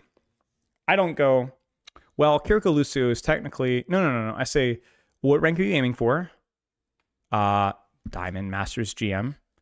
And unless the answer is champion or pro, and even then, we'll ease them into that, it doesn't matter what you play. There's transferable skill. Your hero pool may change at any point in time, and there'll be a new sense of novelty moving on to the next challenge. You don't have to play Kiriko Lucio as a platinum support trying to climb to the professional level. Let's say you did go to the professional level. Yeah, you can learn on along the way. Pick up Moira. Pick up Mercy. I'll cross that road when we get there.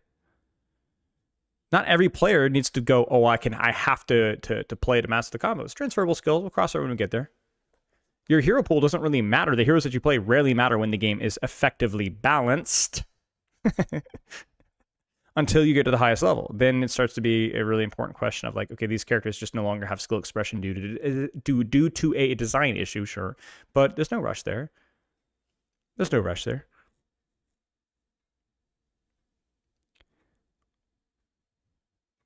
Variables. Ideally, you want to make a game where, instead of the right answers being difficult but ultimately possible to optimize, players are presented with a variety of correct answers, each representing their own risk-reward values. So instead of a community working together... I do this with Dark Souls right now. I'm not planning on being a Dark Souls pro, thank you very much. So when I choose what weapon or spell I'm going to use, I'm going to do what's the one that feels remotely functional, and then I'm going to use that one. I did the first third of Dark Souls 3 using the Rock Spit spell. It's slow. It's not near as good as many of the fire pyromancies that I could have started with instead. But it's funny, and it's cool looking, and I love the way that it posture breaks certain enemies. It has a much longer wind-up time, has no range whatsoever, but it's not a bad spell. It's decent. And I enjoyed finding windows to make it work for quite a while.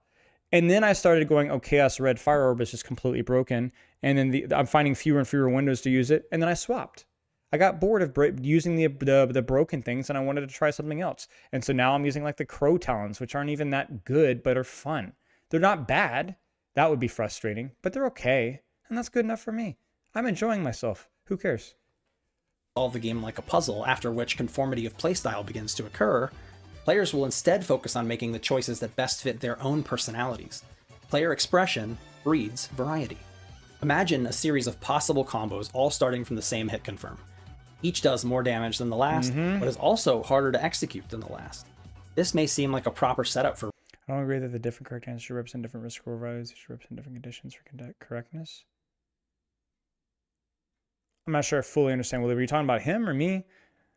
Is this what it sounds like listening to me talk, where it's like, I understand those words in that order, but I don't understand the context of what's being said? Frick, man. Risk and reward. I'm sorry. And it isn't a bad way to start, but at top levels of play where execution starts to become irrelevant, sorry, guys. What you'll get is a push towards optimization and conformity instead of expression and variety.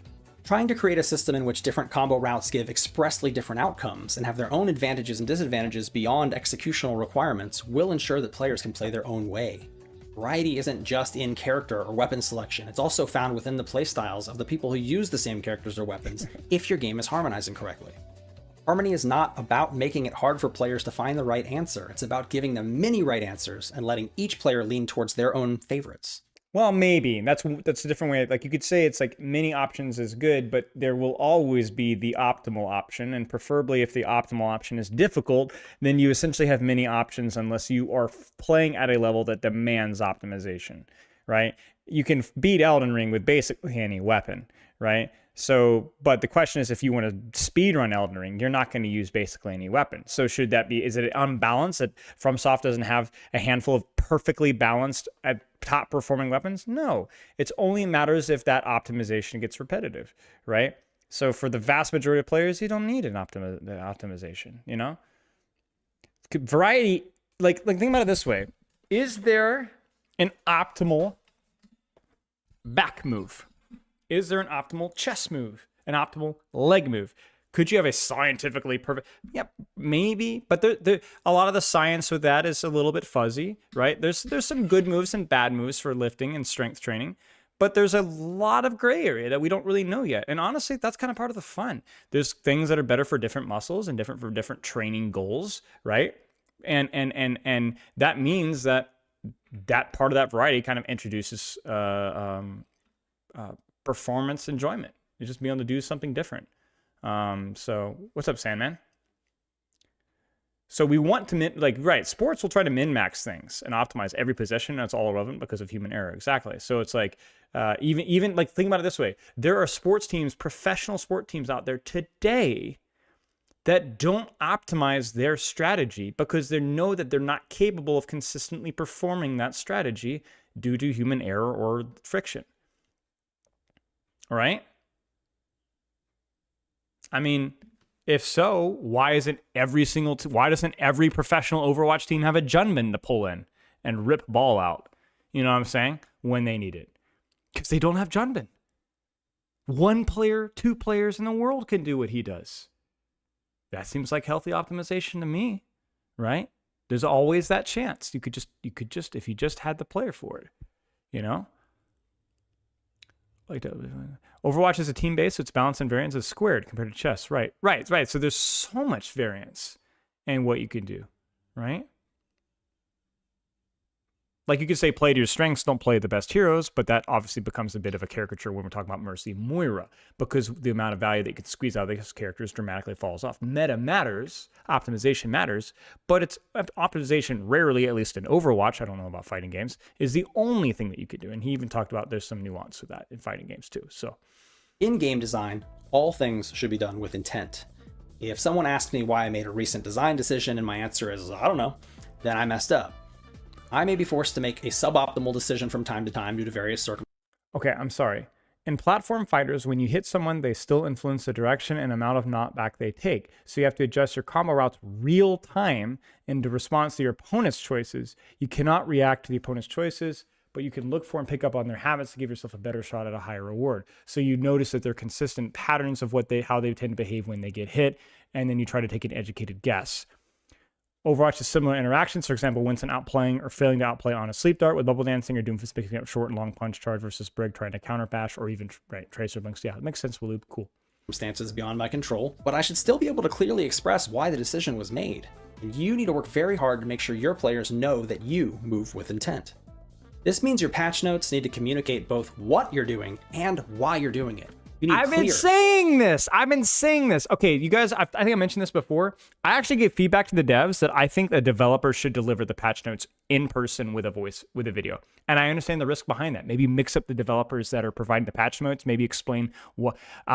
Maybe I don't know. Maybe it's a bad idea. But I would love if patch notes were read by the developer, and then not just having a paragraph with the developer with the personality goes, yeah. So the reason why I did this, and just go take your time. The people that are going to be watching the patch notes aren't the freaking casuals anyway. They're going to be jackasses like me, and anyway. I think it's good. So you can avoid social media anyway, so you can avoid, but people are gonna you're gonna be able to, because there's been a lot of times where I've had to advocate for certain patch changes that just didn't have any explanation at all, because I was like, well, I think this is what they're intending to do, but I'm having to be the advocate when they should be their own advocate here. You know? I don't know. People will always misconstrue what you're saying, but detailed He used to do that exact for Killer Instinct. Oh, cool. Thorough notes or videos that include reasons why your team chose the Yo, let's go. This means you're passing. Okay, maybe it's good that I'm actually pausing because I know I'm talking a lot, but I'm trying not to piggyback off of his ideas and steal. I'm trying to like give my own thoughts. So if it coincides, I feel smart, you know? Patch notes need to communicate both what you're doing and why you're doing it. You need clear, detailed, thorough notes or videos that include reasons why your team chose these changes. Even if players disagree with your reasoning, they should be able to see clear intent. If they can see intent, trust will build, and it will often keep them from labeling you as someone blindly throwing darts to choose balance adjustments. I originally wrote a version of this talk that you're watching now back in 2019, and in the time between then and now, I'm very happy to report that developers across all the games that I play and watch have improved drastically in the area of patch notes. Keep it up, thank you. As you tune, you will make mistakes. However, a community that has trust and confidence in you will tolerate those mistakes with lower levels of frustration, and will generally perceive the state of the game's balance more favorably because, after all, game balance is mostly just vibes. Vibes that you have a heavy hand in establishing and influencing. Remember, Oh man, I hate that he finishes with that. I mean, and it's the conclusion of the video, but I feel like he's been basically defining what balance means frequently in the last 20 minutes, and then kind of goes back to his conclusion that game balance is vibes. So it's more of a definitional thing, but I would say it's not vibes. I would say it's almost so far from vibes that it's something that you can actually define and measure. remember, the process is not hear about the problem followed by fix the problem. Process needs to be hear about the problem. Oh, I understand the nuance there, Kingsley, for sure. Investigate and decide if you even agree it's a real problem. Use everything you've learned to find a solution to the problem that weighs all of the other problems that need solving and how that solve might hurt or destabilize other parts of the game and the audience. And then communicate with your players. So, to wrap this up, I believe a balanced roster isn't one where every character has an equal shot at winning, but it's one where there's a little something for every type of player within your core audience. I once heard a player ask why developers couldn't just balance a game before it came out. And as I hope you understand by now, that would be an impossible task because the audience, who will eventually decide what balance even means to them, haven't even touched a game yet. Tuning for harmony is my personal method of game tuning. So basically, everything that he said here, he's saying, oh, balance isn't defined, they'll define their own way of balance. I literally, at the start of the video, almost word for word, defined balance as what he defined as tuning for harmony. And so really, it just kind of comes down to semantics. The reason why I use the term balance for that is because balance defines something that is mathematically measurable. And I think statistics, when used wisely, and even some like difficult things like skill ceiling that you can quantify to an extent, those can help you to educate your decisions. And so I think his criticism is that balance implies mathematics, and the mathematics and the data are something that you can't perfectly nail down.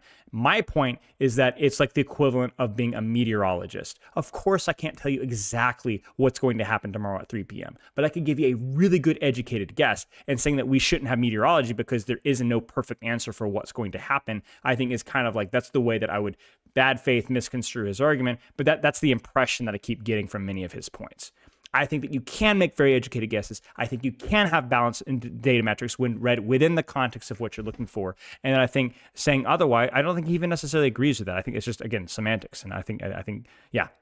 Served me well across KI and Rumbleverse, and I hope you learned a lot about the goals and hazards of game tuning from this talk.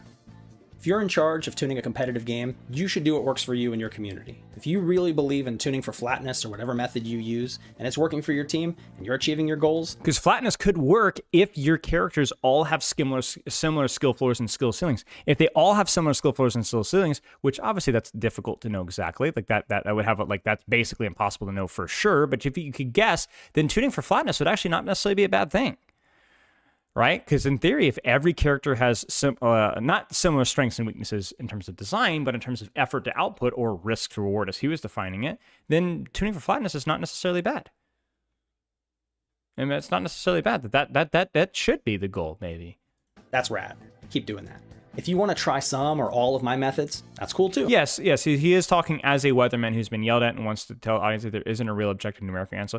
That's fair, and I think that's probably the biggest criticism that you can levy at me here, is that I need to be more considerate of, like, the intent of the video, ironically, is that it is from a developer explaining why it's not so simple forehead. My point being is that I really think that he could have I think he's opening himself up to more criticism from jackasses like me and maybe people that are going to interpret it worse by saying that, oh, actually, it is objective, you're wrong.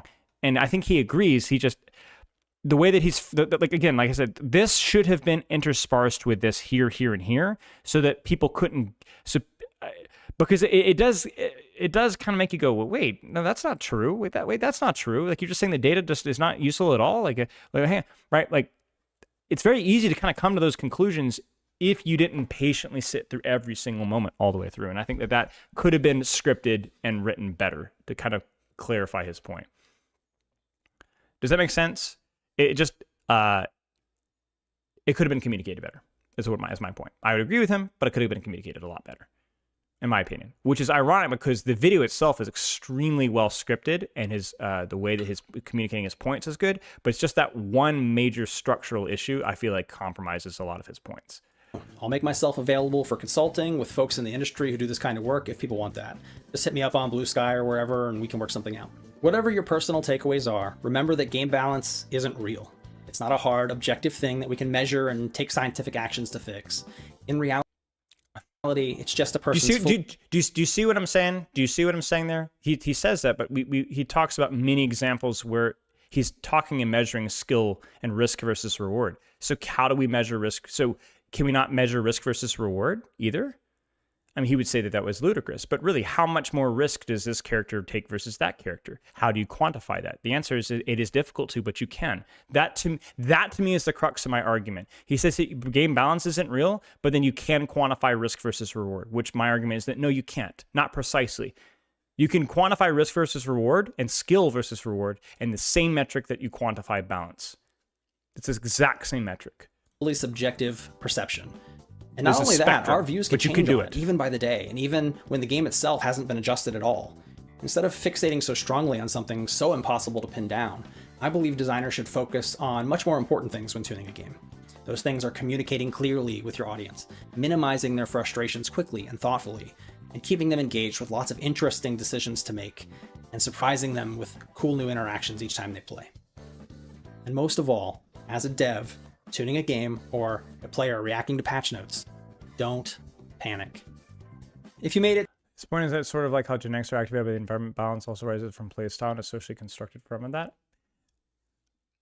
And I perception of balance can be, but one of the things I brought, so if you find me like not bringing something up, it's because I hammered away at it for 2 hours the other day. My point being is when we talk about players' life, is that player perception is flimsy, but oftentimes player perception can be very accurately statistically demonstrated. And so for the player perception that is not, like, we're not looking to control player perception entirely, but saying that balance doesn't change our perception of how an interaction is handled is just complete hogwash. Balance does not strictly only from playstyle. That may be a fighting game take, maybe not, I don't know. But that is not the entire argument. And I think that that's a very important nuance here that's just missed. And you could see, I'm not putting words in his mouth. You heard what he said. So that to me is just not true. That is not true. Balance is not a social construct that depends on playstyle. Absolutely false, demonstrably false. Saying that a large portion can be due to playstyle and can change rapidly due to random things happening is true. But for what facets that you can control from your vision for the game, for your metric of risk versus reward, skill to output, your whatever, then balance you can control to an extent what you can balance. I can say tomorrow the weather is 75% chance of rain, and it is 85. Tomorrow will be warm. I'm going to wear shorts and a t-shirt and bring an umbrella. Don't say, why are you wearing shorts? Why are you bringing an umbrella? You don't even know if it's going to rain. We don't even know if it's going to be 85. My educated guess is that it's going to be, and so I need to plan accordingly.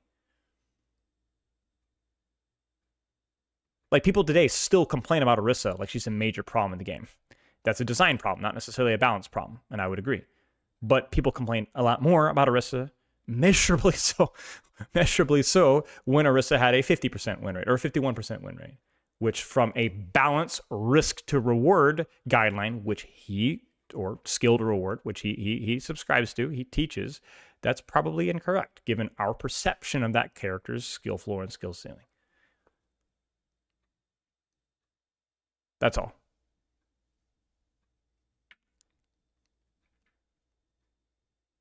To the end of the video, I hope this gets your brain flowing and makes discourse around game tuning a little stronger overall. Great video. And maybe as a bonus, it encourages gamers to give the devs who do game tuning a little more grace. I have a lot more to say on this topic, so condensing it down. He's just kind of saying everyone has a different scale and different amount of long-term novel to be found in whatever skill your game is thought through. 100%. Like in terms of where, like I brought this up earlier when I said if you want to measure balance and say a character that has a 55% win rate isn't balanced, again, that misses the context of whether that character has a skill ceiling or not, and misses the context of the ban rates and the map win rates and what rank that character has a 55% win rate. But just saying that you have to ignore the 55% win rate, whereas yours might be a 56% win rate, and somebody else's might be a 54% win rate, and somebody else's that win rates don't matter at all, just to say that there's no truth in that at all is just, it's reductionist. It's not true. The game will feel worse for the vast majority of players at a certain point. And where that point is, I don't know. At what point is a day warm? At what point is a day hot? At what point is a movie popular? We don't know. But we know when you know. When the outliers, as he mentioned earlier, raise their ugly heads, that becomes a priority, both a good and a bad thing. We don't know exactly where that line is. We all may have different, but we all do know that there is a point, and to say otherwise is probably wrong.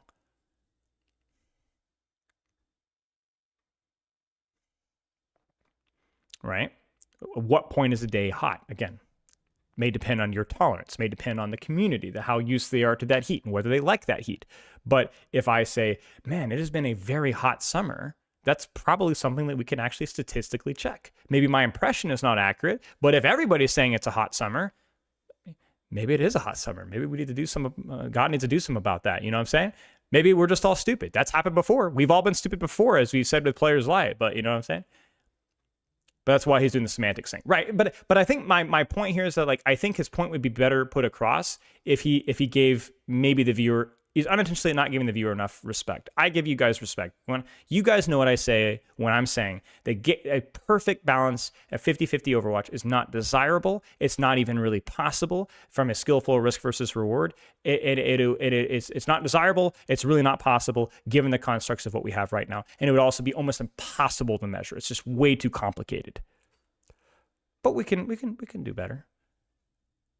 Maybe his example is that you shouldn't always change things to try to make the balance better if the balance is good enough, and instead on focusing and making your game more interesting. And I would agree with that. I'm not necessarily a proponent of change for the sake of change. I think there's been times where we've had balance changes when I thought the game was fine and we didn't need balance changes. And then we just upset the ecosystem. We upset the harmony, as he would say. For sure. For sure. But yeah, this is a good video. Like I am being the critic here. And this guy knows way more about this topic than I do. I've just enjoyed the. It don't take my criticism exclusively for being antagonistic. I'm just very passionate about this topic, and I really like talking about this topic. So that's. I hope that comes across here correctly.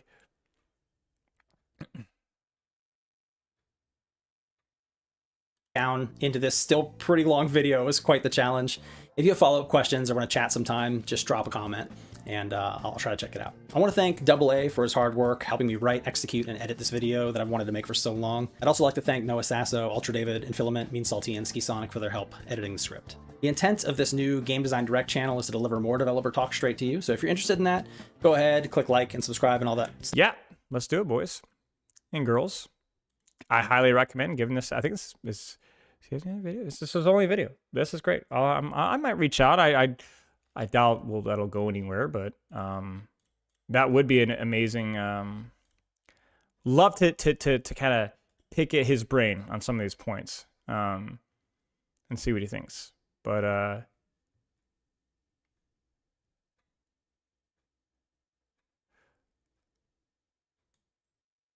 yeah, that's all. That was ridiculously long. I think literally took us over. Did it take us? I think it took over 4 hours to watch through that between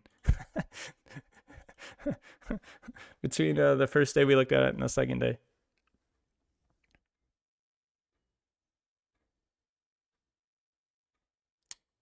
Ultimately, he fails to see the word balance for the simple, generalized term that it is, conceding to the idea that its perfect, most literal form is unattainable when that's rarely even implied. Right, like that. That to me is like the good faith that you have to extend to the community, to the majority of the community, or the portion of the community that's actually paying attention and listening. Is that yes? No, I think people understand. Or could be educated that yeah, perfect balance. I mean, you guys are here. You understand what I'm saying. Like you guys maybe are the minority, but yeah, you understand what I'm saying. When perfect balance isn't possible, when you have both map bands and hero bands and various hero designs that have vastly different skill floors and skill ceilings and outputs, and that certain heroes will do better just because of the meta, even that they're in a vacuum, not all that much stronger. I mean, this happened all the time with Lucio and Goats got nerfed, and Lucio was not that strong and ranked, but he just was a part of the Goats system, and so he got caught with a stray, right? And so like that's the nuance of data, right? That's the nuance of data, is being able to recognize those things. But I think you guys all understand when I say that, and when he says that balance isn't perfectly real, and having knowing there is no perfect line, and certainly not with a game as complex as Overwatch. So.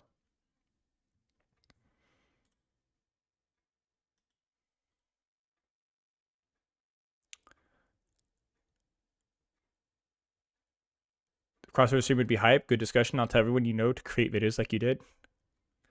What do you mean with videos like you did?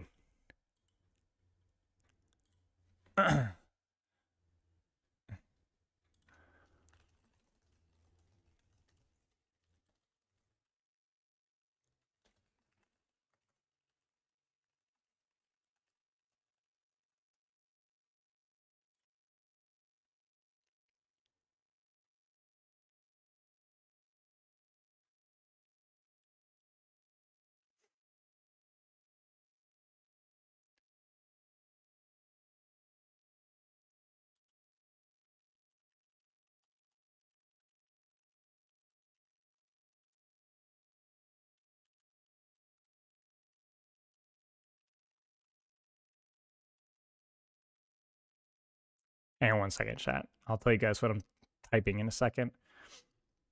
Might have some fun news.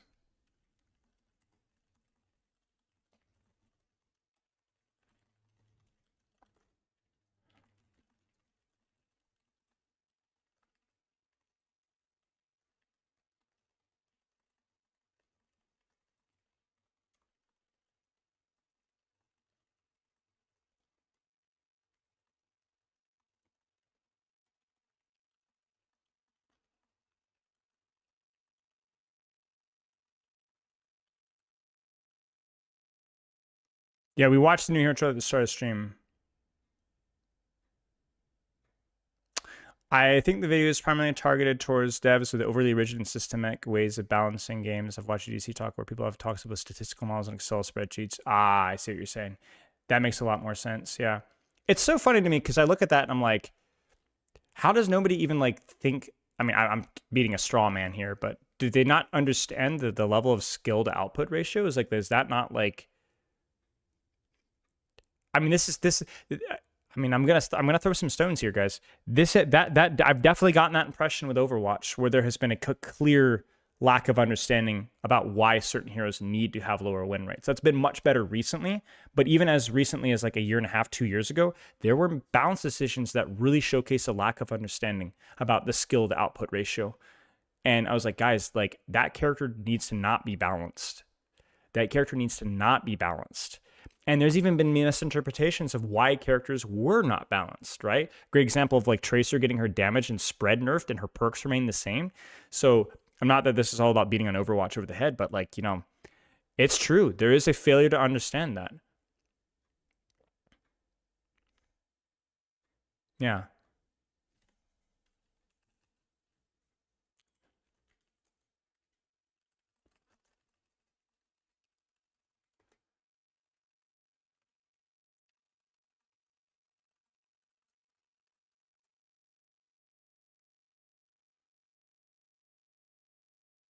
Yeah, agreed.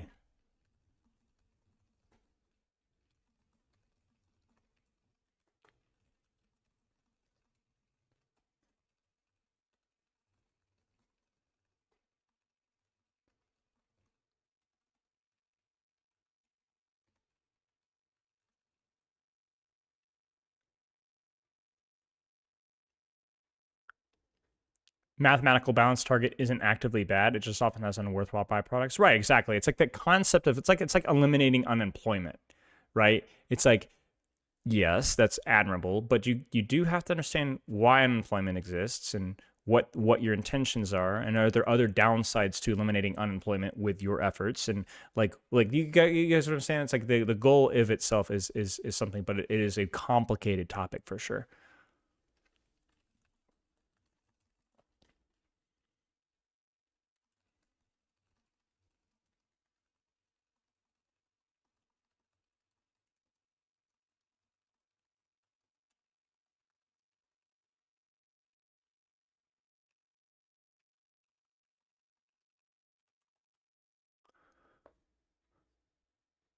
Right. Right. Okay.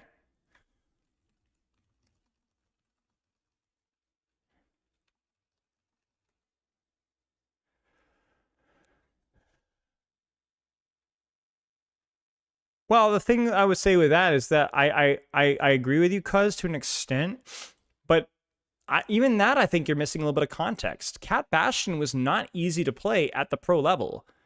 I mean, if you guys listen to the recent Uncoachable podcast, Landon talks a great deal about how a lot of teams were even struggling to implement Cat Bastion at a fundamental level.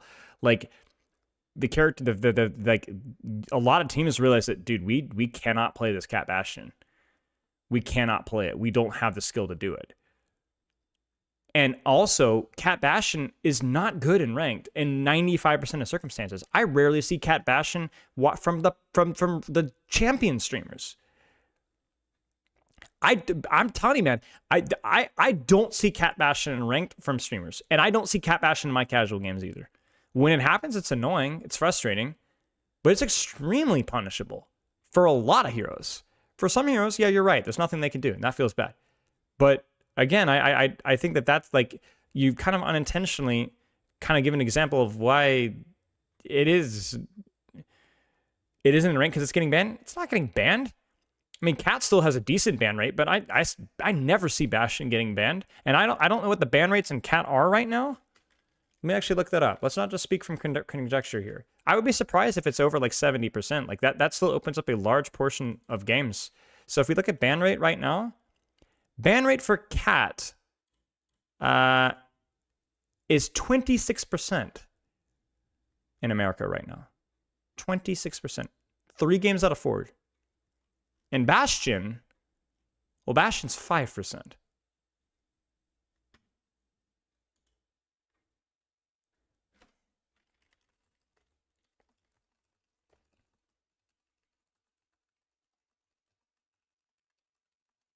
Okay, so a little baby announcement here. Yeah, I hope that doesn't come across as rude. Like, you're 100% right. Like, I think, listen, I literally, the first time I play tested Cat, I told them that they needed to give them a tether duration. I've talked about this publicly. I've even given them public critiques. I think they need to give a tether duration. I agree with you. It's not a fun interaction, but that's definitely for more of a design thing. I don't think that that's fun and interactable. So yeah. So I hope that makes sense. So because I'm telling you, like, I agree with you from the design of the thing, but I don't think that, like, from an understanding that it's not as simple as like, oh, Cat Bastion OP, nerf Cat Bastion. It's like, well, we need to nerf that synergy potentially, because when it does happen, it is annoying. But most people, it's harder than you think, I think.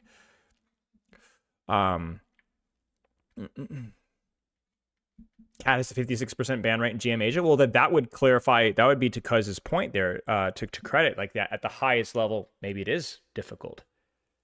Maybe it is difficult because it's something that the highest level you can, if you're good enough. Maybe it does need to be nerfed. Oh yeah, mini announcement here. So, hey.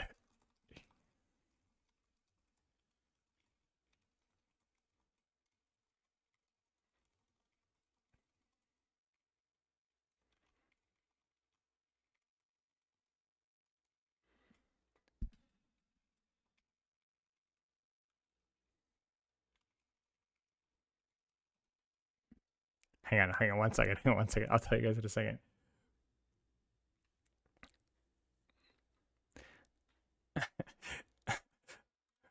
I'm waiting for a response from somebody. How are you guys? I'm sorry. How are you guys? You guys doing good? You guys haven't, dude, I'm sweaty. Oh my gosh, it's hot outside. Wait, no, it's statistically, we don't know how hot, we don't know if it's technically hot or not. Reminds me of my grandfather, science teacher. He hated when people would be like, oh, it's warm. Like, not the weather. He wasn't that stupid, but he'd be like, you know, the cup is warm. No, what's the temperature? You know? He's gonna keep building this up and then go offline. Yeah. I think we're done with the day, man. It's already 7:30, dude. Like, I cannot believe it. It feels like 5:30. I'm not joking. Like, I'm sorry. It probably feels like 12 o'clock at night for y'all, but like, it feels, that went by so fast. We've been streaming for 4 hours. 4.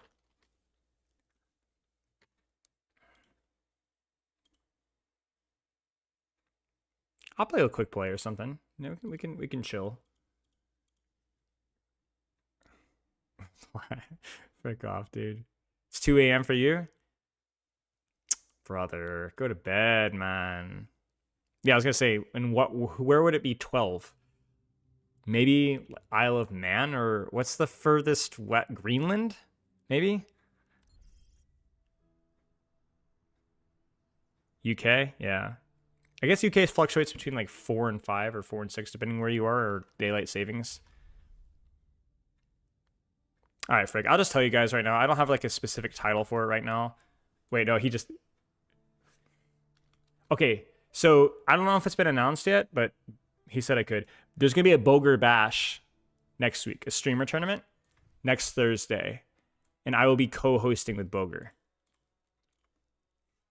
I was messaging him what it's called, and I was like, is it the Clown Clash, the Bozo Bonanza, the Poop Hole Participants? And he says it's the Boger Bash. But I'll be co-hosting the tournament next week with Boger.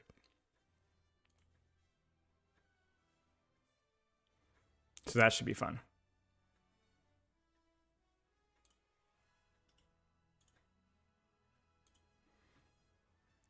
Yeah, Overwatch. Mm-hmm. Yep. I think he just wants me to make fun of everybody. I think I'm just going to be basically there just to complain and just grump and call everybody trash and be sarcastic. So I was like, he's like, no, he's just, yes. Yeah. So we will see.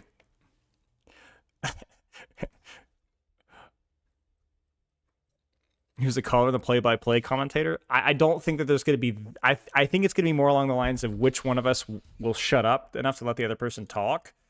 I don't think there's going to be any sort of structure at all. The professionalism is foreign at this point. What do you guys want to see?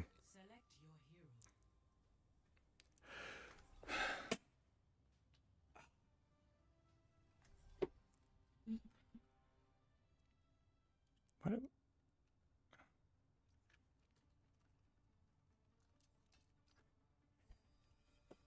Ryan? Ball? Oh.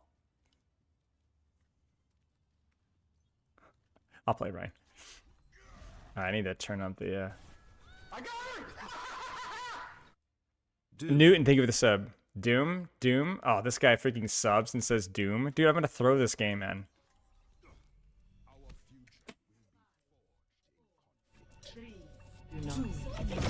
Oh no, it's very loud, sorry guys. Capture the objective. Awesome start. Enemy located.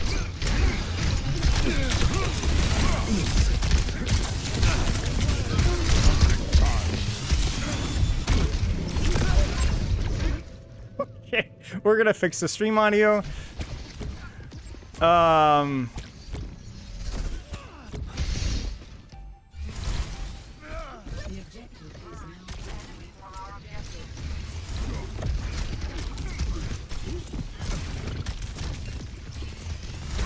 No.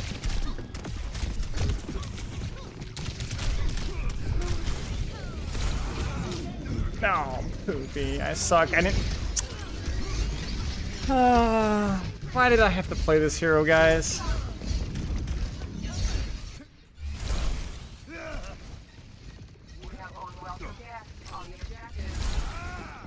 I can stall this, I think. Wait, this doofus is punchable.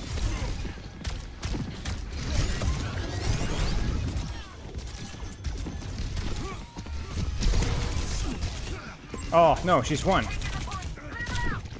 Oh, gosh. Okay. Gosh, man, we're 0-3. Oh. That's how they're just getting bronze. Alright, you guys must see me lock in. We're gonna do this. We're gonna do this here. Lock in a quick play game. Put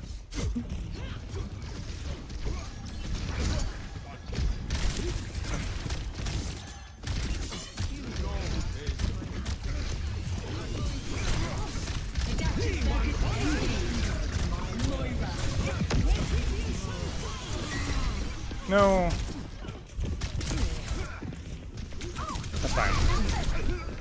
That's fine. It's fine. We're good. That was a couple volts. Let's go.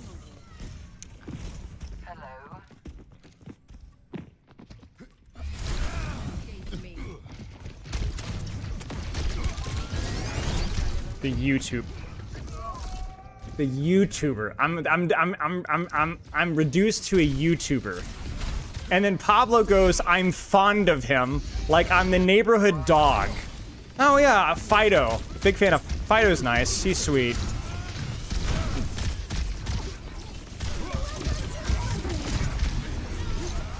I'm going to literally go clinically insane. I am 0-6. I'm 0-6. I hate this. I'm done.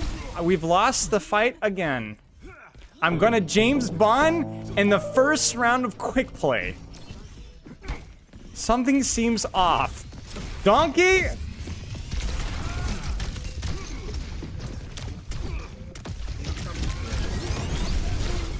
I'm dead.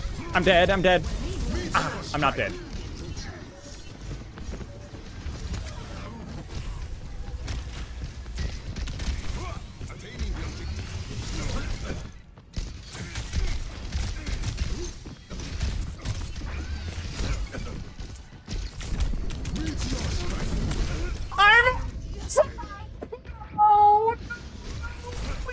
First round lost. Meteor strike. Score 0. 0-7. Oh, I've killed myself twice. Oh. Warm up those legs. We've got work to do.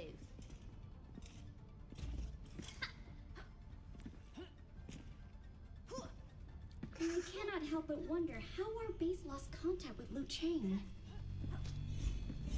5, 4, 3, 2, 1. Round capture. Oh no, that was...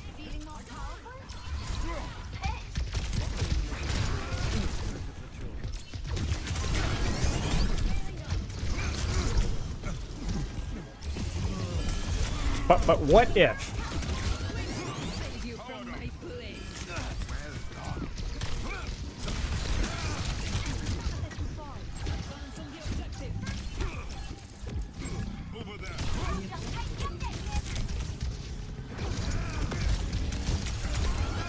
I've crossed lanes and I'm gonna die for it, ladies and gentlemen.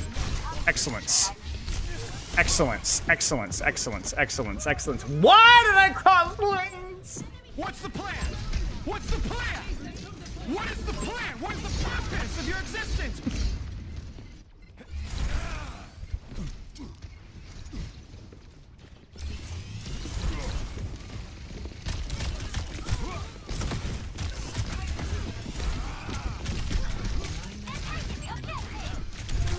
My minor perk. Awesome. Okay, I have a minor perk. I'm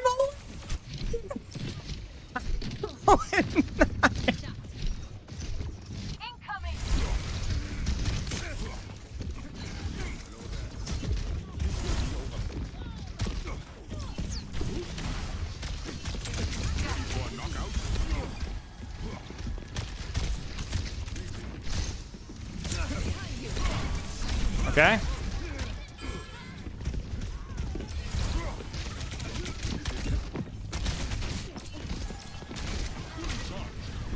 Adaptive circuits engaged. Tracing. Personality. We did it.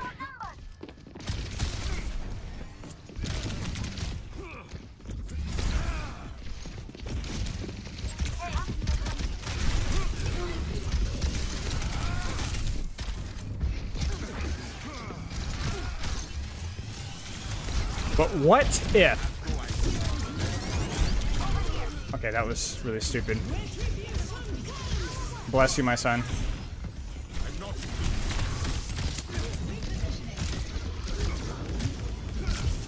Meteor strike. I am always 5 steps ahead. No, mama. No, how? How?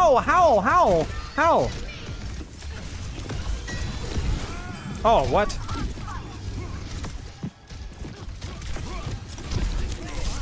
Oh, what happened there?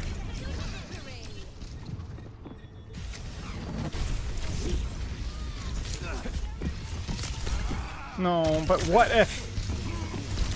No! No! No! No! No! Oh, 2 what ifs in a row. Oh.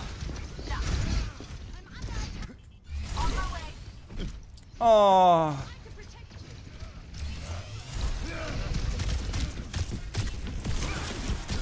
No.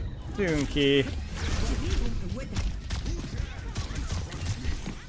Wait, we're going for it.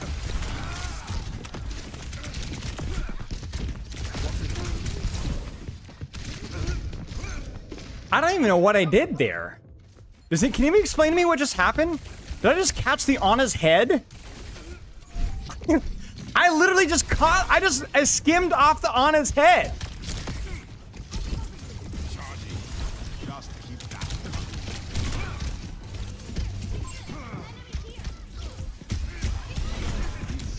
You better stop, you understand? No, no.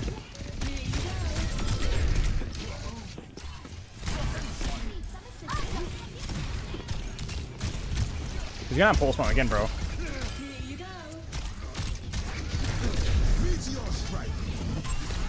Oh, what the mamacita was that?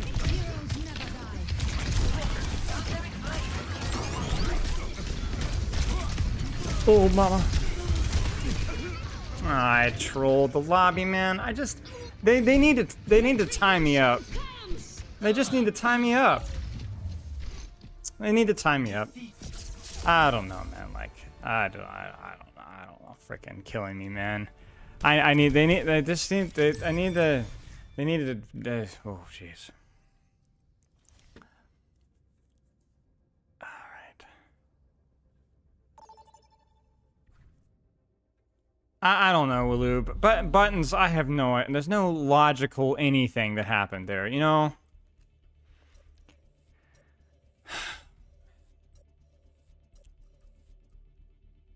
What's harder, Doomfist or Ball? I think Ball has probably a higher skill ceiling or value ceiling. Definitely a higher value ceiling because I think a lot of the Doom techs aren't as important, but Ball you can get a lot of mileage out of them. But I think Doomfist has a higher skill floor. I don't think Ball's that hard to play at a lower level once you understand the fundamentals. But Doomfist always demands like shot accuracy. I'm gonna do it again. I'm gonna freaking do it again. But I don't know. That one's a tough one.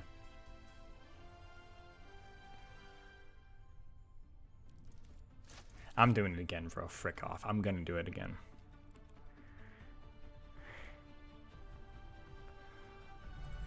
Our future will be forged. I don't know, Cryptic Spider. I'm sorry.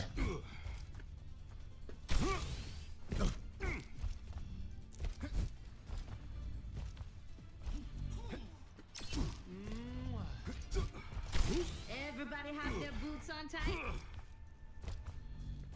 Of course, Bamboozle. Yeah, go for it. If I miss the question, just repeat it. Fruition comes from within. Past is failure.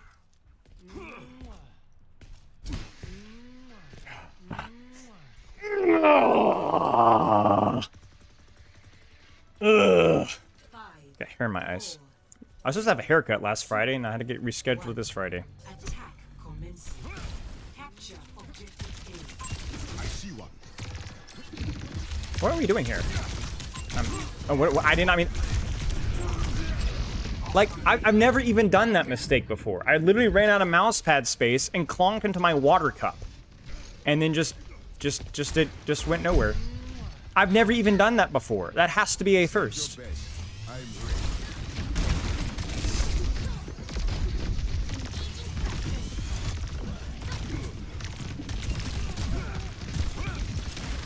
That feels a little criminal.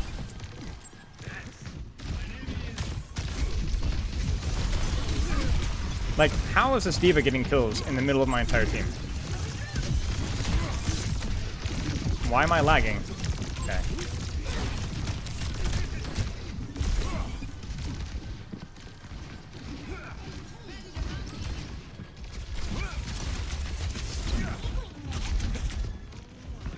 Am I crazy? I'm not crazy.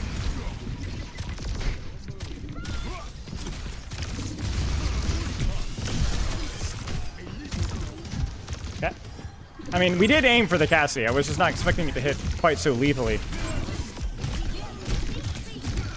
And this diva is still alive. I don't think my team has hands. There we go.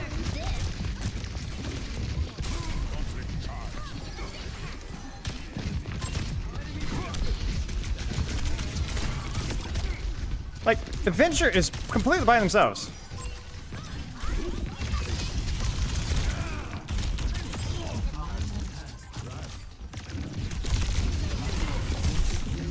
Ah!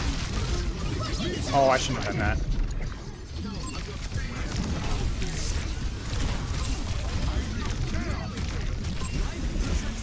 This Juno is obnoxious. Hit a shot challenge, hit a shot challenge, hit a shot challenge. Oh my days.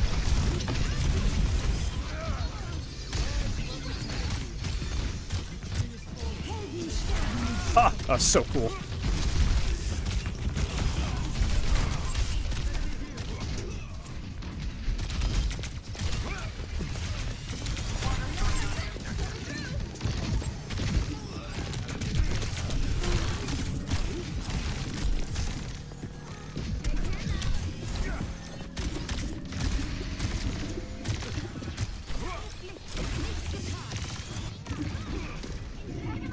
Nice.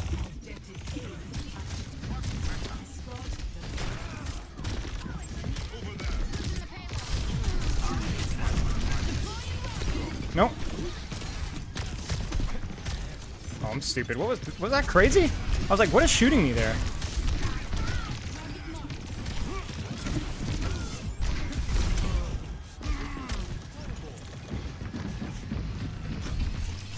No.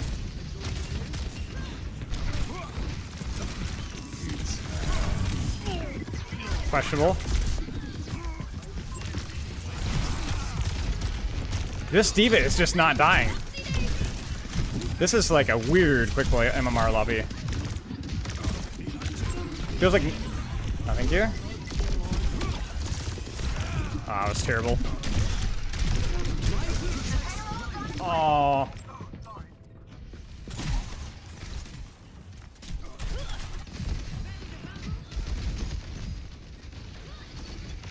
My bad.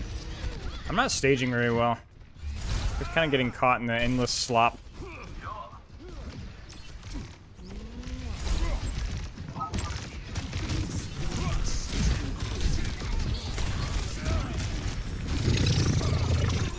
What was that noise, man? Oh no, I suck at this game and I didn't ult.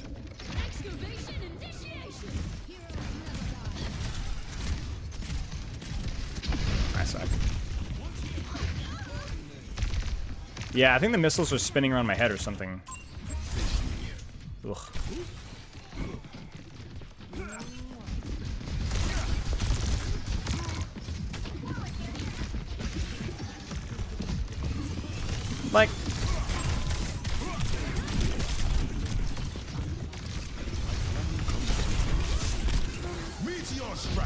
Like, she still gets out.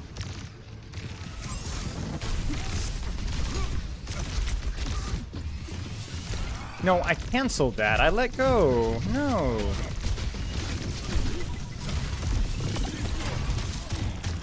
Like, these guys are literally walking through my team. No. Oh, I didn't mean to cancel that.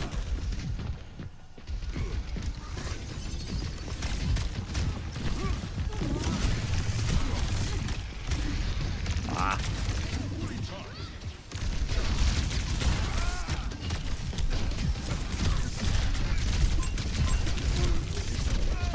I'm just dumping damage. I might have to swap because this is kind of boring. What should I go? Winston? Go Winston. This is just boring. It's not fun. At least when I die, it feels like.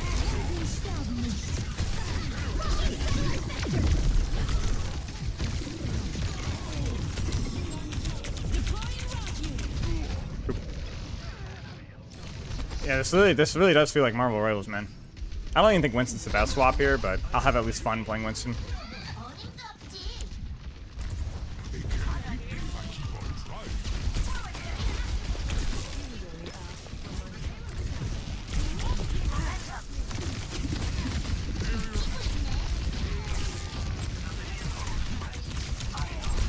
Oh, I suck. Oh, that's my bad. No, this is not the map's fault. Like, we're not even killing a D.Va inside of our team. With Discord. With Discord.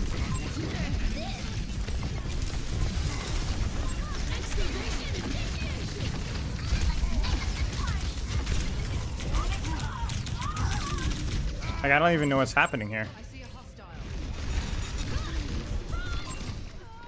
60 seconds. This just feels like, this is just quick play matchmaking. I literally feel like I'm playing with brand new players.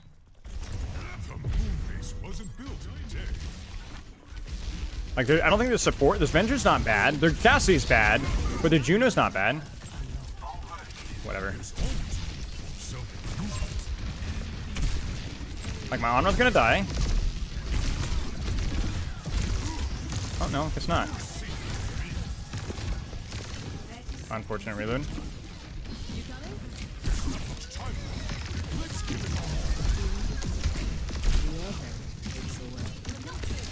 No, I suck. To be fair, I'm also playing horribly.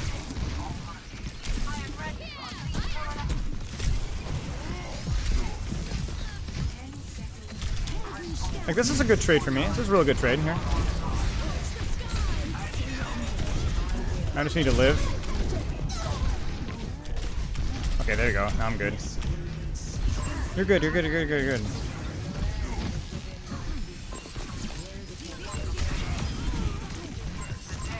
I'll play a Chain Lightning here.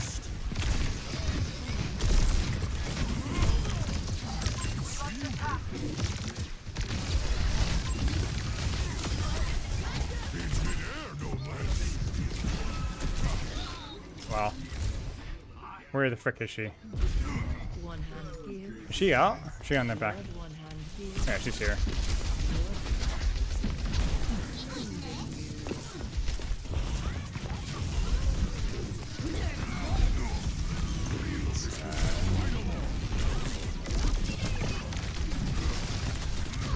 I mean, we had. Well, it was a good try. It's definitely a game. All right, guys. All right. Well, surely next one. Playing the team style. Okay, for real. Oh, I need to look at the Ana clip. Me skimming off of her head. Select a map.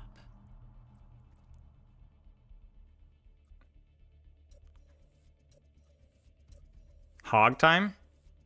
Hog? Oh, there's a question, a coaching question. What was the coaching question? I'll do a hog game. I'll do a single hog game.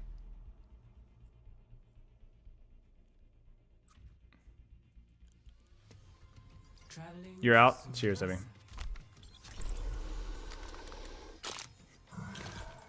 What kind of game am I looking for? One where like mechanics weren't the issue specifically, like a really bad issue? I would say a game where you have questions. A game where you have questions. That's the most important thing. a recent game, a game where you're playing heroes that you normally play, and a game where you have questions. Close game, win or loss is usually useful, but it can be bad win, a bad loss sometimes too. Apocalypse ain't over. We'll make it out alive. Maybe even in one piece.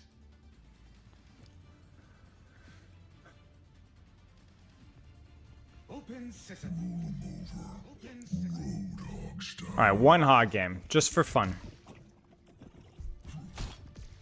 Open sesame. 5, 4, 3, 2, 1. Nope. I was taking in. Initial flashpoint.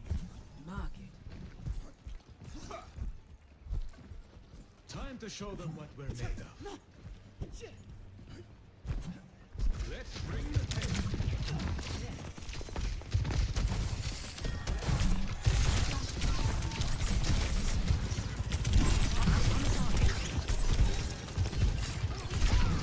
Oh gosh.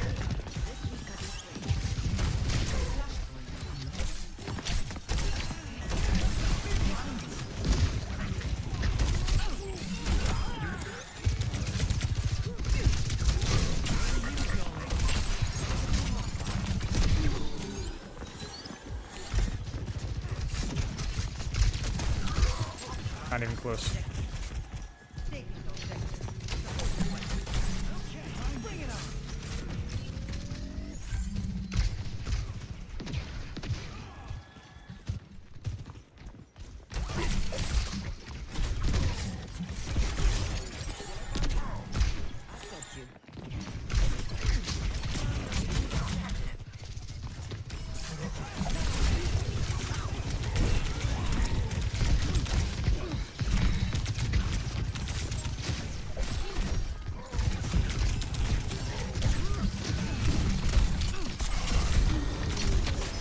This ends now.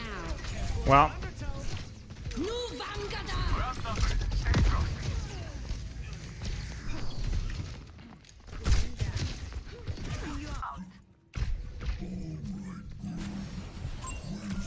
I'm taking too much damage, and my team is just dumping resources into me. But they just need to play deathmatch. Like you just shoot. What is Ballhog saying?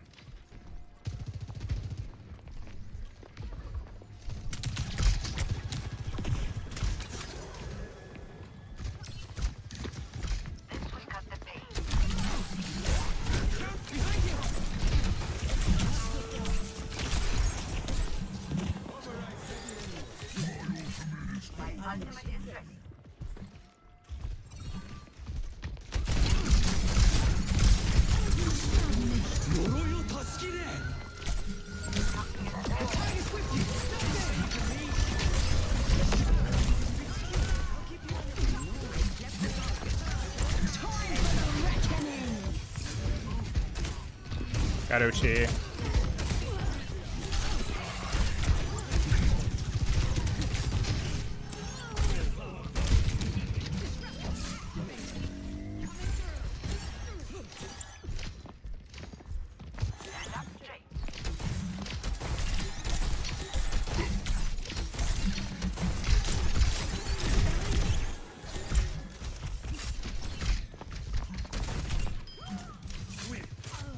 Ooh. That looked like Pigpen for a second there. Did you guys see that? Double amp heal, okay.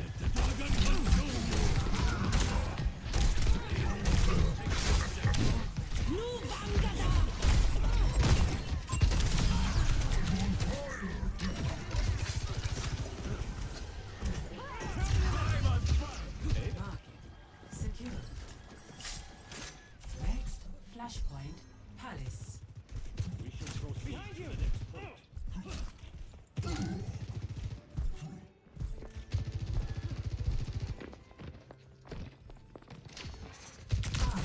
I don't care if they know. I'm just gonna make them think about it. There's the Orisa swap. It's a good swap. Too far.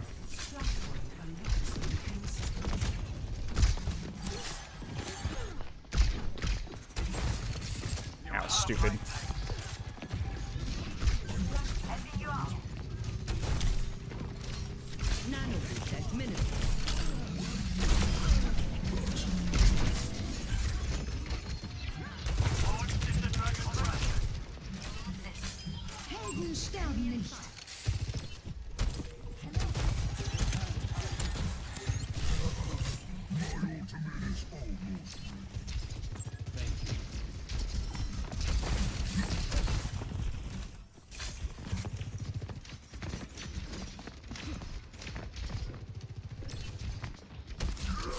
Ah.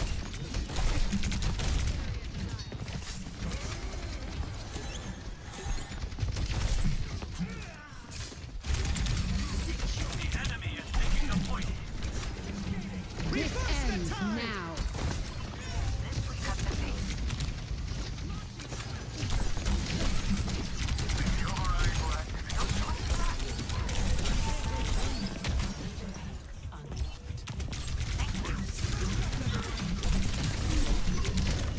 Oh, I couldn't vape in time. Shoot. I needed to play that one more patiently. I was too busy thinking about whole hog. That's actually a massive nano boost. We should actually just win the fight off of that. They were like continually giving me resources there, and I just need to play more patient. I am grateful. You've got it. Well, it was also good because it caught their ultimate, so it just kind of denied their Orisa value. Thank you.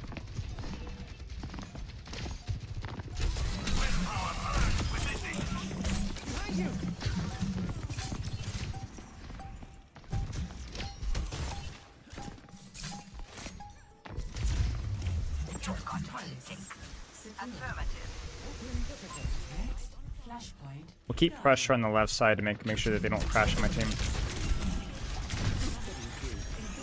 That was what I was scared of. This is where I actually press W on this left side. See if I can catch somebody. Aw.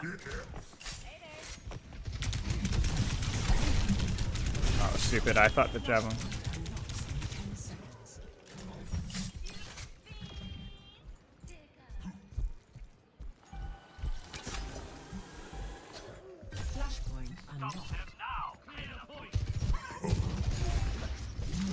Make him think about it. Make him think about it.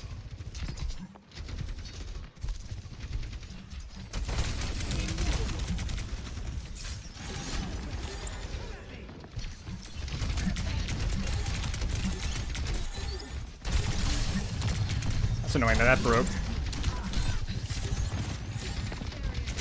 She actually doesn't win that HP trade because of where she was positioned. You see that? So it's not a favorable matchup for me, but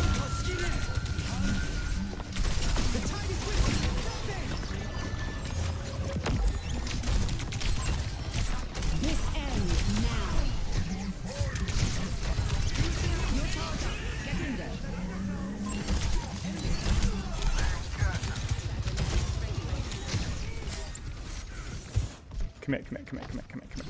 Get him out. Okay, there's Fortify. Nice. Reap will be fine now. Okay, so they ignored this angle. Nope, they're not gonna ignore it. There's both cooldowns. He's gonna ult.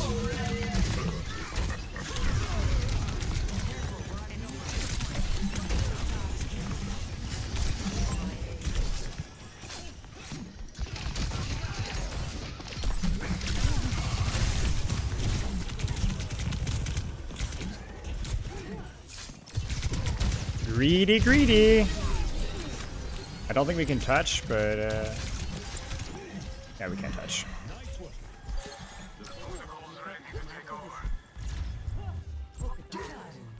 Lost. Next, flashpoint, temple. Who's gonna go and pre-rotate?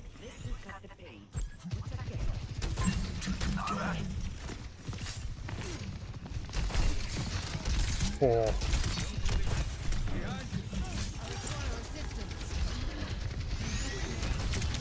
There's Fortify. We can do something funny here.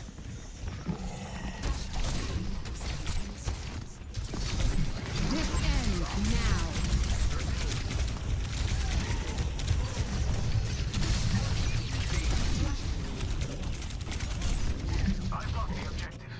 That was kind of unfortunate. We got pre-fighted. If we had all been there, I think that had a chance.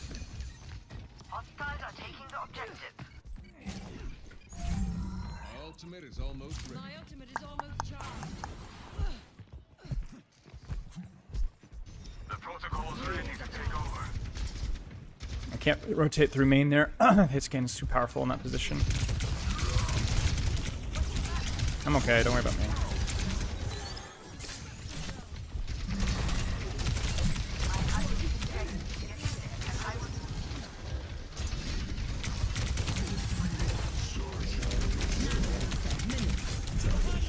I'm gonna kind of force a rotate to point to see if I can set up a crossfire here. Okay, there you go.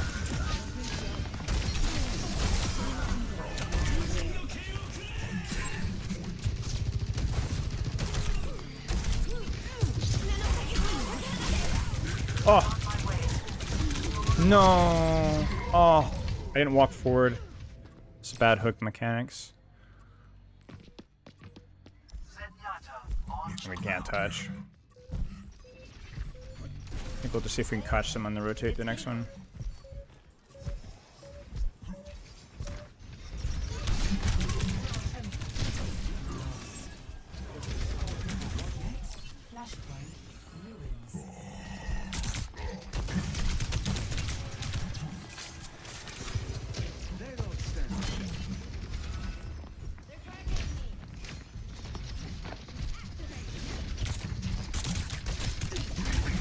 You can't push me safely. Because she's doing so in front of my entire team. So she's targeting me unfairly there, and she's gonna pay for it.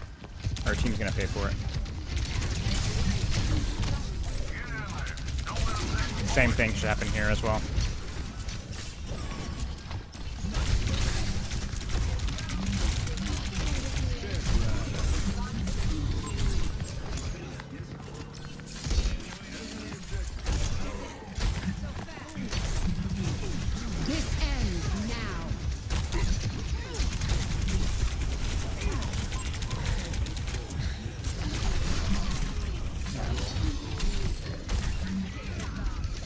For me, it's more about like you need to hit your skill shots there. I'm hooking a lot of javelin spins.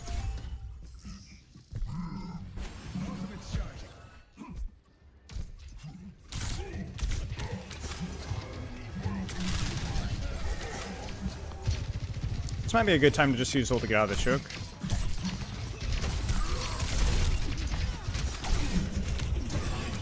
We need to not stack on me, please. That makes my life impossible.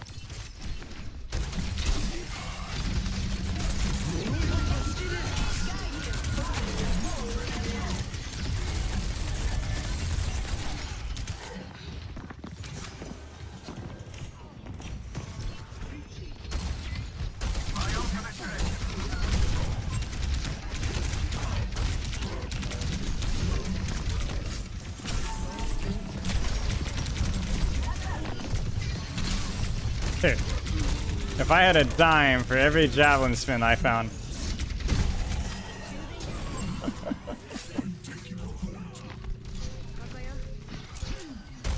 Oh.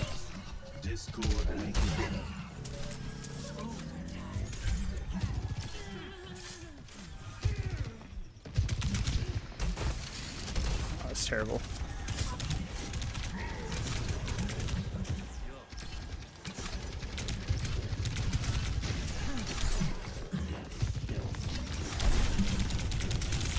And they are really all in on me, aren't they?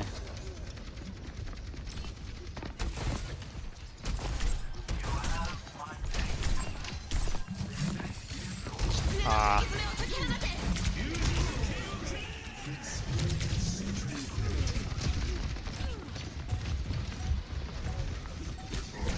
Kind of need to give them flip here. Ah. We held space. We did the right thing there. We just need to actually hit the hooks.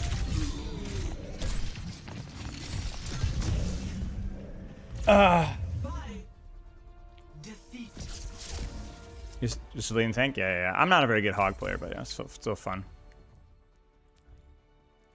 Alright, we'll do one or two more, and then we'll call it. You can't shoot out of it, no. You can shoot in it, you can shoot around it, you can't shoot through it on either side. Vote for your map. Or Jib. Either one's fine. Tank again.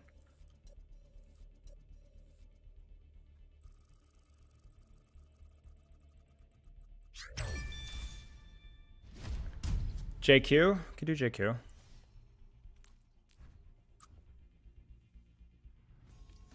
Now entering.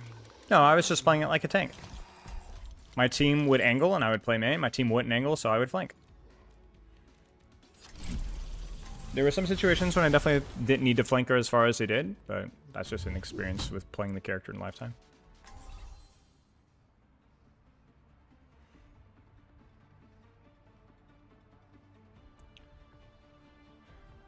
Mizuki does not have a roof, to my knowledge, or it doesn't. With no, it does. Sorry, it does. You're correct. It's saying that the Seer ult can drop drones inside of it, if that makes sense, because you can drop the drone goes through it, but the bombs, if they materialize inside the thing, they're not eaten. Is that bad? Not necessarily, no.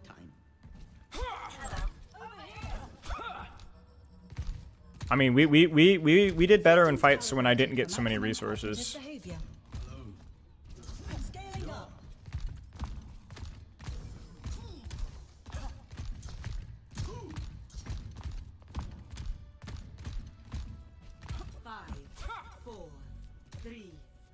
That a correct spin? Okay, good to know. I shouldn't have shouted here. Widow. Oh.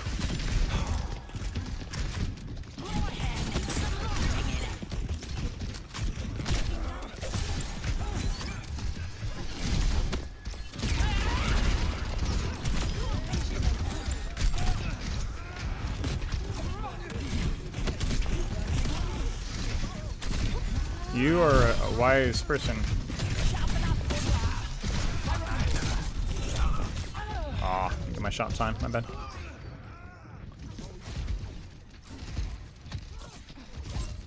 I would just get flamed a lot? Yeah, well, I don't really care. The average ranked player is not going to know how to play.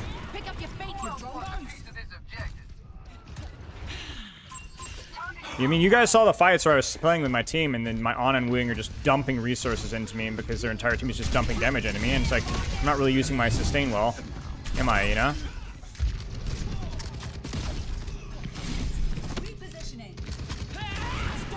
Ooh, easy there, bucko.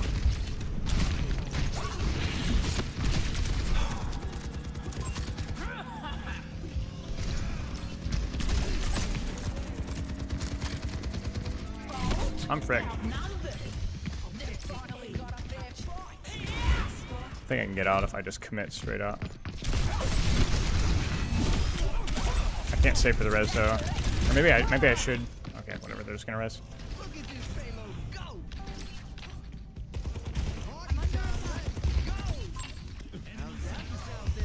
It's better to leave the Jagged Blade, people. Depends on if you need to pull right away. If you do, pull it right away. If you don't, leave it. Makes them think about it. Keeps them in awkward positions for longer. I always leave my Jagged Blade unless I'm planning to pull them right away.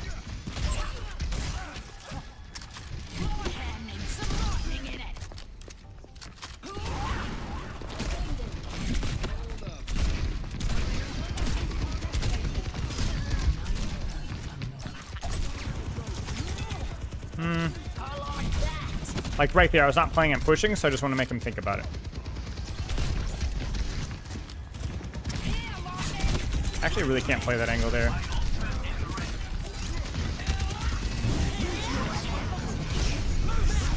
Ah. I'm dead. My ratio of arrows to quick play to ranked, like? Very high. It's like double the amount of competitive quick play or more. Does he have deflect? Pick up your fate, you drongos!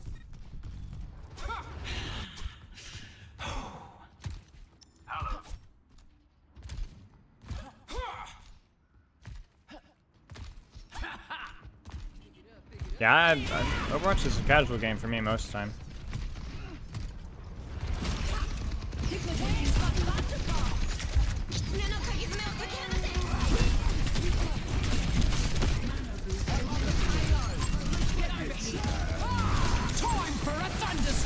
Oh no. I was so confused. Why did everybody disappear? Did you guys see that? Or was I lagging too much? You see what I'm saying about the pull? You see it right there? Now, right now it matters because I could reposition him while he's charging his punch, but like that really messed with him. And if I know that he has counterplay for my pull, why blow it right away? You know, make him think about it for a little bit.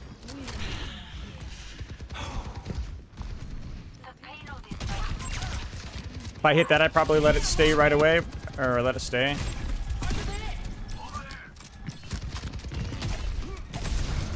Right there, I can't go for that follow-up, but I can make her think about it.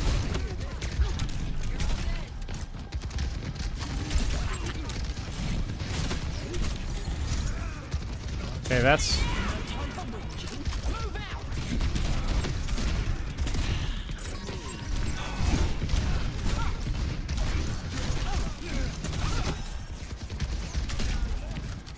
We need an ultimate now.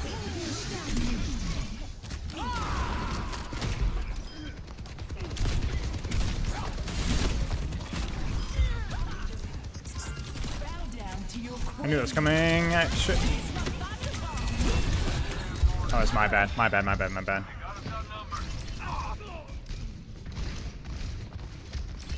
This is feared metal ranks? You betcha.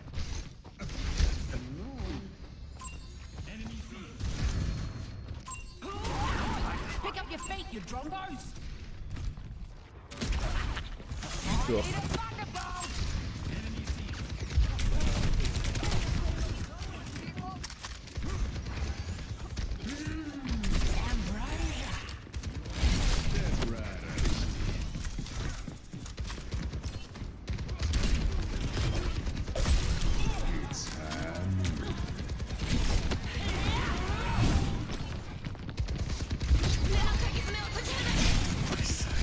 Oh, I'm overextended. I did not count my ults correctly. My bad. Kasune visor, and we didn't clean them up in time. Push too far forward. Stop mucking around and move! Get ready! I'm about to go on a rampage! This rotation probably makes more sense at the start.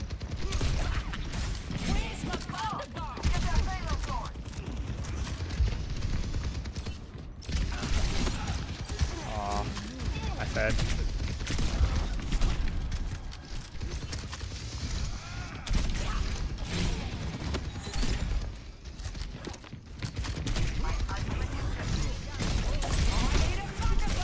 Like, I'll pull immediately there because I want it, you know?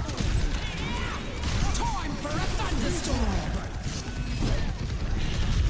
Only way we lose is to an off angle here, so...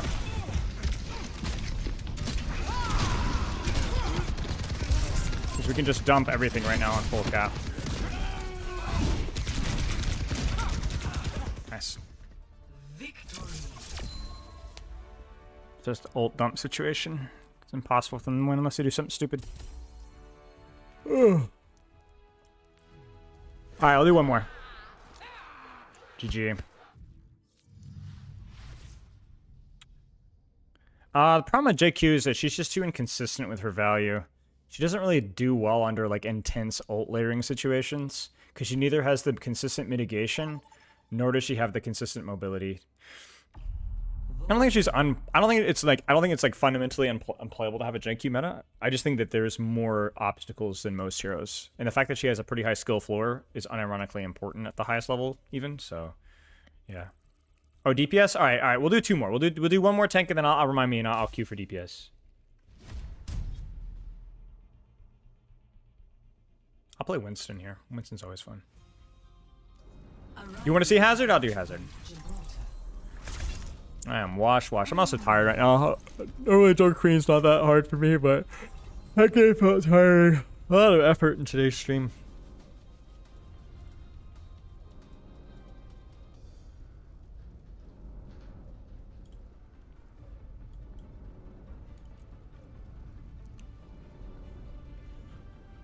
Next is Symmetra, please. Okay. If you're in it with me, you're in it for life. Aim for your best out there, pulse. Yeah, Queen has some tough matchups. There's just some of the more annoying heroes that are also coincidentally pretty popular in rank, so. Ah, yes, Akiyami. Yes, exactly. That's the plan. You look like a talented bunch. This should be quick. Can you echo? Listen, man. Very rarely do you want to watch me play to learn how to play a character. Let's put it that way. Maybe some positional stuff, but cooldowns, mechanics, no. I am, especially at this point in the day, where I'm just brain rotting. Oh, I'm sorry, Jacob. Thank you for the gifted sub. Thank you very much. I hurt. That was strange. Oh no. Ooh.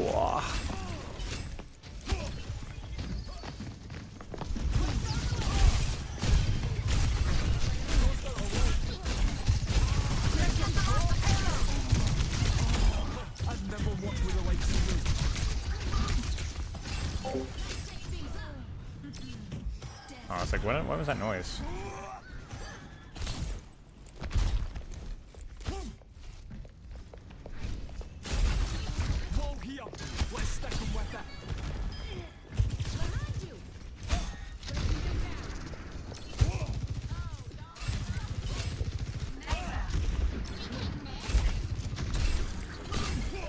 No.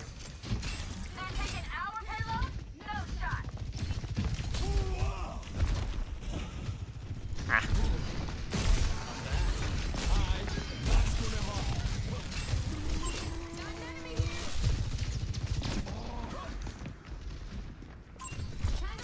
Do I actually have to jump for that? That's kind of cringe.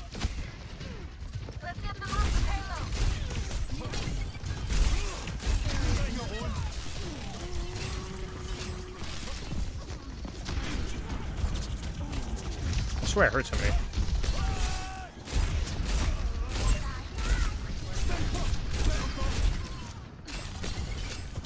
Can I get out here? Wait, I'm lagging, man. Like this, my block is not working.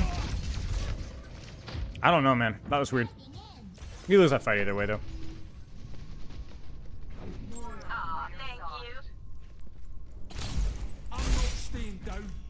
Kind of a rough stagger. This is gonna be a late contest.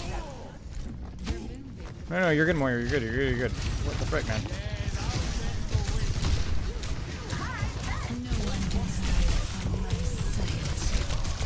Ah, fricked. That was a terrible infosight.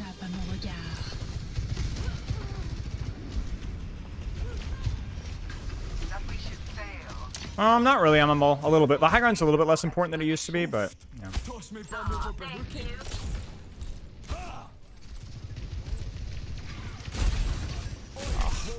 Just time that. My bad. Let's get together. No ticky.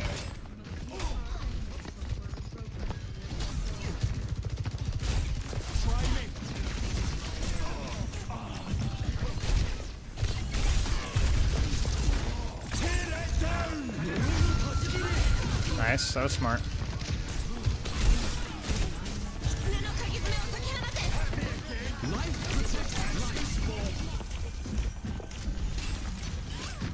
Oh, I'm stuck.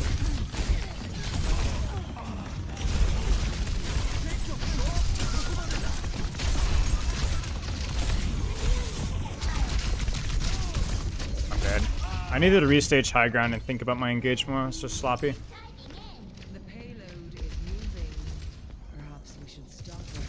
No expectations. I would love to see a high skill ceiling hero, but we will have to wait and see.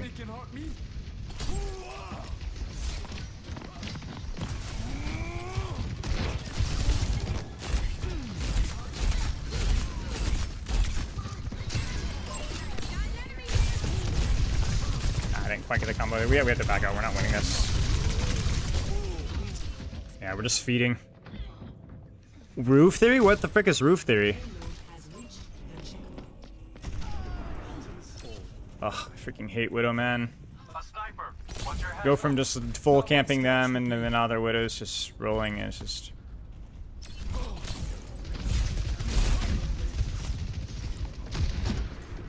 Man, that's just like really irritating. Personne n'échappe à mon regard.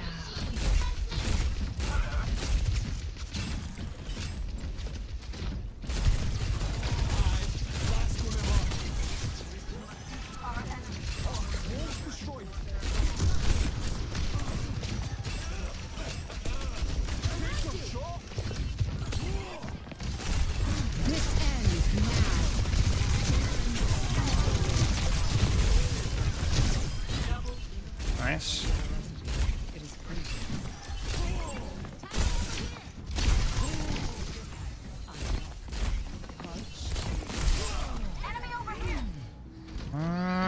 So we can do this.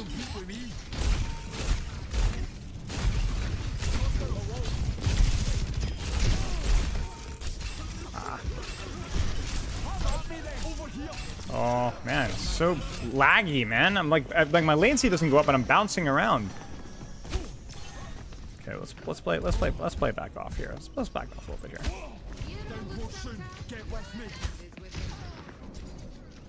What's she doing, man?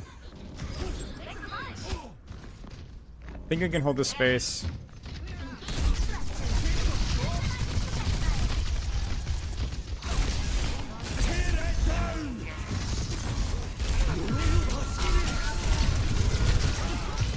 Crud. Maybe? No. I need to be faster there. We still have tree and blade.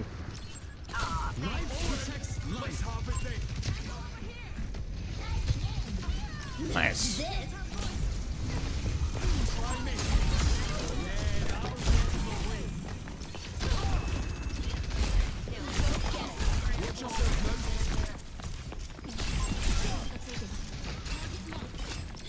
Nice.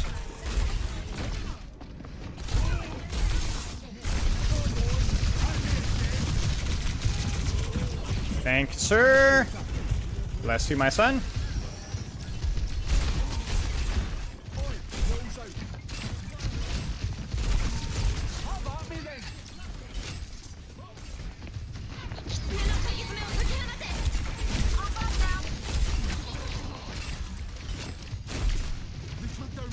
Don't take any damage. They're still Kitsuned.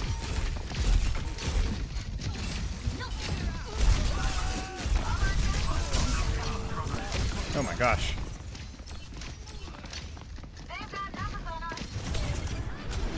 This ends now. Okay, huge.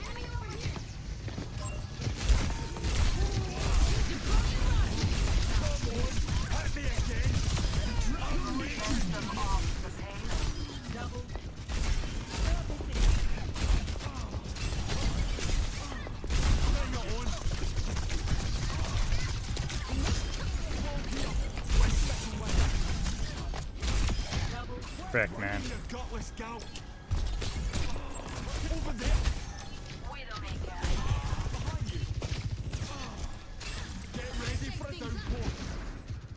More just leaves.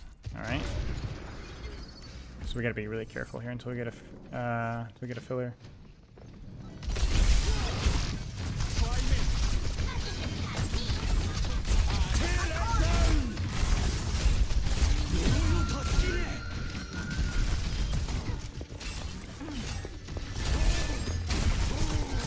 I'm blocking definitely too much. I'm not gonna lie.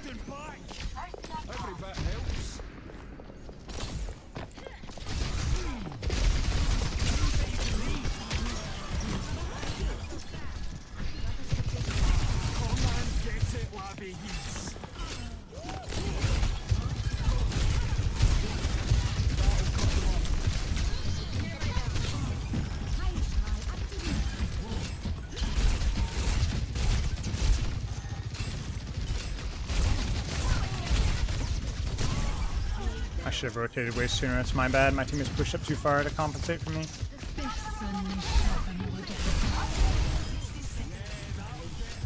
That's annoying for them.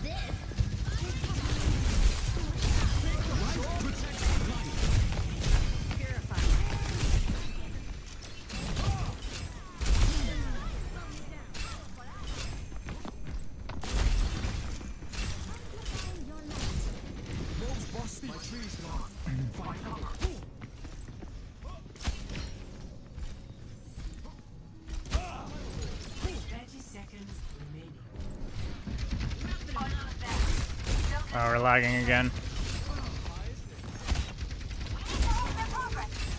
Widow's in trouble. It's fine.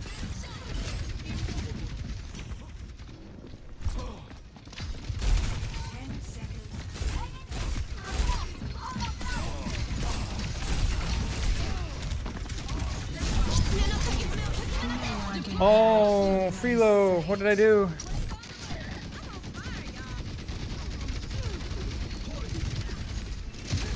Too greedy, too sloppy.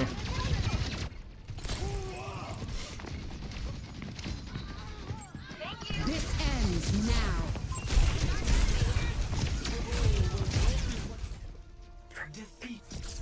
Frick, dude, my bad. I thought that we had touch, but we didn't. I thought I could greet it. All right, we'll do a DPS game, and then we'll call it from there. Dude, that sucks. Classic escort snowball until they game mode sucks, and then they hit a roadblock. And third point, unfortunate. Do you prefer this version of Jib or the prior versions? I don't know.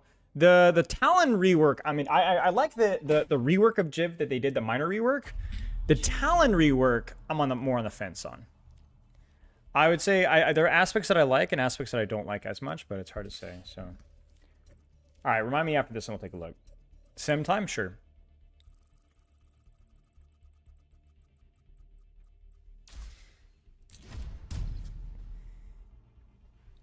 But Arriving at Conceal.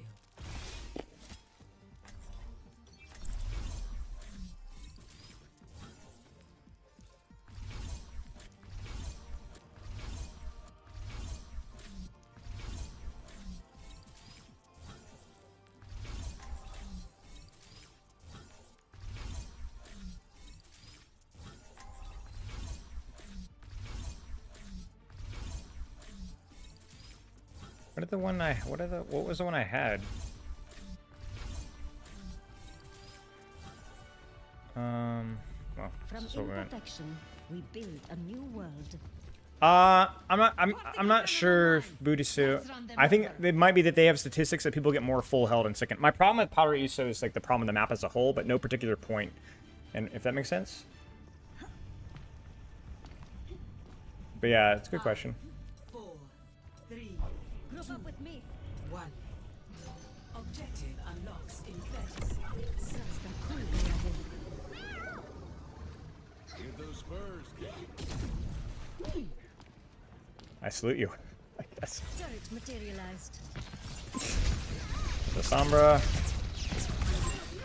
I have opened the bomb. Aligning sentry position.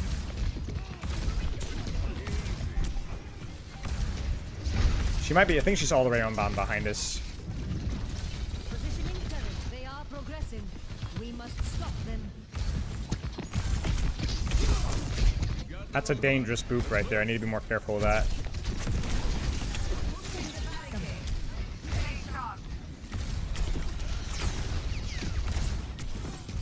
Constructing my teleporter. This is actually a pretty bad matchup for Sim. I'm not gonna lie. On-run, Sombra, Wing, it's a lot of damage. This is gonna be hard. Adjusting turret placement. I'm gonna ego because it's quick play. And assume that they're not gonna push me. But they might. So I'm just gonna be a rat. And have my turrets follow me. That's hitting me.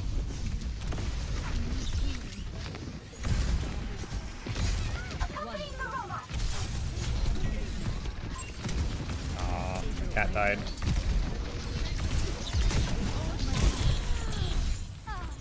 Frick, this is pretty rough.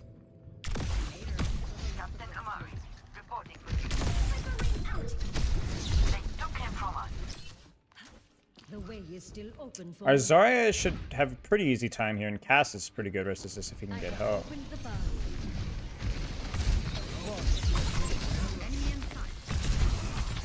Business of the pathogen. My condition is improved.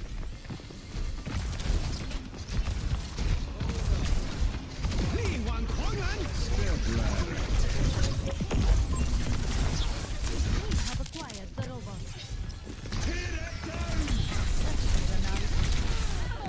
Oop. We're just getting snowballed.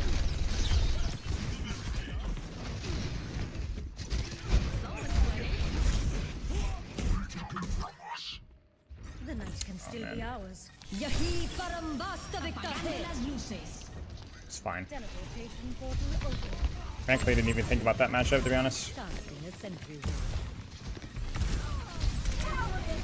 My turret was demolished.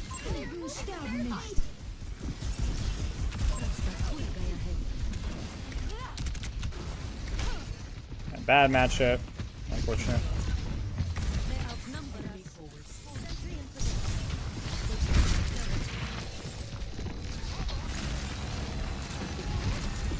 We are in harmony. Sentry ward in place.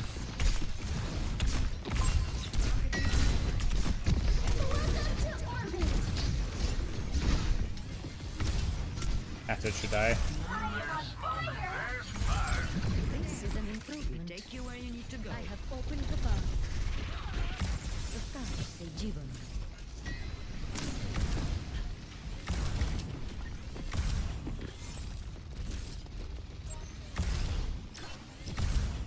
Sentry in position.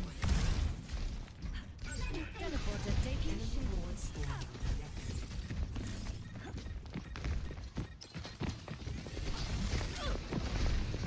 Placing a turret here. Behold my healing.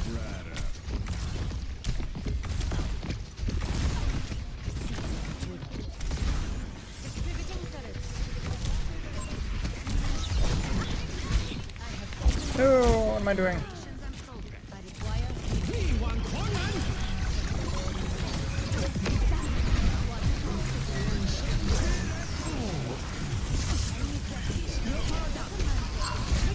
my design. The team has taken the robot.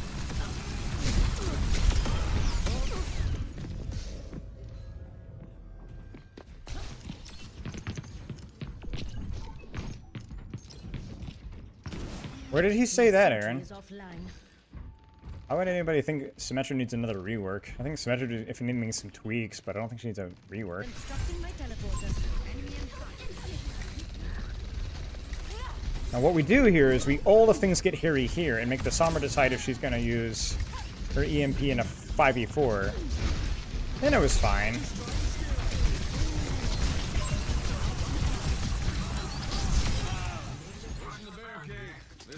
My reality, my Power spike, display. especially in this matchup.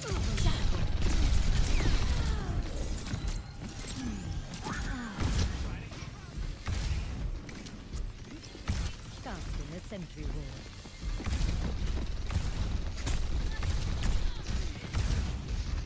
Teleporter materialized.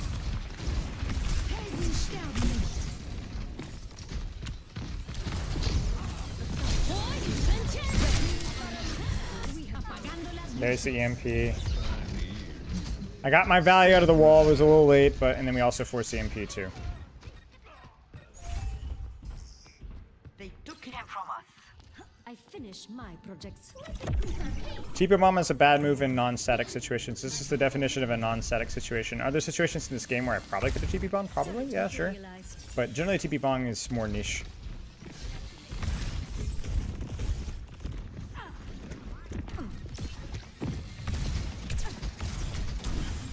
They broke my turret.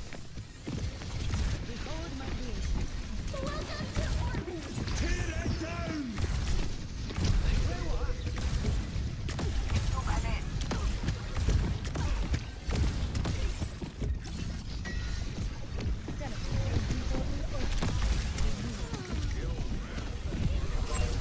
This place is home. Swing is good. Well, kind of good. Movement's a little hairy.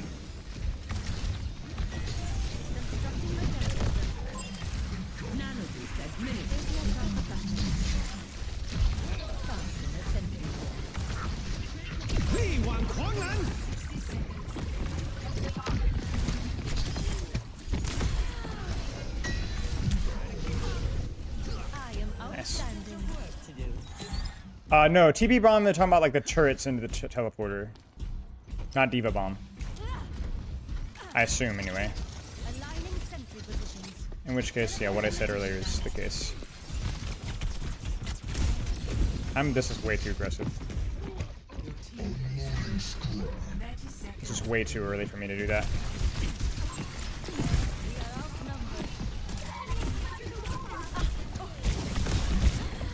Yeah, that was total trolling and then an awful teleport. Shoot, man. Now we gotta go fast. 10 seconds remaining. I don't even know if we get a touch. There are no We don't get a touch. That's GG's. Step right up. Okay, well, GG's. Good stream. Pretty busy stream in terms of things to do. Thursday we have we'll be going over Ryan POVs with Hottie on Thursday. Oh yeah, I've already shut down, but let me pull it back up again. So that's the plan anyways, to finally look at those OWCS Ryan POVs.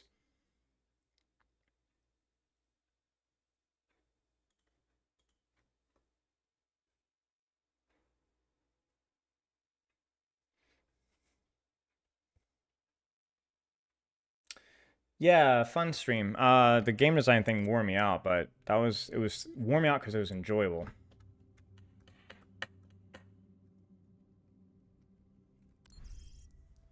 Shoot me the code again, please, Basilisk. Holy crap. 250, gotcha.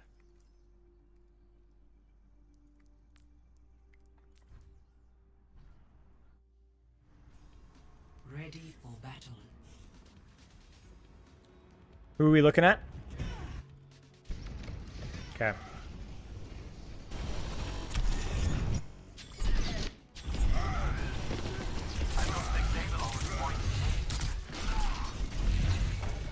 Classic Ryan skin.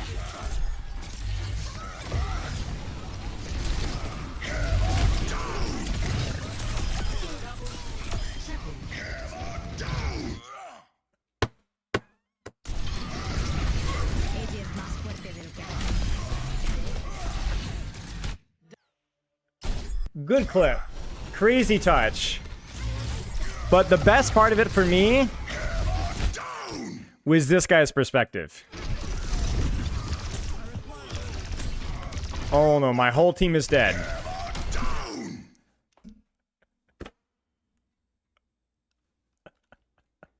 Sorry, dude. You got mogged in your own replay. You get a freaking 5K, and it's just not good enough. Sorry, 5K is not good enough. Shattering enemy shield when you're down 3. He instantly went Malga? Of course. That's crazy. Oh yeah, we're gonna look at the Ana head.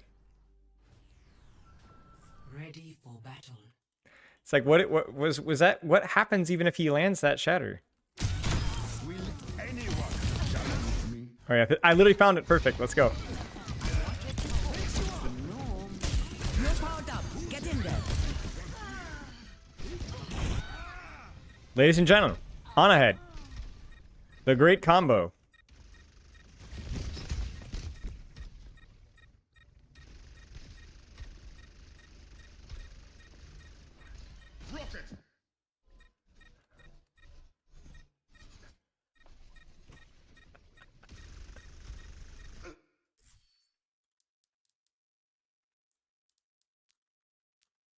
Yeah. I tap jump because you can see that I like look at the momentum. So right here you can tell I accidentally hit spacebar because right there I'm already losing momentum, or I just didn't charge it enough. I have no idea. I don't remember exactly what my inputs were at the time, but that happens. Wait, I want to see it from her perspective.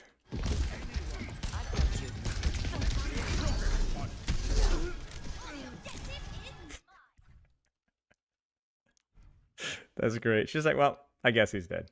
All right, y'all. GG's. I'll see you guys later. Spilo says goodbye to Twitch chat and YouTube chat. I don't know why I talked in the third person there, but that's